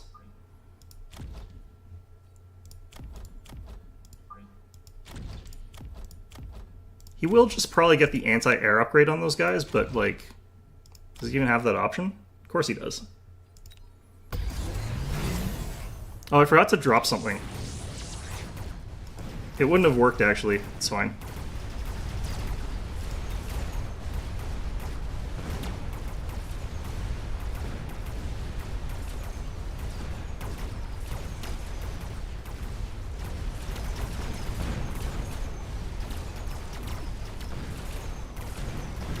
Okay, so I get a free round right now because he has no air. Or, he has no anti-air, rather.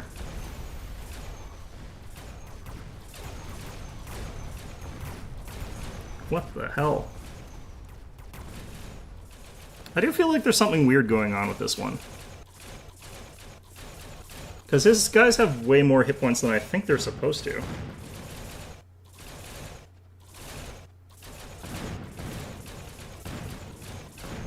Yeah, there's something, I don't know, there's something weird about this match. It seems off.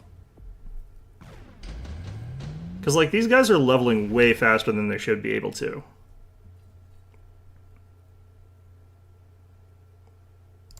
Sure, let's go with that. So he is just going to get the upgrade that makes it so that he can attack air with these guys, and that's fair enough. We will take a... Yeah, did they all get levels again? No, not all of them. I don't know. Suspicious. I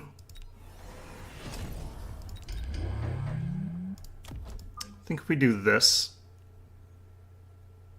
just gonna keep them all together. Overlapping shield arcs. And I guess since we're trying to win this round pretty hard, extra speed, I think.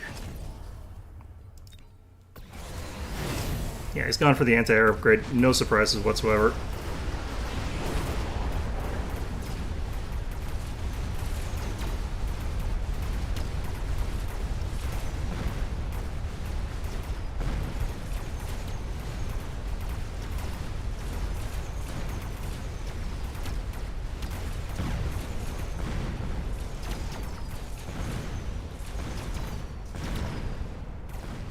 Yeah, legitimately, I feel like there's something fishy about this match, but...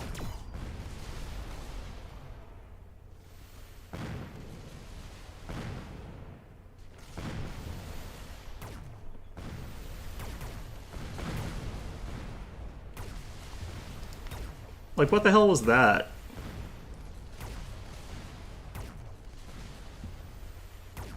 Because it's not like these missiles are missing. Like, I can see them impacting.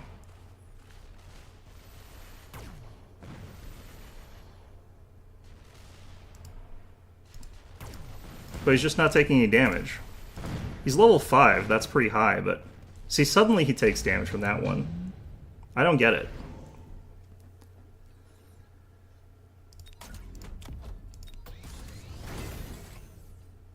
Okay.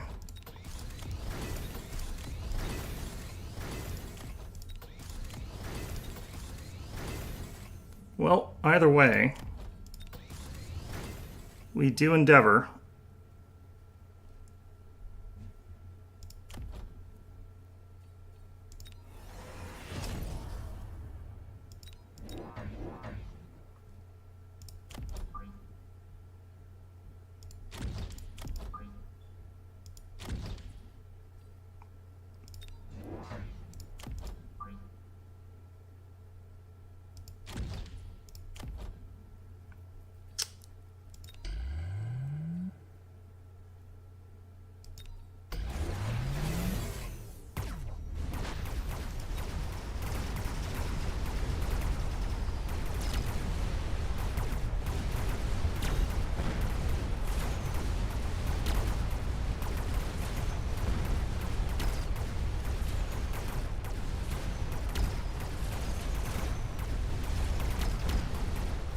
No, it's not that. Like, I can see the impact on his thing, and it's... his damage is not getting reduced. Like, his hit points aren't getting reduced. Which shouldn't really be...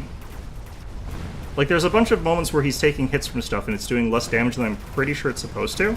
Because he has no endurance buffs or anything like that. Like, there's nothing increasing his hit damage, or reducing his damage. So I'm not sure what that's about, honestly.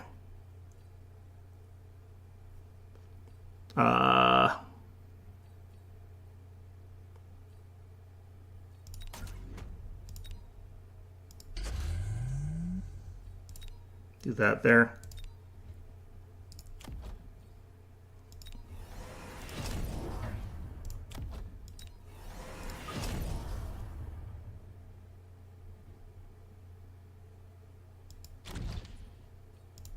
This is terrible positioning, but...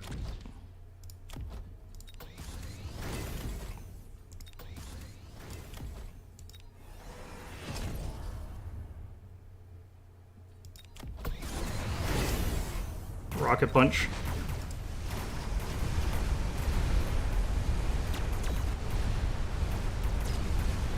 So, like, the damage that he's taking on his shields seems like it's low from what he's getting hit by. And I'm not entirely sure why that is.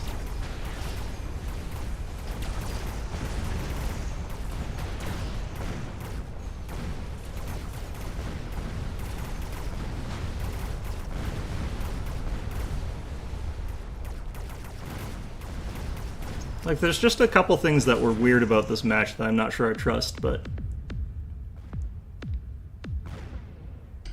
I'm gonna save this one. Try and figure out, like, what he was purchasing each round, or, like, where he's getting some of his experience points to.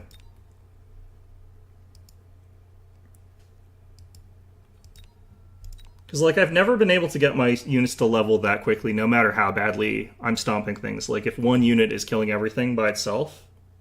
like, I've never been able to get levels that fast.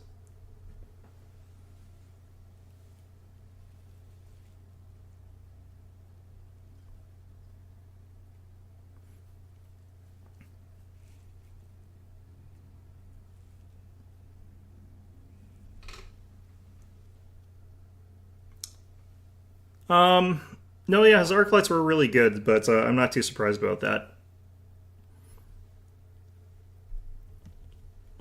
Arc lights can get to the point where they can super carry, but they were doing more damage than I think they were supposed to at a point.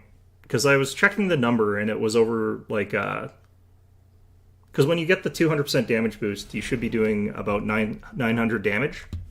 Level 2, you'd be doing 1,800. And his were doing somewhere closer to 3,000. So, like, it seemed like it was higher than it should be.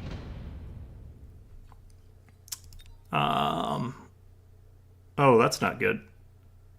Oh no, it's not too bad. Okay. Probably actually have to get Arclight of my own here. The problem with Elite is that you are stuck in that situation where you have less units at the start, but...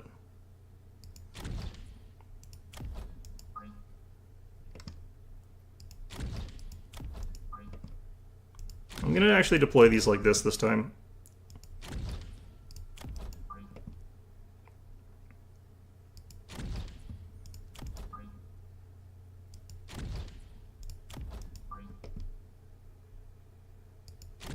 And we're going to get raffle stomped on one side, but hopefully we'll crush on the other one. And then next turn we'll be able to compensate for stuff.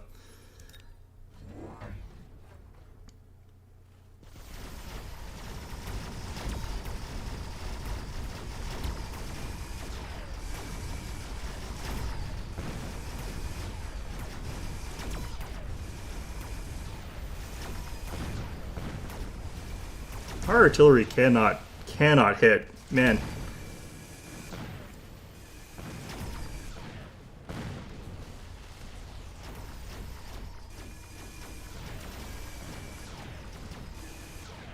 I feel like my luck with these things is pretty bad.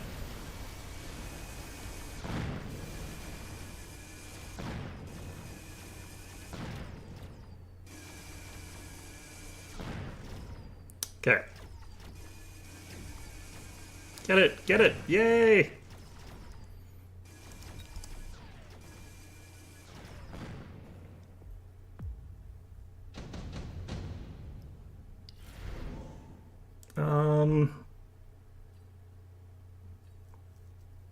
I want to have this available. I don't necessarily want to use it, because there's nothing to use it on, really.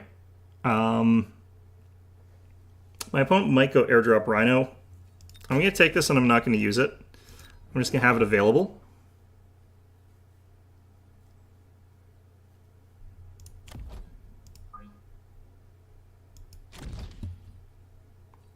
I'm actually going to get a total of 3 of these, just only 2 right now.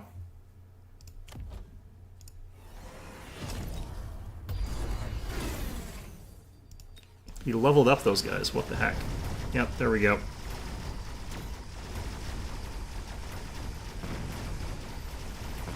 I just sort of accepted that I was going to lose this round if he got Rhino, because it's not going to help him in the long run at all, and I'm okay with that. Oh, and he flanked me. Cheesy guy. I'm okay with this, though.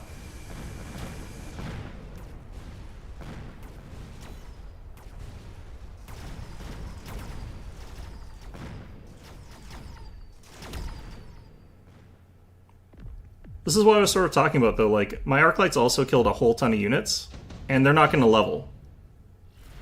Like, they're not even going to come close to leveling.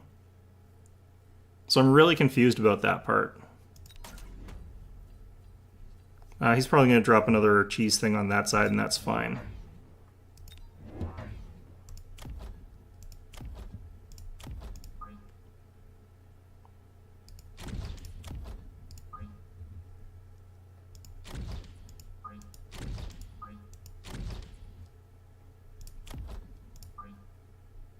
He probably won't, actually, but you never know. Alright, and mass recruitment. Let's get one more.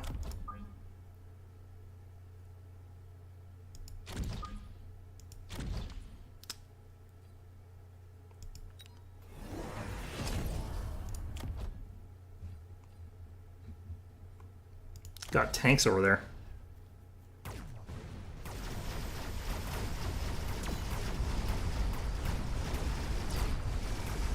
I was kind of hoping that I'd get through that a little bit faster. But the RNG kind of got me on like one shot that I could have otherwise gotten him through.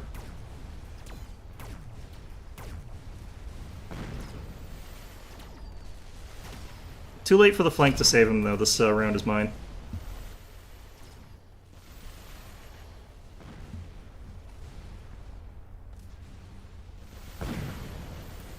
Even if he gets that, doesn't really matter.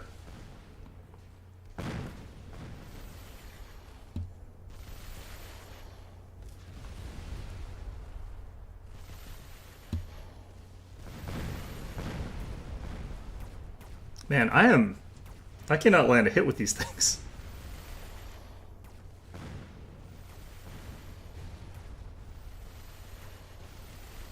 Okay, that's going to earn us a lot of experience points because of my lack of accuracy with these stupid Stormcallers.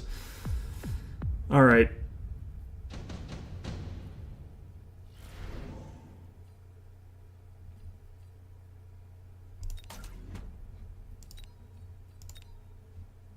Okay.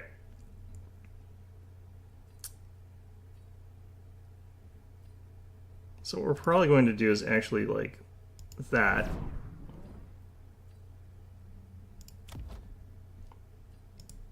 I would love to not be committing stuff over to this stupid side, but it's kind of forcing me to.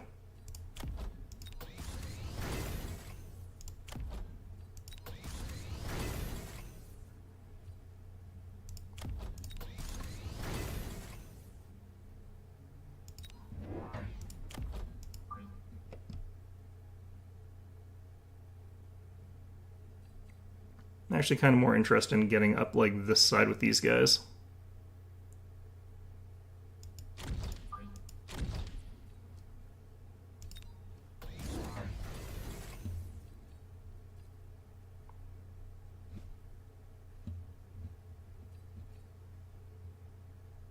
It's getting wasps in my backline now. Oh my god, why?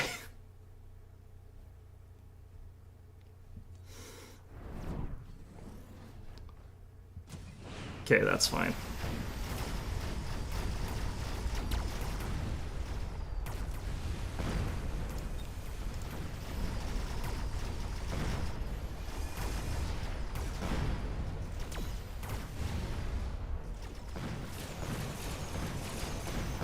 This is what I was talking about when I said that fangs were actually a really good thing to kill wasps, but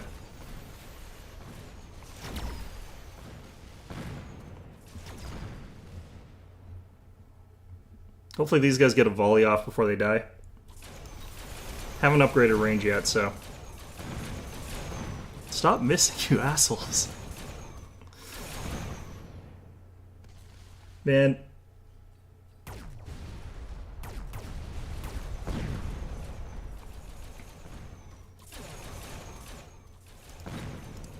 Well, I'm getting some levels now, but no, I kind of know the numbers you're supposed to be getting.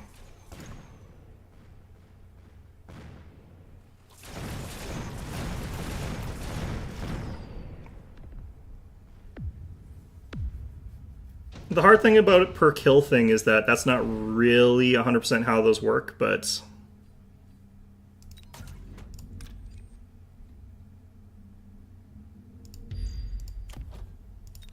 So I could just take this 200% attack damage increase on this guy as well, but... I could also probably just drop this, but...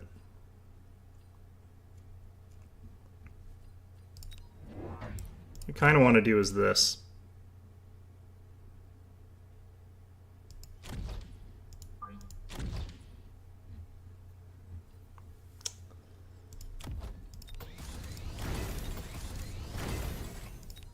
Okay. Going to unlock Mustangs. Not going to use them right now. Going to get these guys.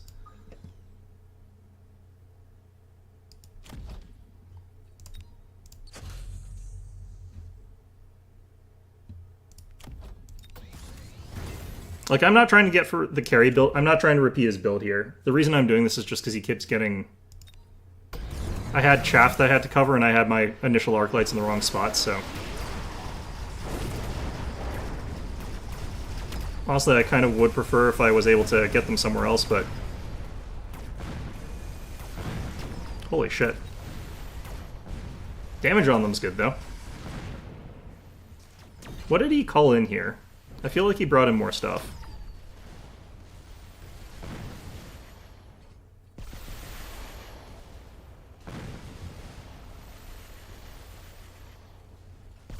That shield is going to stop him from losing here.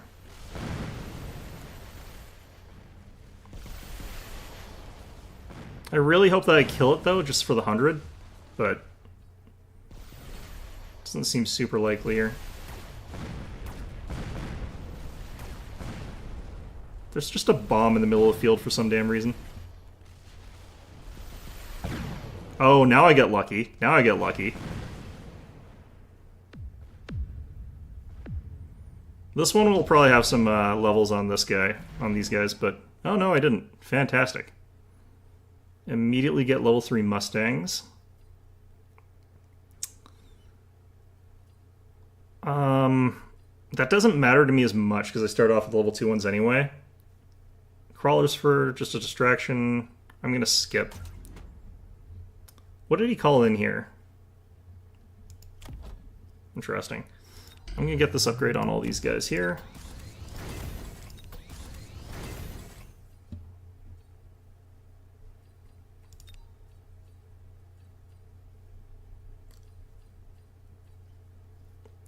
Tanks? Definitely not. Not into that kind of steel ball action. I think we transition into Phoenixes. Throw him a curveball.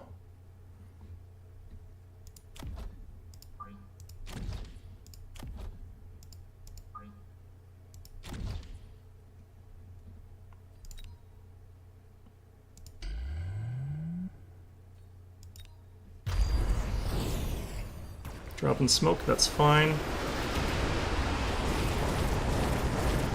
Dropping the Rhino, that's fine.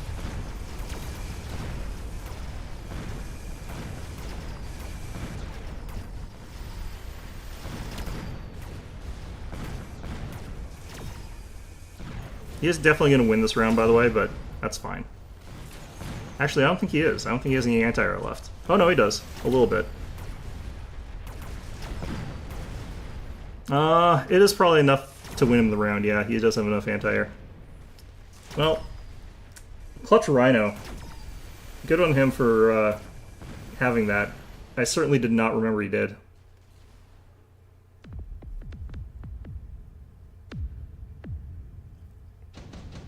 Smoke's going to be here for 2 turns. That's okay.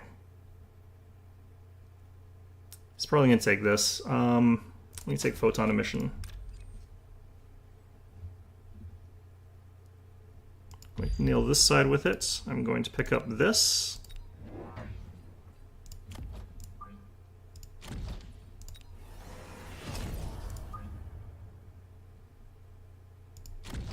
He did drop flankers, that cheeky bugger. Alright.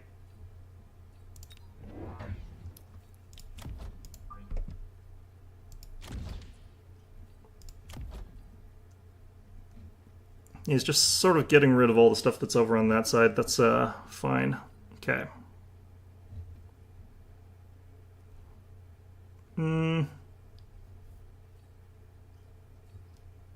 Can't really afford anything else here. Let's just grab this. Probably going to be another lost round, but that's okay. The smoke clears next round. He won't have the tar. He won't have the wasp form. Oh, yep, he backed off there. Did do the call-in, like I said. He actually revoked this guy. That's actually really funny. These guys get flaming ammunition yet? He doesn't have flaming ammunition. Why does he even have this? Because that's actually going to screw him over more than it is going to screw over me.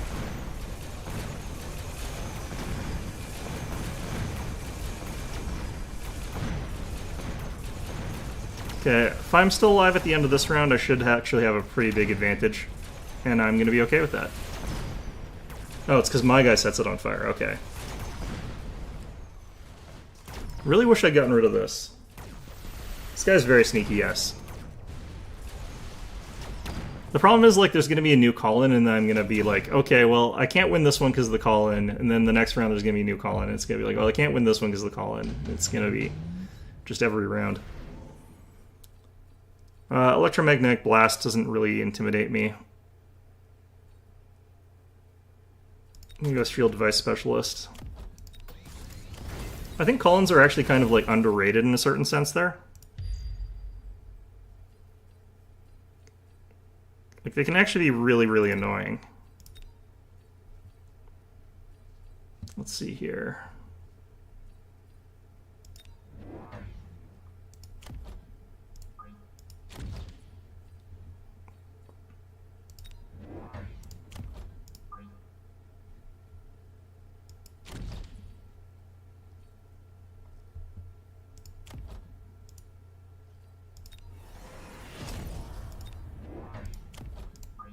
I'm gonna do like this.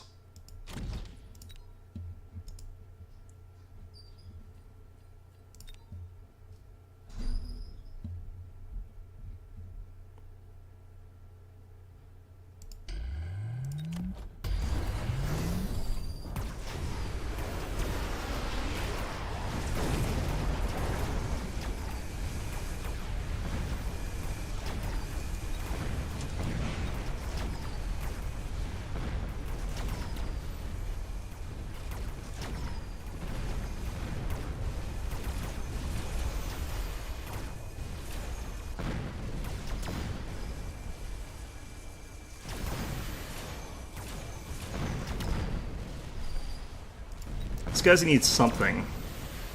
Wow. Jeez. Okay, well...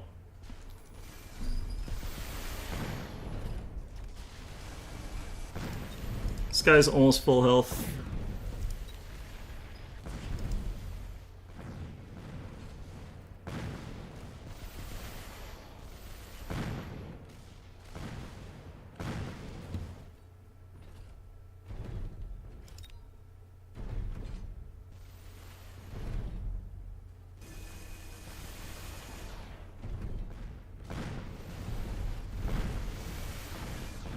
All right.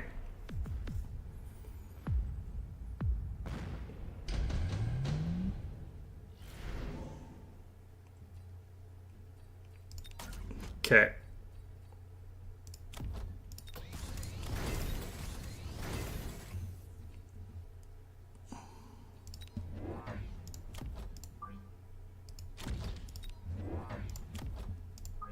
So we're just going to do like this, and I'm going to counter being sneaky with being sneaky.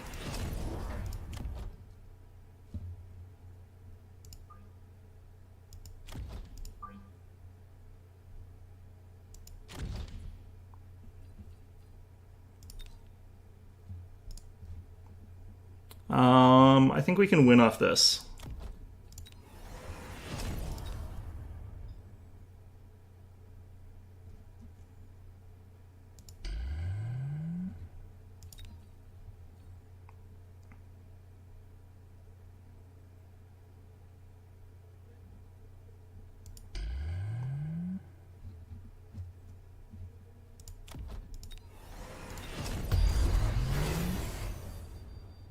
That's fine.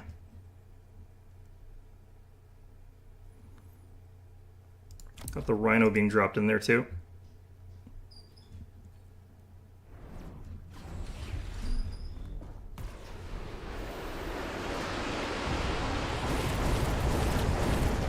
Wait, what? Did he take out the smoke before it could land? Or did he... What? What the hell happened?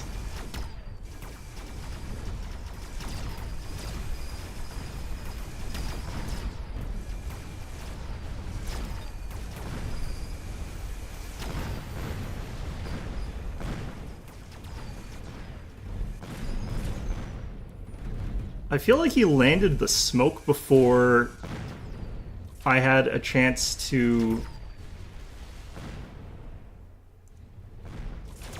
What the hell? Like, I had a shield up there. Did he destroy the shield before the smoke shell could land? That is crazy. I didn't even think that was possible.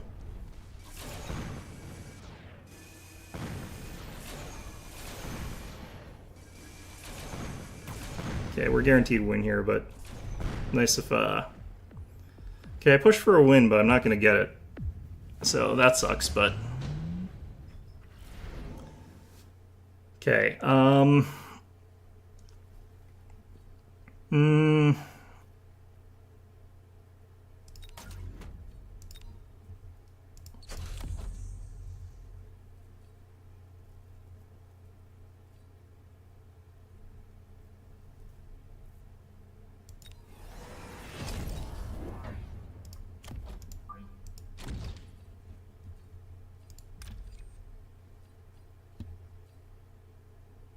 Can dump that on these guys.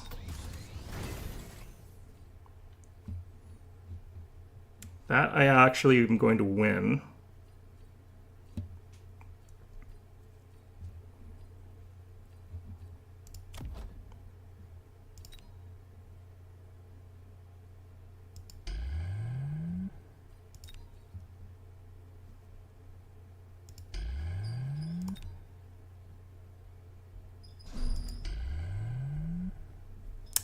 Okay, I kind of am doing the same thing again here, just going all in again.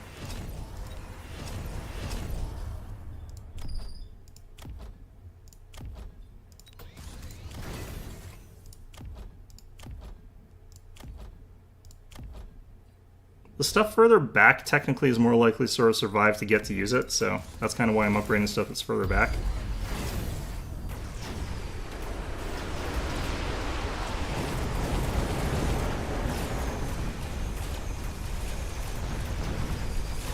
not 100% sure that I think that that's to his advantage, honestly. Those are some fast wasps.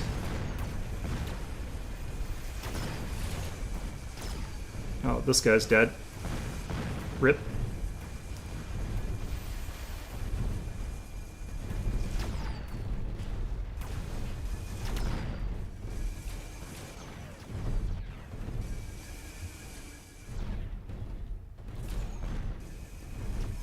Man, the timing of that. They're gonna have the advantage on this. Oh no.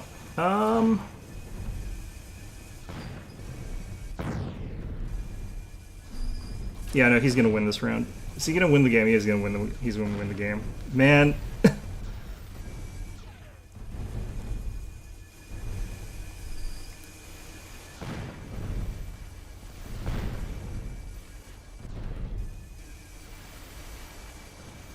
He's got the crawler summoning, that's what's scouting it. Oh god.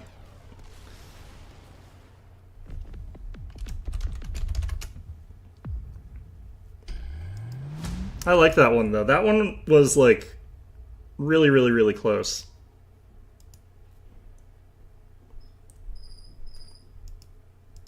Yeah, almost got the comeback. Some of that came down to what feels like a little bit like luck, honestly. Some little parts of that. Man, my MMR got tanked from this.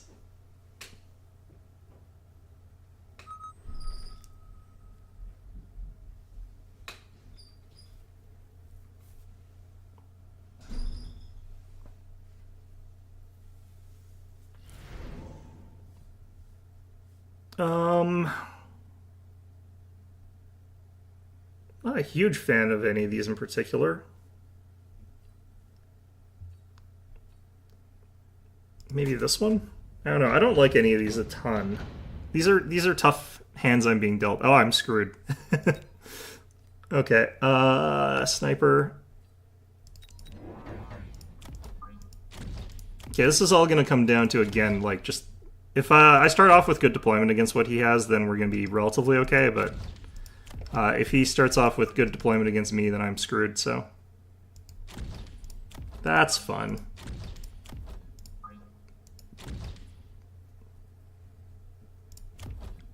The reason being, like, if my arc lights can get on top of any of his crawlers at all, basically, it doesn't matter if the steel balls come in afterwards. Like, we'll still win. But you know, he's a speed specialist. I need to sell the artillery, basically. Yeah, this is gonna be rough.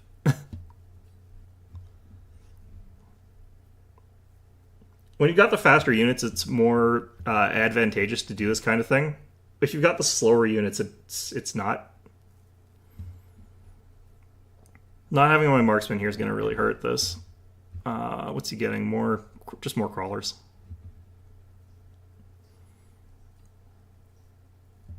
I can't commit specifically to one side or the other. The reason that the faster units can do this is because, let's say that I committed everything to this side and I predicted wrong. Then that means that, like, he rolls over, immediately takes this out, and, yeah, kind of screwed.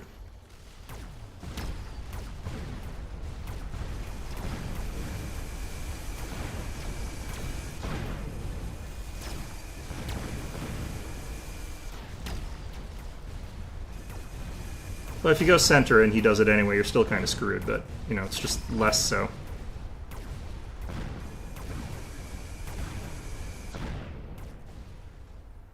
On the plus side, arc lights are going to be, be eating well today.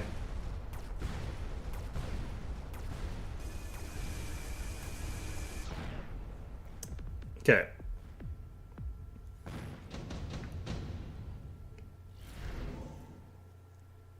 The airdrop a rhino, that would get me some time. Sure, why not? Okay. We're actually just going to drop it like right here, which might seem weird because he'll kill it with this, but by the time he does, we'll have an advantage, I think. Gonna unlock these guys. But we're going to recruit these.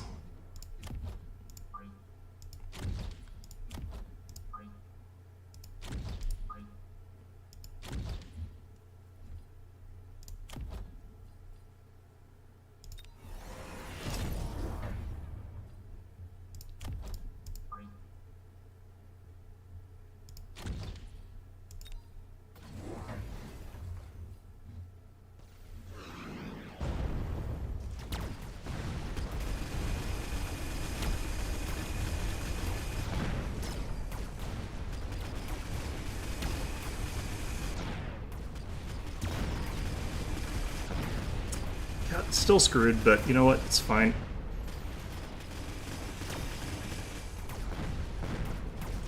Did he get through on this side? How?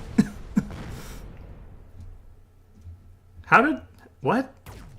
I'm so confused by that. Not necessarily like that he won. Like, that's fine. I'm confused how, like, his stuff was aggroing that way. Alright. Well. I'm gonna try copying that guy that screwed us over last time. I'm gonna get damage on the, on these guys. I could also get Steel Ball, but definitely has an advantage on that one. How did these things get onto this thing? Because this was getting attacked. Like, that's super confusing. Yeah, no levels on any of these. That's not surprising, though. I need some frontline.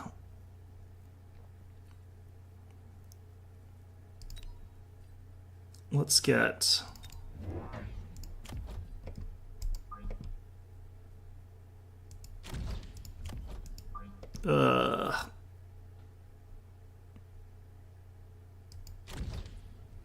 that.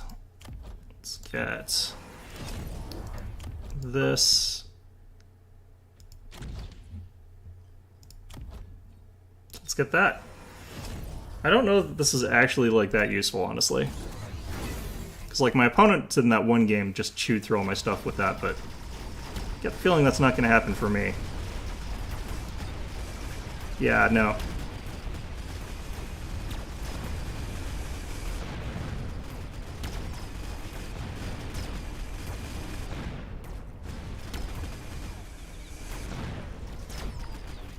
Absolutely demolish me.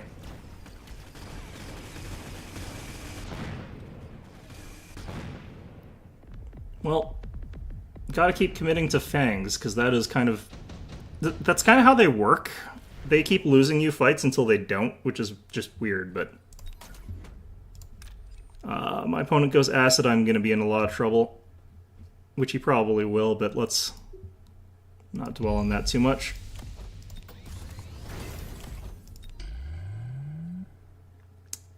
Okay, these guys' goal is just to hold these guys up while other stuff can deal some damage, but they get shredded through, like, really, really fast.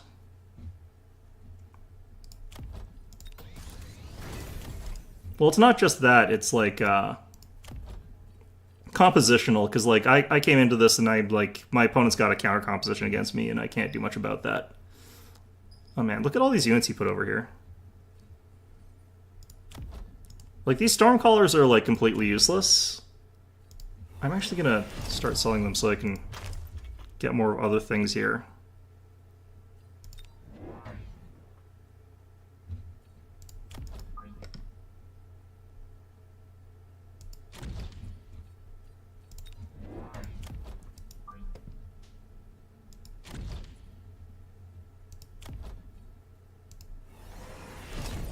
Hopefully this will be enough that these guys can actually withstand some damage, but their hit points are 134. They've got the shield, which also increases their, you know, hit points a bit, but they're still surprisingly squishy.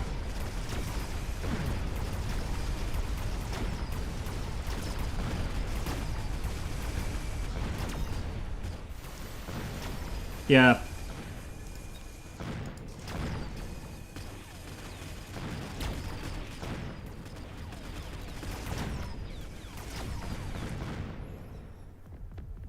Fortunately, I do have a transition in mind that I've just been, like, holding out on, but I think it's about time.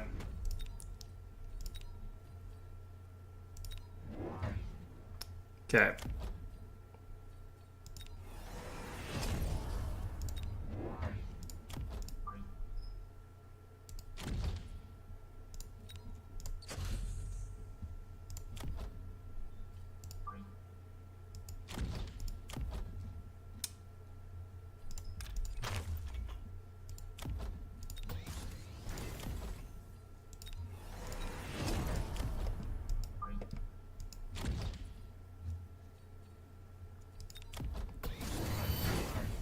The transition happens.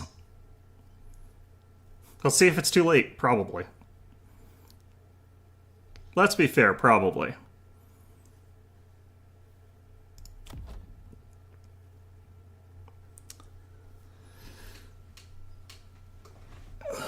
I probably have to take Ignite on these guys for the percent damage. Next turn we drop like steel balls in front here because he's going to drop like steel balls right here. Or drop something like that on there. I don't know what though. Okay, so this guy gets split this way now.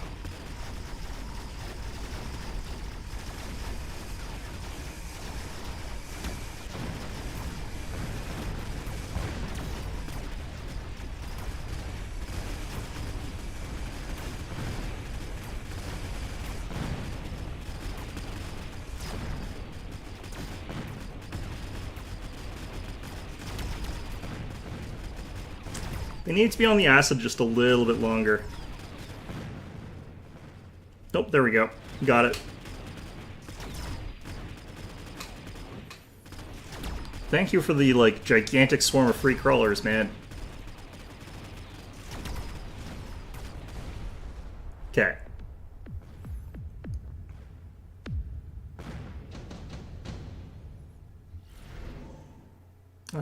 Senior attack specialist is probably what we have to take here.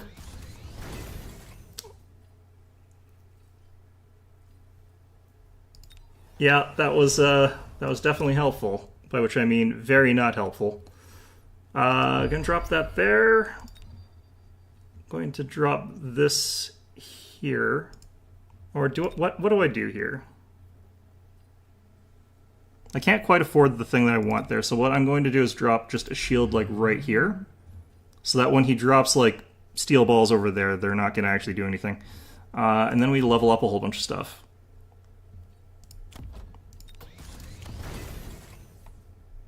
There's steel balls back here, what the hell?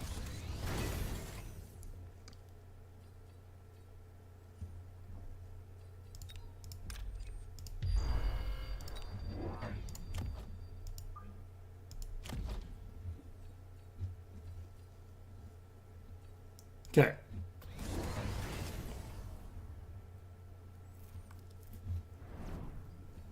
Huh. You didn't do it.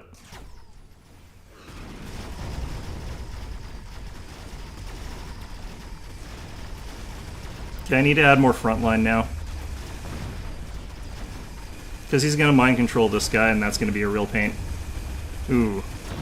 Also, I can't get through the steel balls.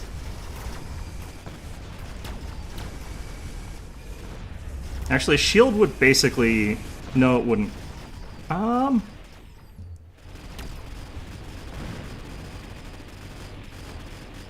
need to get range on these guys as well, unfortunately.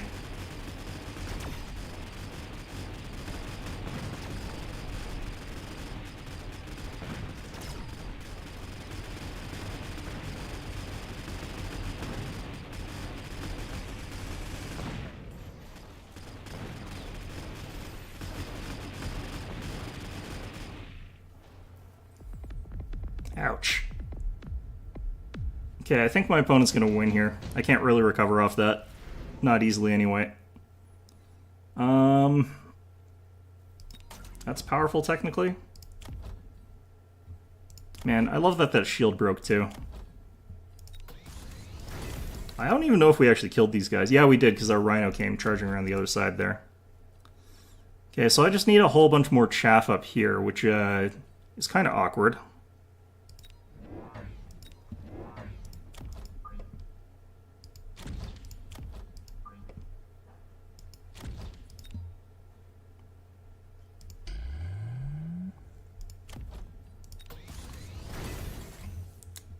Okay.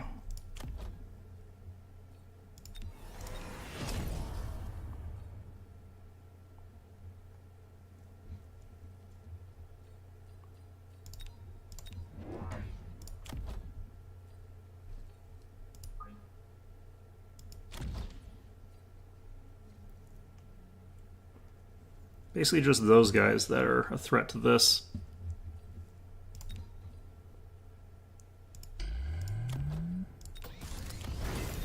I do think that I kind of just have to chalk this down to just one of them days, though.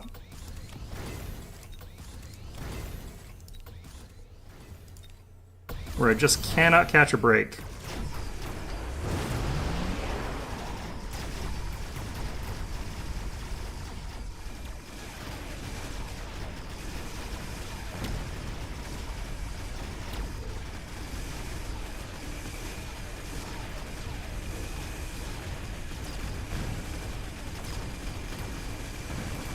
No, I'm not going to be able to win this. What the hell?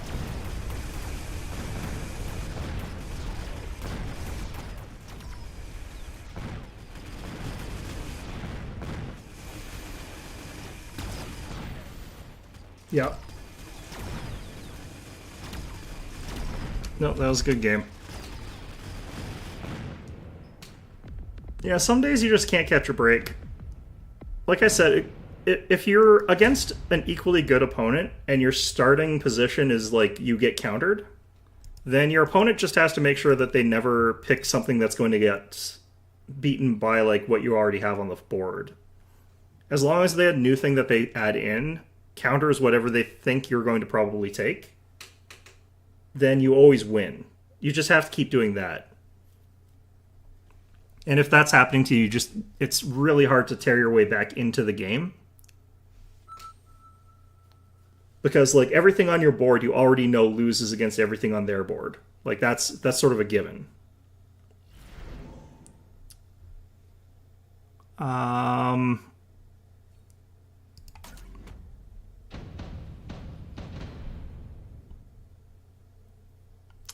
He's gone for marksman.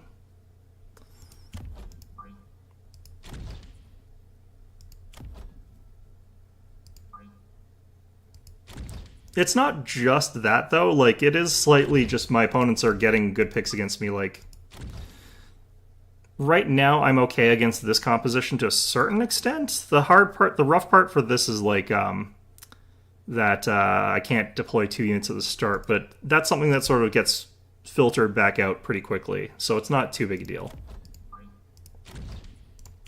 Like, this is a situation where you kind of catch up a little bit, but it can be very rough. Because,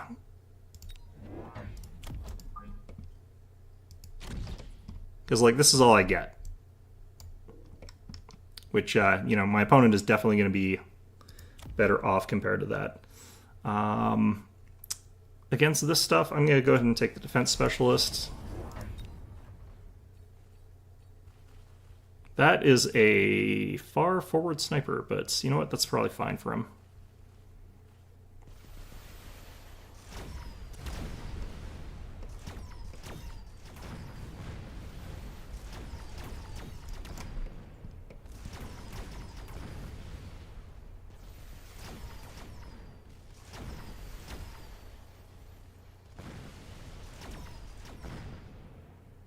Did he get an extra thing of sledge?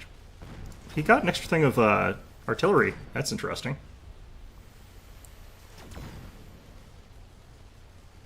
So like this one's a little bit different from what I was talking about because like in this case, what is still alive? Oh, go crawler, get him! Yes. In this case, like the main problem comes down to me only being allowed to recruit 1 unit, which you know I can recruit 2 units now, so it's a lot less of a problem. Go tech specialist, get another 2 of these guys. And because I'm technically getting like a little bit more value off of my level ups as well, or my acquisitions, it's not as rough as it could be if I was doing some other stuff here.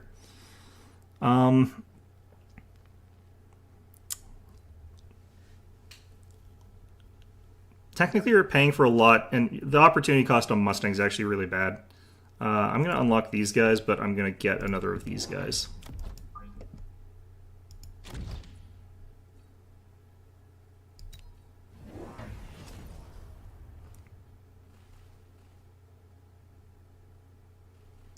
It's gone for arc lights.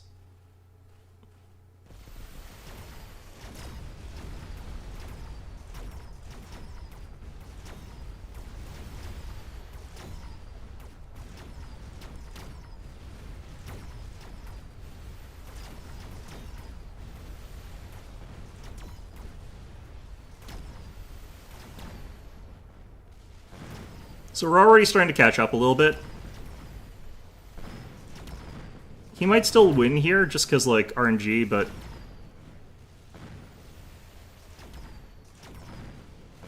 yeah, that's fine, though. Because, like, each of these games that happens, like, we're getting closer and closer to winning, and he's falling further and further behind, because that marksman doesn't help you past that first little bit.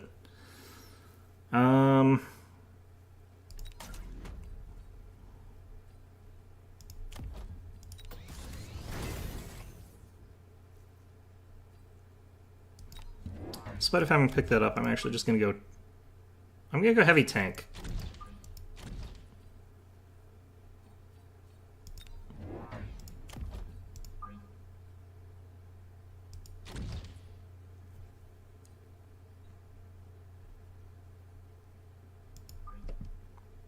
I'm going to put these guys here. I can't afford the thing yet, but let's put them here for now. No, I'll do that next turn.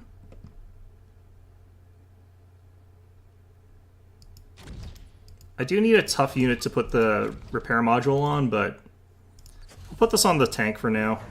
I can't take it off or anything, so it's actually just stuck there now, but...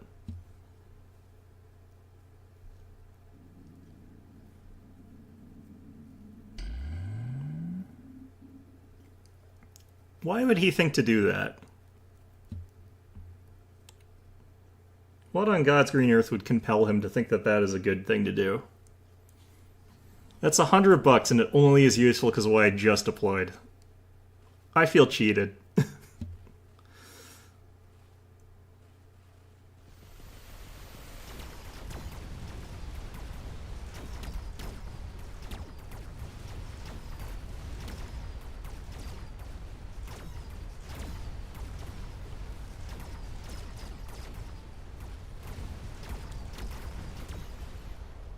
Probably to protect this like high value sniper, because it is very high value. Yeah, he's one-shotting these tanks, which is unfortunate because they're not getting their heal off.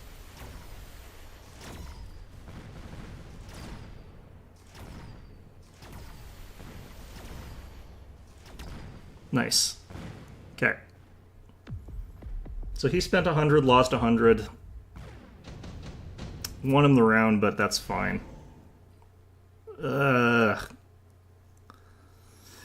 actually going to skip. I'm going to see if I can skip and still get this. I'm spread out enough that it's probably okay. I'm going to go ahead and get the repair maintenance. The extra 30% hit points is going to actually make it so that I think I survive one shot.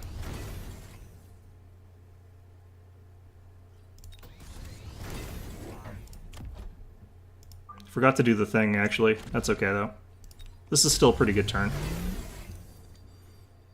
It's going for wasps in the back there. No, I think that's going to actually be able to clear us off, because I don't think we can actually clear the field fast enough.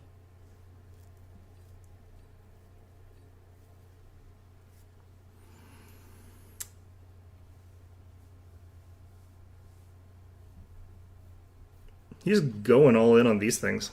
Okay.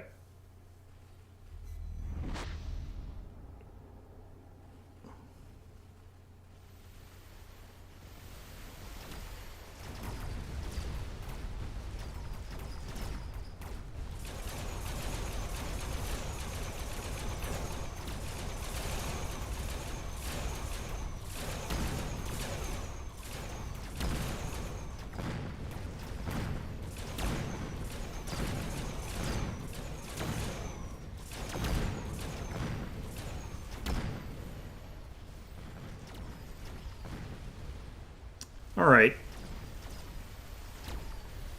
If I take out the shield, that's all I want out of this, because that'll mean he's lost the money. Yep. And if I can win, of course, that would be great, but that's not the important part at this moment. Because it's $200 that he's spending. A lot of opportunity cost, basically. Every time he does this, like, it's me getting a little bit closer to being back in the game. I would like it if I had shoot there. They're good.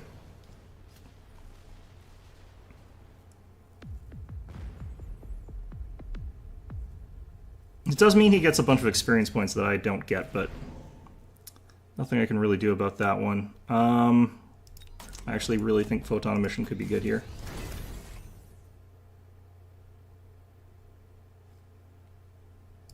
Okay, I'm gonna make sure I remember to do this stupid thing. Because, like, the amount of artillery that he's getting is too much otherwise.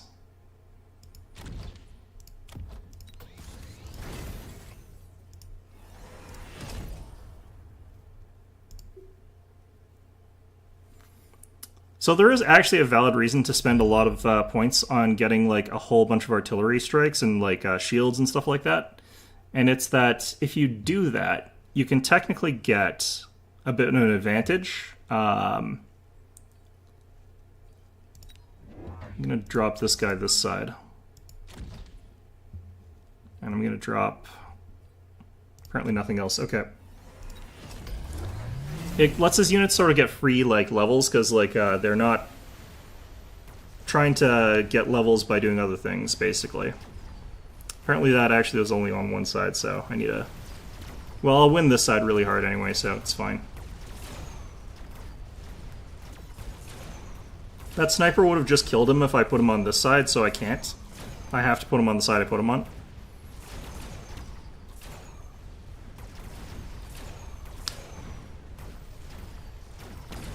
And he is losing another shield this round, so...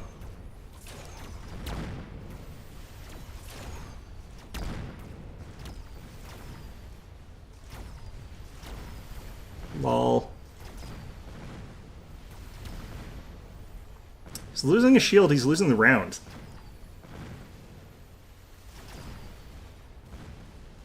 Because he can't actually outdamage the heal rate on these tanks anymore.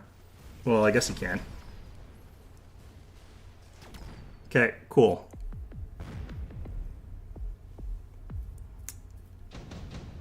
He spent 200 every round for like so many rounds. It's getting a little bit nuts. Okay.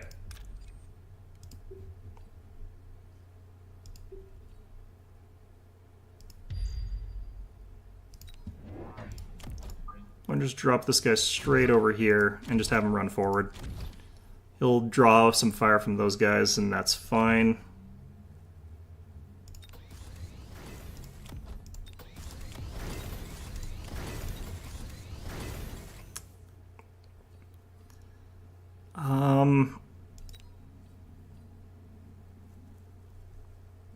I kind of feel like this would be a good idea at this point in time.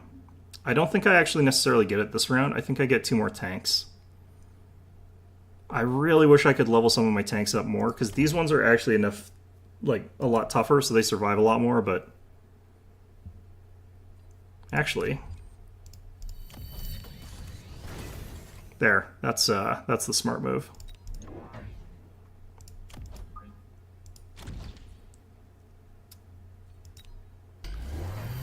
Has he given up on these, he's got a level 6 marksman now.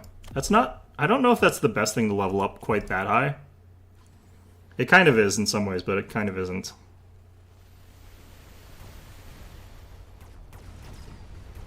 I think I have to run more forward with these guys.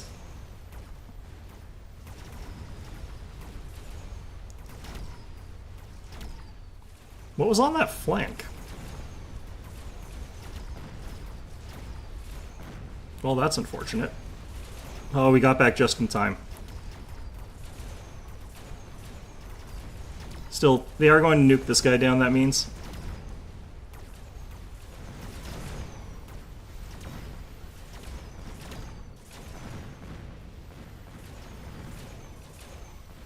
I think we win this.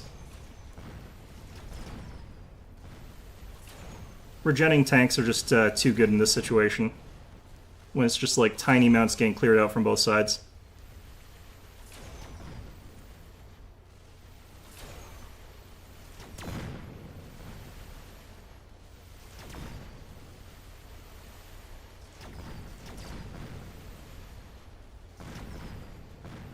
Oh wow. Nope, he's actually cleared out my tanks with that. He's gonna win this. That's such an RNG luck. Man. Okay, well this guy has got what it takes, it looks like. He's... nope, never mind.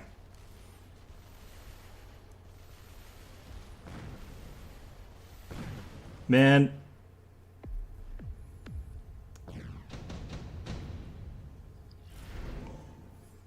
You know what actually beats him here? Bit of a taste of his own medicine, honestly.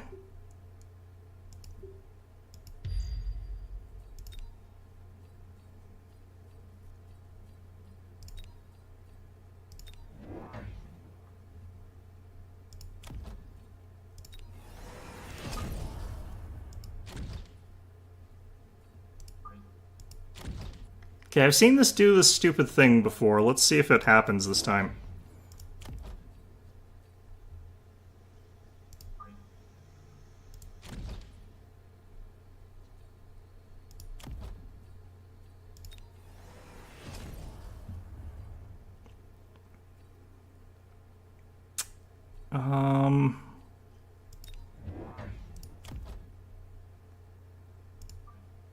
I think this guy will break off towards him if I put him here, which might be okay. Nah, I don't think I want that. I think I put him back here.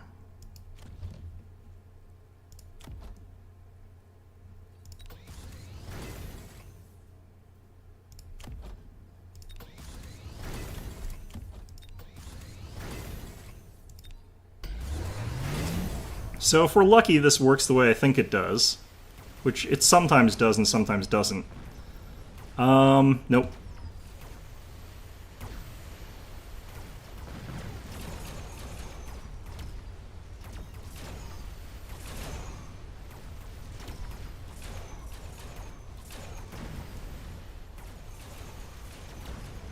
So sometimes missiles just get lucky and end up hitting this thing right away. But regardless of anything else, we do win this one, so there is that at least.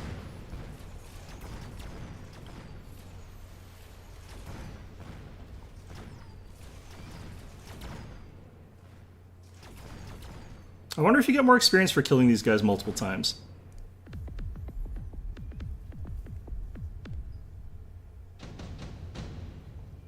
Oof, he's got a lot of experience off that somehow. Okay, he's definitely getting, like, shields down for this. Lightning Strike is actually really powerful.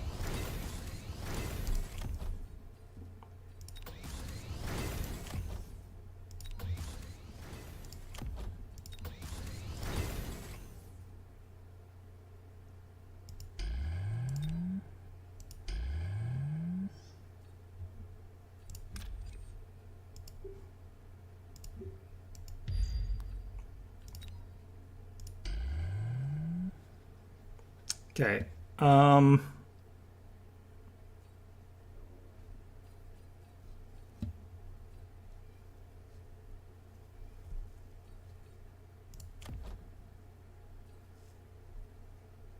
I go electromagnetic shots?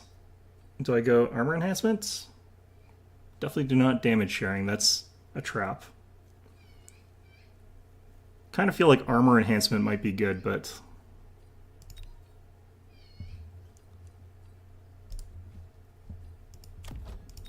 maybe I just drop more shields. Let's also get the range enhancement upgrade on these guys. I should put that on a tank, actually. I was not thinking there. He didn't take Storm, and he didn't shield against it. What the hell? I think that's a game-losing move on his part.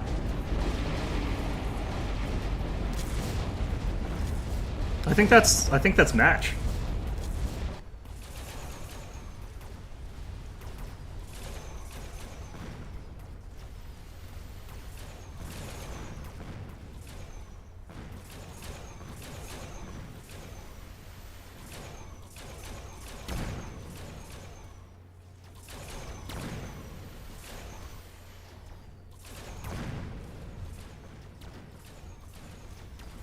Ooh, maybe not. He's actually toughing it out a lot better than I thought he was gonna. These guys are all coming back, so gotta kill them quick. And I'm firing at them in the stupidest way possible, so Please stop. There we go. That's better. I'm amazed that these guys are getting killed by these things so easily. Like, they have so many hit points. God damn it. They're wasting so many shots. There we go. That could have been, like, a game-winning push if it wasn't for a few things going wrong for me. Okay.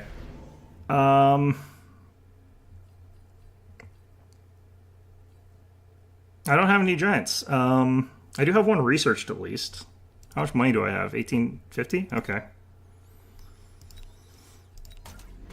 I actually think this is okay. We've got pretty heavily upgraded tanks, so adding this into the line, not bad. The fact that we don't have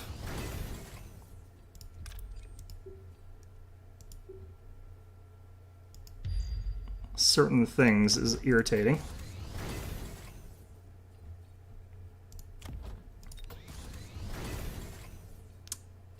Okay. Let's I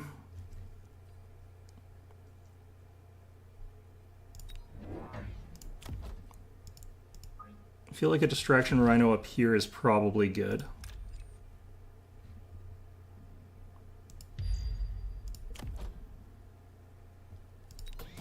I'm gonna push for the win here.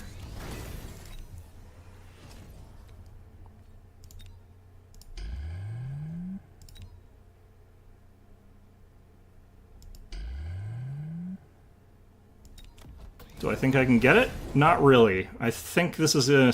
I don't think this is gonna be a winning push. Ooh.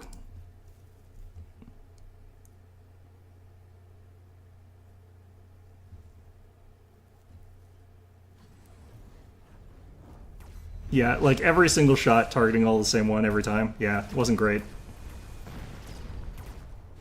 That was a huge amount of distraction, that was. I'm pretty happy about that.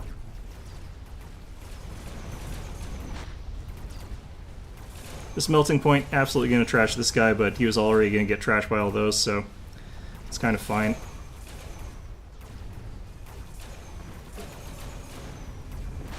What the hell?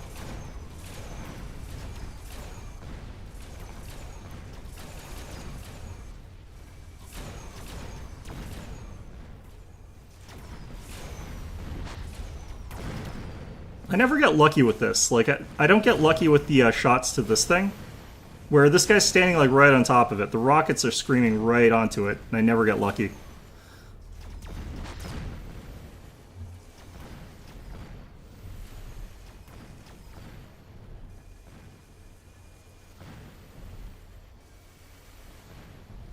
At least all the phoenixes are dead.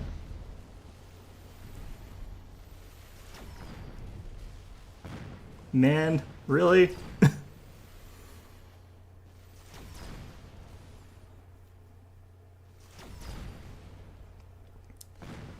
Okay.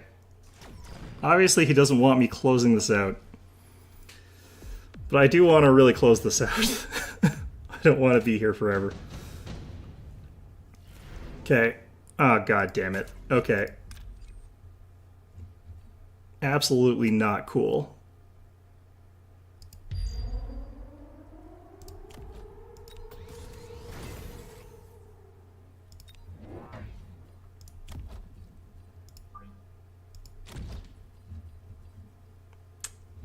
Probably fine. I'm not even sure how to shield against this, honestly, but at the same time, I'm so spread out that maybe I just don't have to.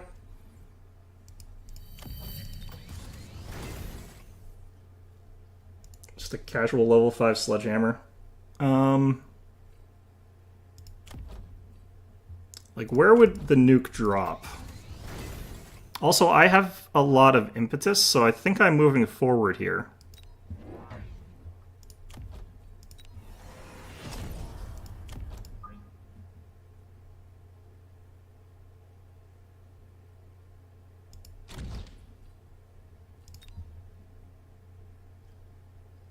I don't know, man. Alright.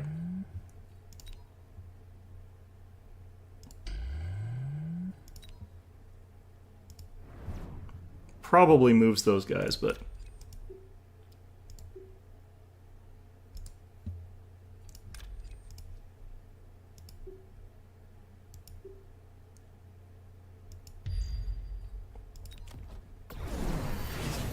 Oh, wow.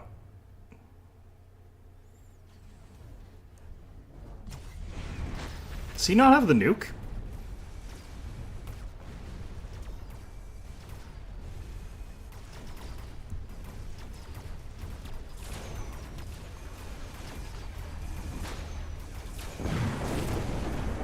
Did that not kill the melting point?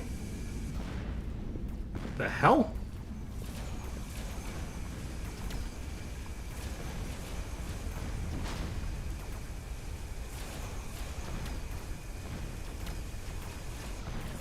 Has a multi-beam melting point.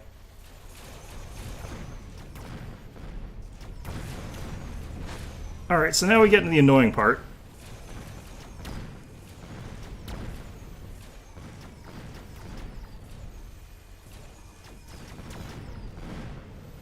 Alright, they all gone? Finally. Good. Okay, we had a win.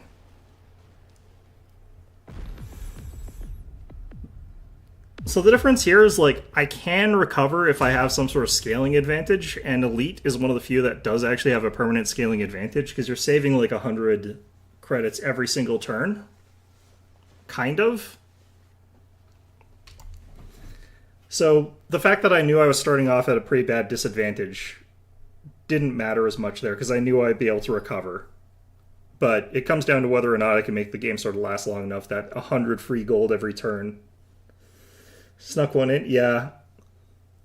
Like, he started off with a really big advantage there, just because, like, that's how Elite works. But not only is it not actually worth $100, though, to, like, be able to get level 2 units, it means you're also paying for those more expensive units, so you're sort of, like, really nerfing your tempo in a really major way compared to, like, everyone else.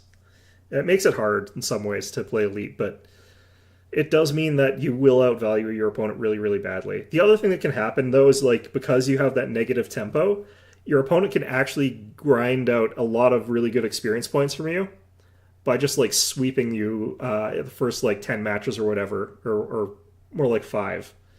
And if that happens, they get a whole ton of experience points, and they can level their units for free, which means they have whatever their starting advantage was, and they've got a bunch of leveled up units. So it's a big risk running Elite. I find Elite is one of those sort of, like, really, really risky things to run. But I do run it nowadays a decent amount because I know how to use it. Mostly it comes down to don't panic. If you're panicking and you're playing Elite, you're in a lot more trouble than with other ones.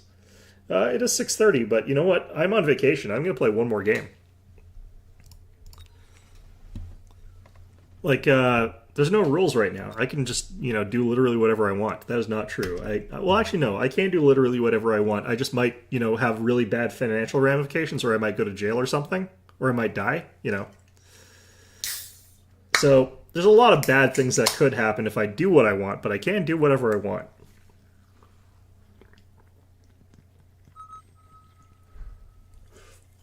Maybe even win a game of this.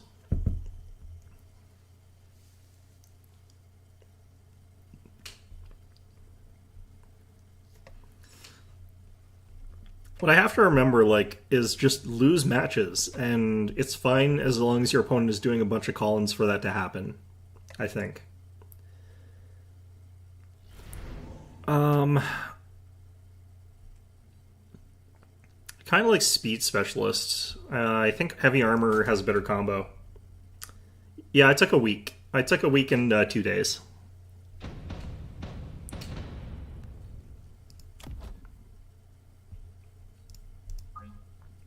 So I've got, you know, my little bit of extra time off still.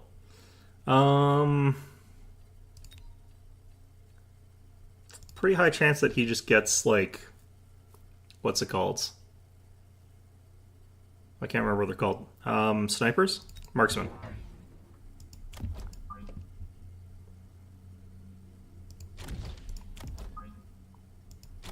I hate timing these because I never get it right, because it depends on where your opponent puts their units. So the further up they are, the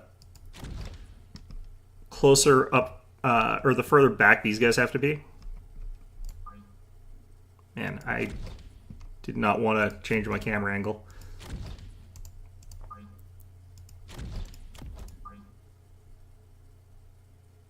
Let's go like this.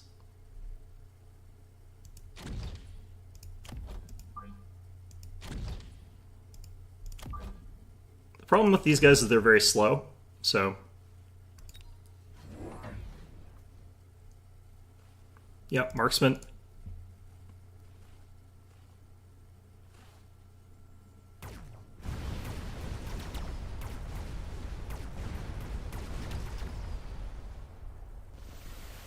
One side got really lucky, the other side a lot less so.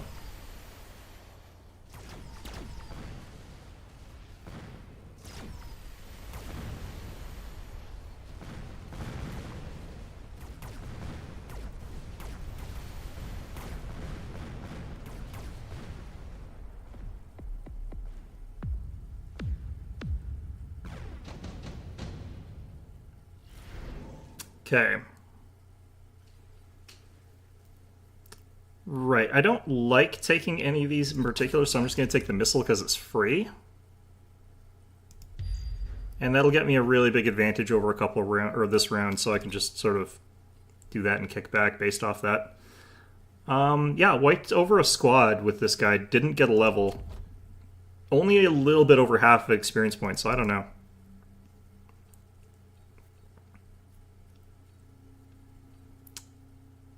And that guy didn't have, like, Intelligent Arc Light, so it wasn't that. I want to unlock Marksman just because they're free to unlock, and then I'm going to get 2 more Sledgehammers.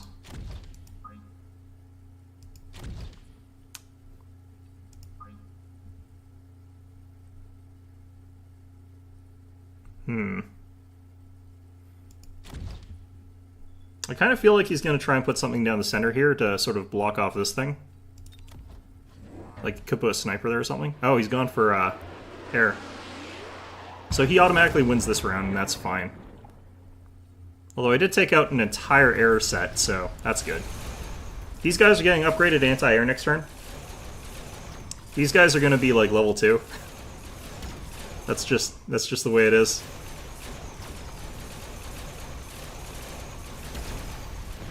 I didn't remember to actually get anti-air at all. Like, the thought just did not occur to me.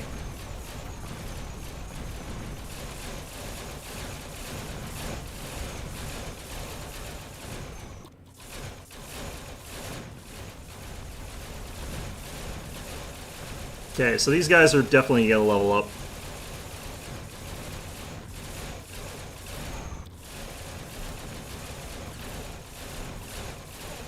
And you know what? That's fine. Okay.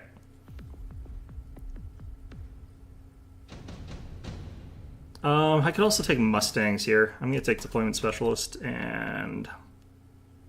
Yeah, no, I'm not going to unlock that. What can I afford? Let's get this first.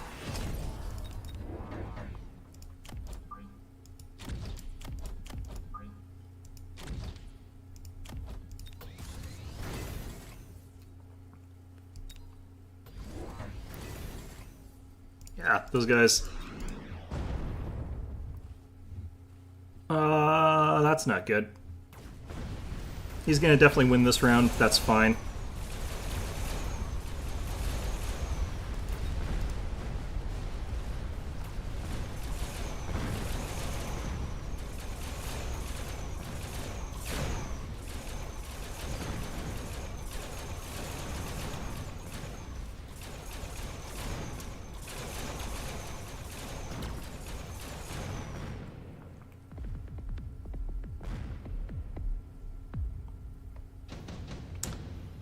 Okay. I'm okay with that. This is one of those weird games where you do something that I think is weird, but which you do under these circumstances. I really like Tank Production Line, but I don't think we take that here. I think my opponent's trying to go for something faster. You guys.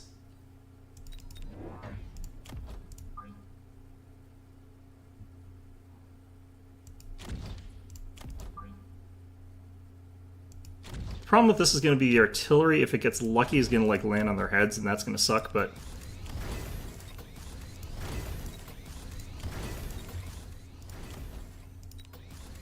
I should have leveled up this guy, not the Not the other guy. That's fine.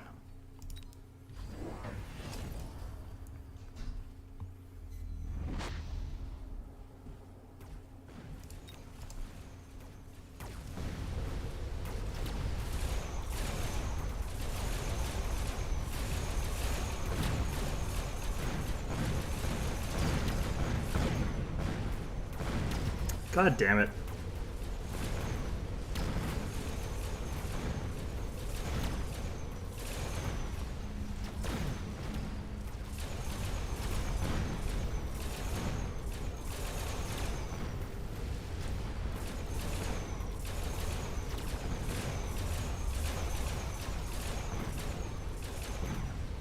That one's coming close, but he's definitely taking that one. Where did that come from?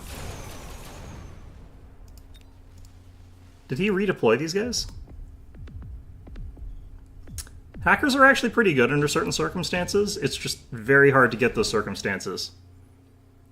This is going to pay for itself.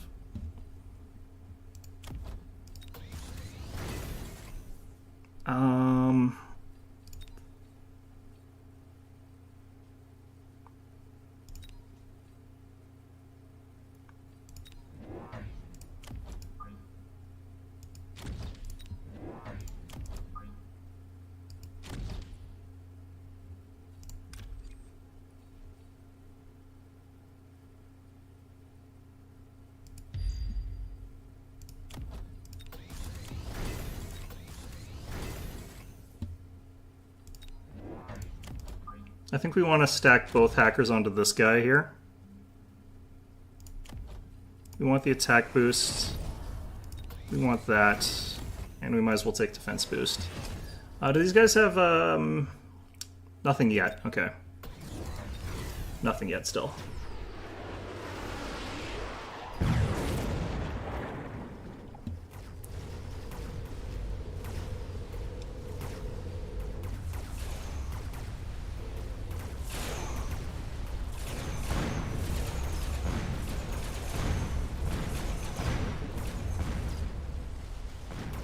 Okay. I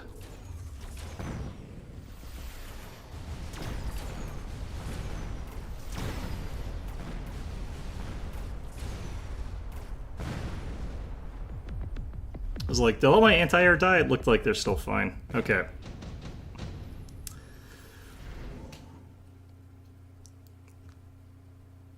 Very high chance my opponent smoke bombs me here, so I'm going to have to just drop shields, because that's 2 rounds that I can't afford to lose.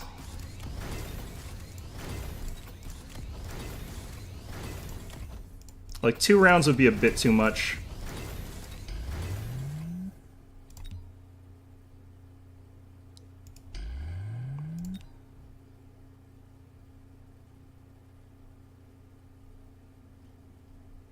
Wish I could redo that. That's a little bit too far forward. Or not forward enough. It's fine. It's fine. These guys are cheaper. Let's get another one of these.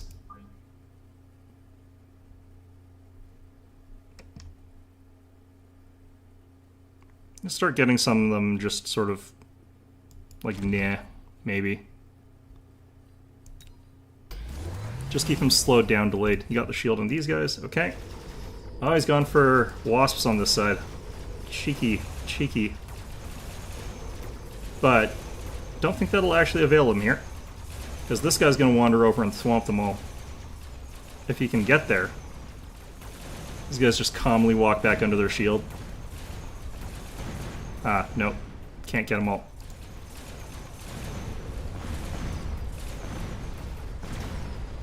Okay, these guys need some more upgrades. I need to get them the elite marksman, probably.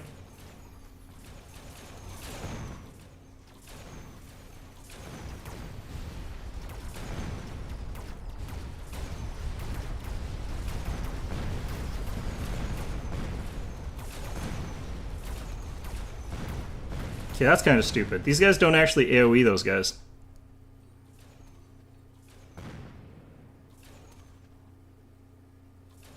Ouch.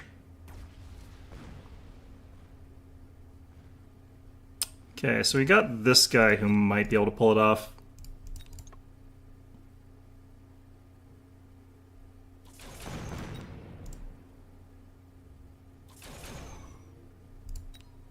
I wish this guy actually had some more hit points here. That would have been actually really helpful.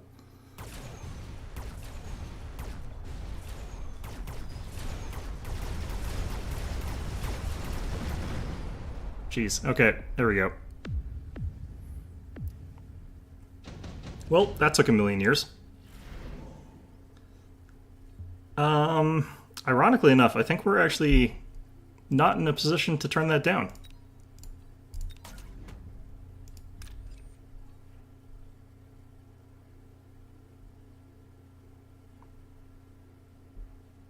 This is mostly to get rid of like his backline units here, but actually he has surprisingly few. It's just they're really annoying ones.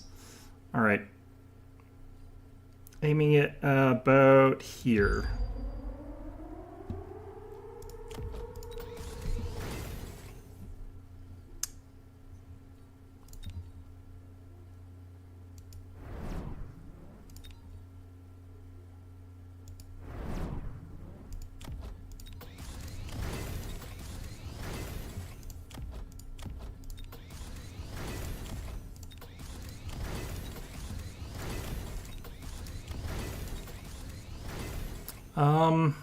If something weird happens, this like match is not going to get closed out, but I think what we do here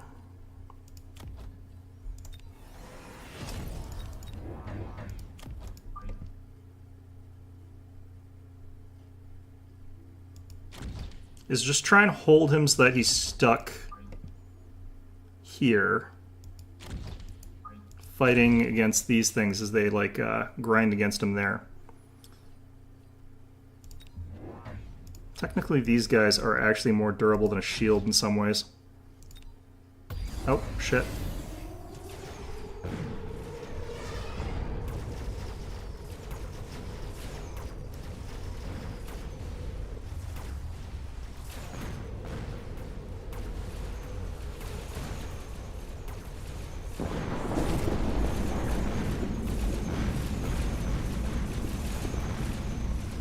He's gonna win off that. His ability to take that out is just a bit better than mine.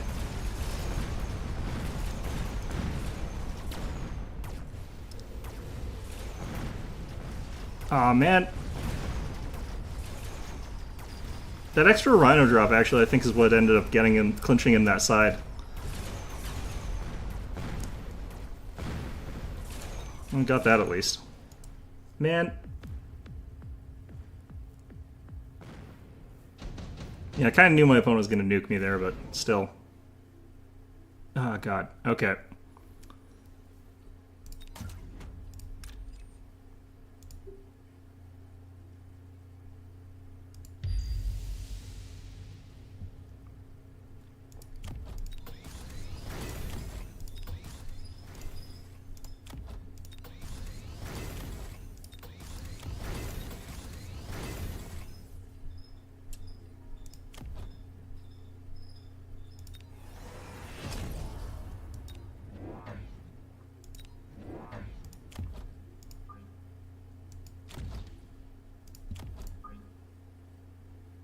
Just gotta delay him as long as possible with these.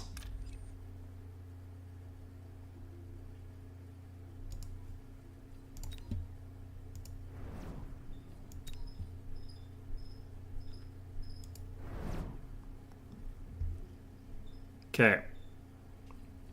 Let's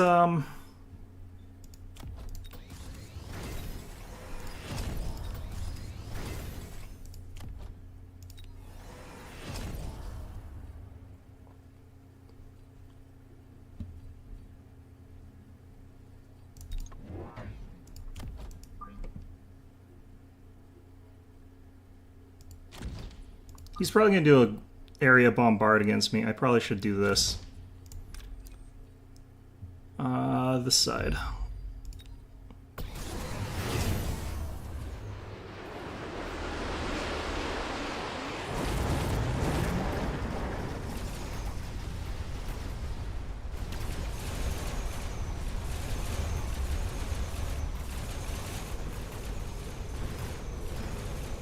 The hell did he drop on this side?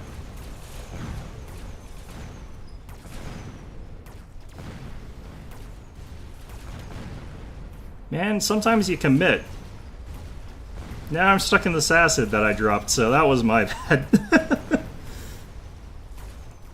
Man, that timing. That was such good timing on his part. Like, it's pure luck, but I mean, that's still amazingly good. Okay, fine, now I have to do another one of these. The acid is still here, and I can deal with this, though, so...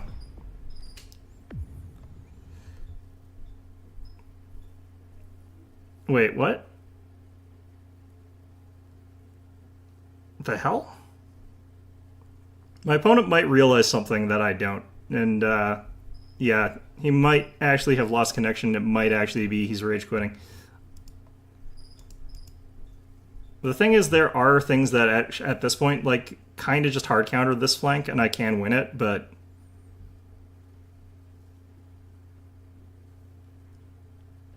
Yeah, this was unlucky. If I had been able to get across the acid, like, I'd probably still lose, but...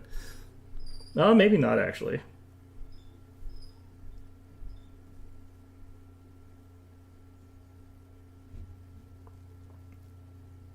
This is a long wait time for a reconnect, but I guess that's if your computer crashes, that's a long time that you should... Oh, no, here he goes. Okay. Amp core is fine. There's no call-ins this turn. Really any available.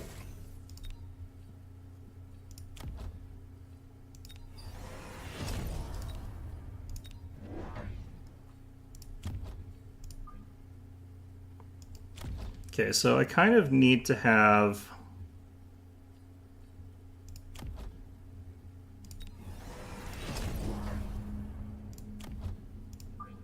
this kind of thing right now.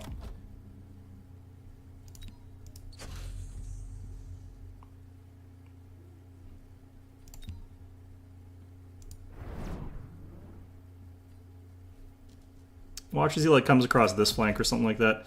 All right.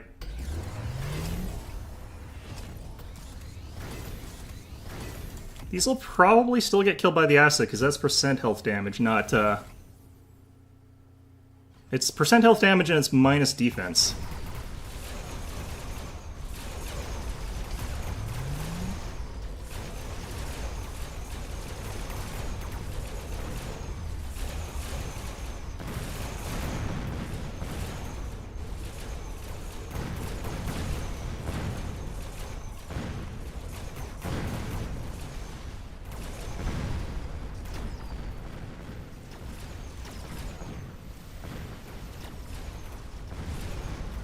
Acid protecteth, and the acid taketh away.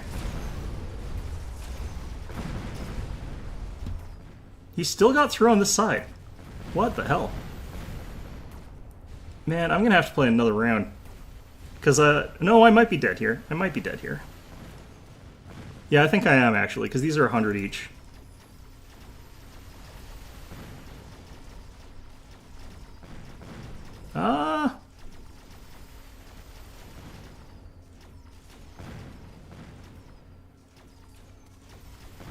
Nope. Okay.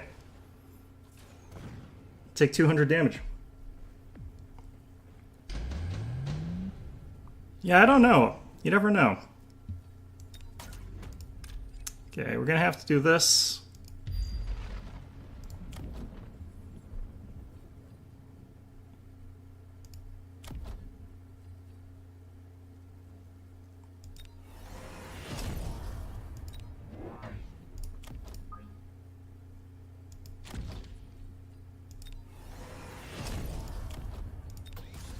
I don't actually know why I'm leveling these guys. They don't technically really benefit from that.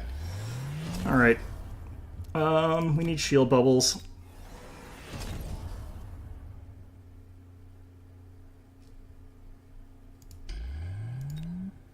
So many units I need to level, but... he didn't protect it against it at all, so... you can suffer the consequences for that one.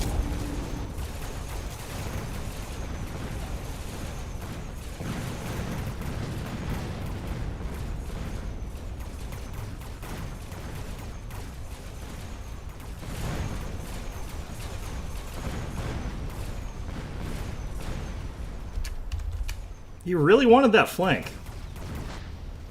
He, like, really wanted this flank. Yeah, that was the most loaded flank of all time, and the thing is, like, technically flanks don't pay off. In the long run, flanks usually don't pay off, so doubling down, like, once I realize that he's sort of fully committed and kind of has to keep being fully committed, I can just keep putting units there that are, like, a bit more mobile, like air units or whatever. But the thing is, I can do call-ins on that side, so I can do shield bubbles and I can do, like, missile turrets, and he can't, so he kind of gets a little bit in trouble because of that.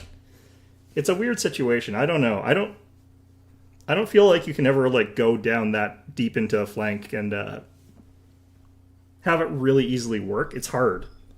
It's hard to do that, I find. Either way, though, 2,300 overkill, yeah. But either way, though, that is going to be an extra long stream for today. I am going to play more Nebulous. I honestly am. Like, that game is really intriguing to me. And once I get into an online game, I'm going to play it, regardless of whether or not you guys think it's exciting or not. But I really, really like that. For me, like, the harder sci-fi ones, I don't like necessarily... So the thing about space sims is that a lot of them are dogfights in space, where it's like you basically pilot it like you're a fighter craft, and you have to keep the enemy, like, right in front of you in your crosshairs or something like that. And then you sort of do that no matter what class of ship you're in. Like, you have the biggest ship in existence, and you're basically maneuvering to get them in your crosshairs so that you can pummel them with your guns. That always feels really bad to me. Like, I really hate that, is when your capital ships are basically acting like fighter craft that are really slow. Because fighter crafts operate on a fundamentally sort of different way from large ships. It's not about, like, pointing in the right direction in the same way. It's about making sure your guns are capable of traversing to the target, and it's that you're capable of angling your armor so that the shots deflect off of it. There is a reason for me to not play too much of it in front of you guys, because, like, I don't understand it. Honestly speaking, like, if I try to play it, I basically am just stumbling around blind. So I want to at least get to the point where I can reliably beat the AI with a variety of different ships and understand why I'm winning or losing. And once I get to that point, I'm going to play against real people. Playing against real people is, I think, what I would want to show you guys. So either way, though, unfortunately, I am back to work pretty soon, but I have got... I have got a little bit more time. But I'm considering doing some sort of weird stream tomorrow. I'll have to sort of think about what it's going to be, but... I'll look on the Steam summer sales what I want to do, and if there's something good, I'll stream that tomorrow at around noon. So anyway, hope you found this one enjoyable.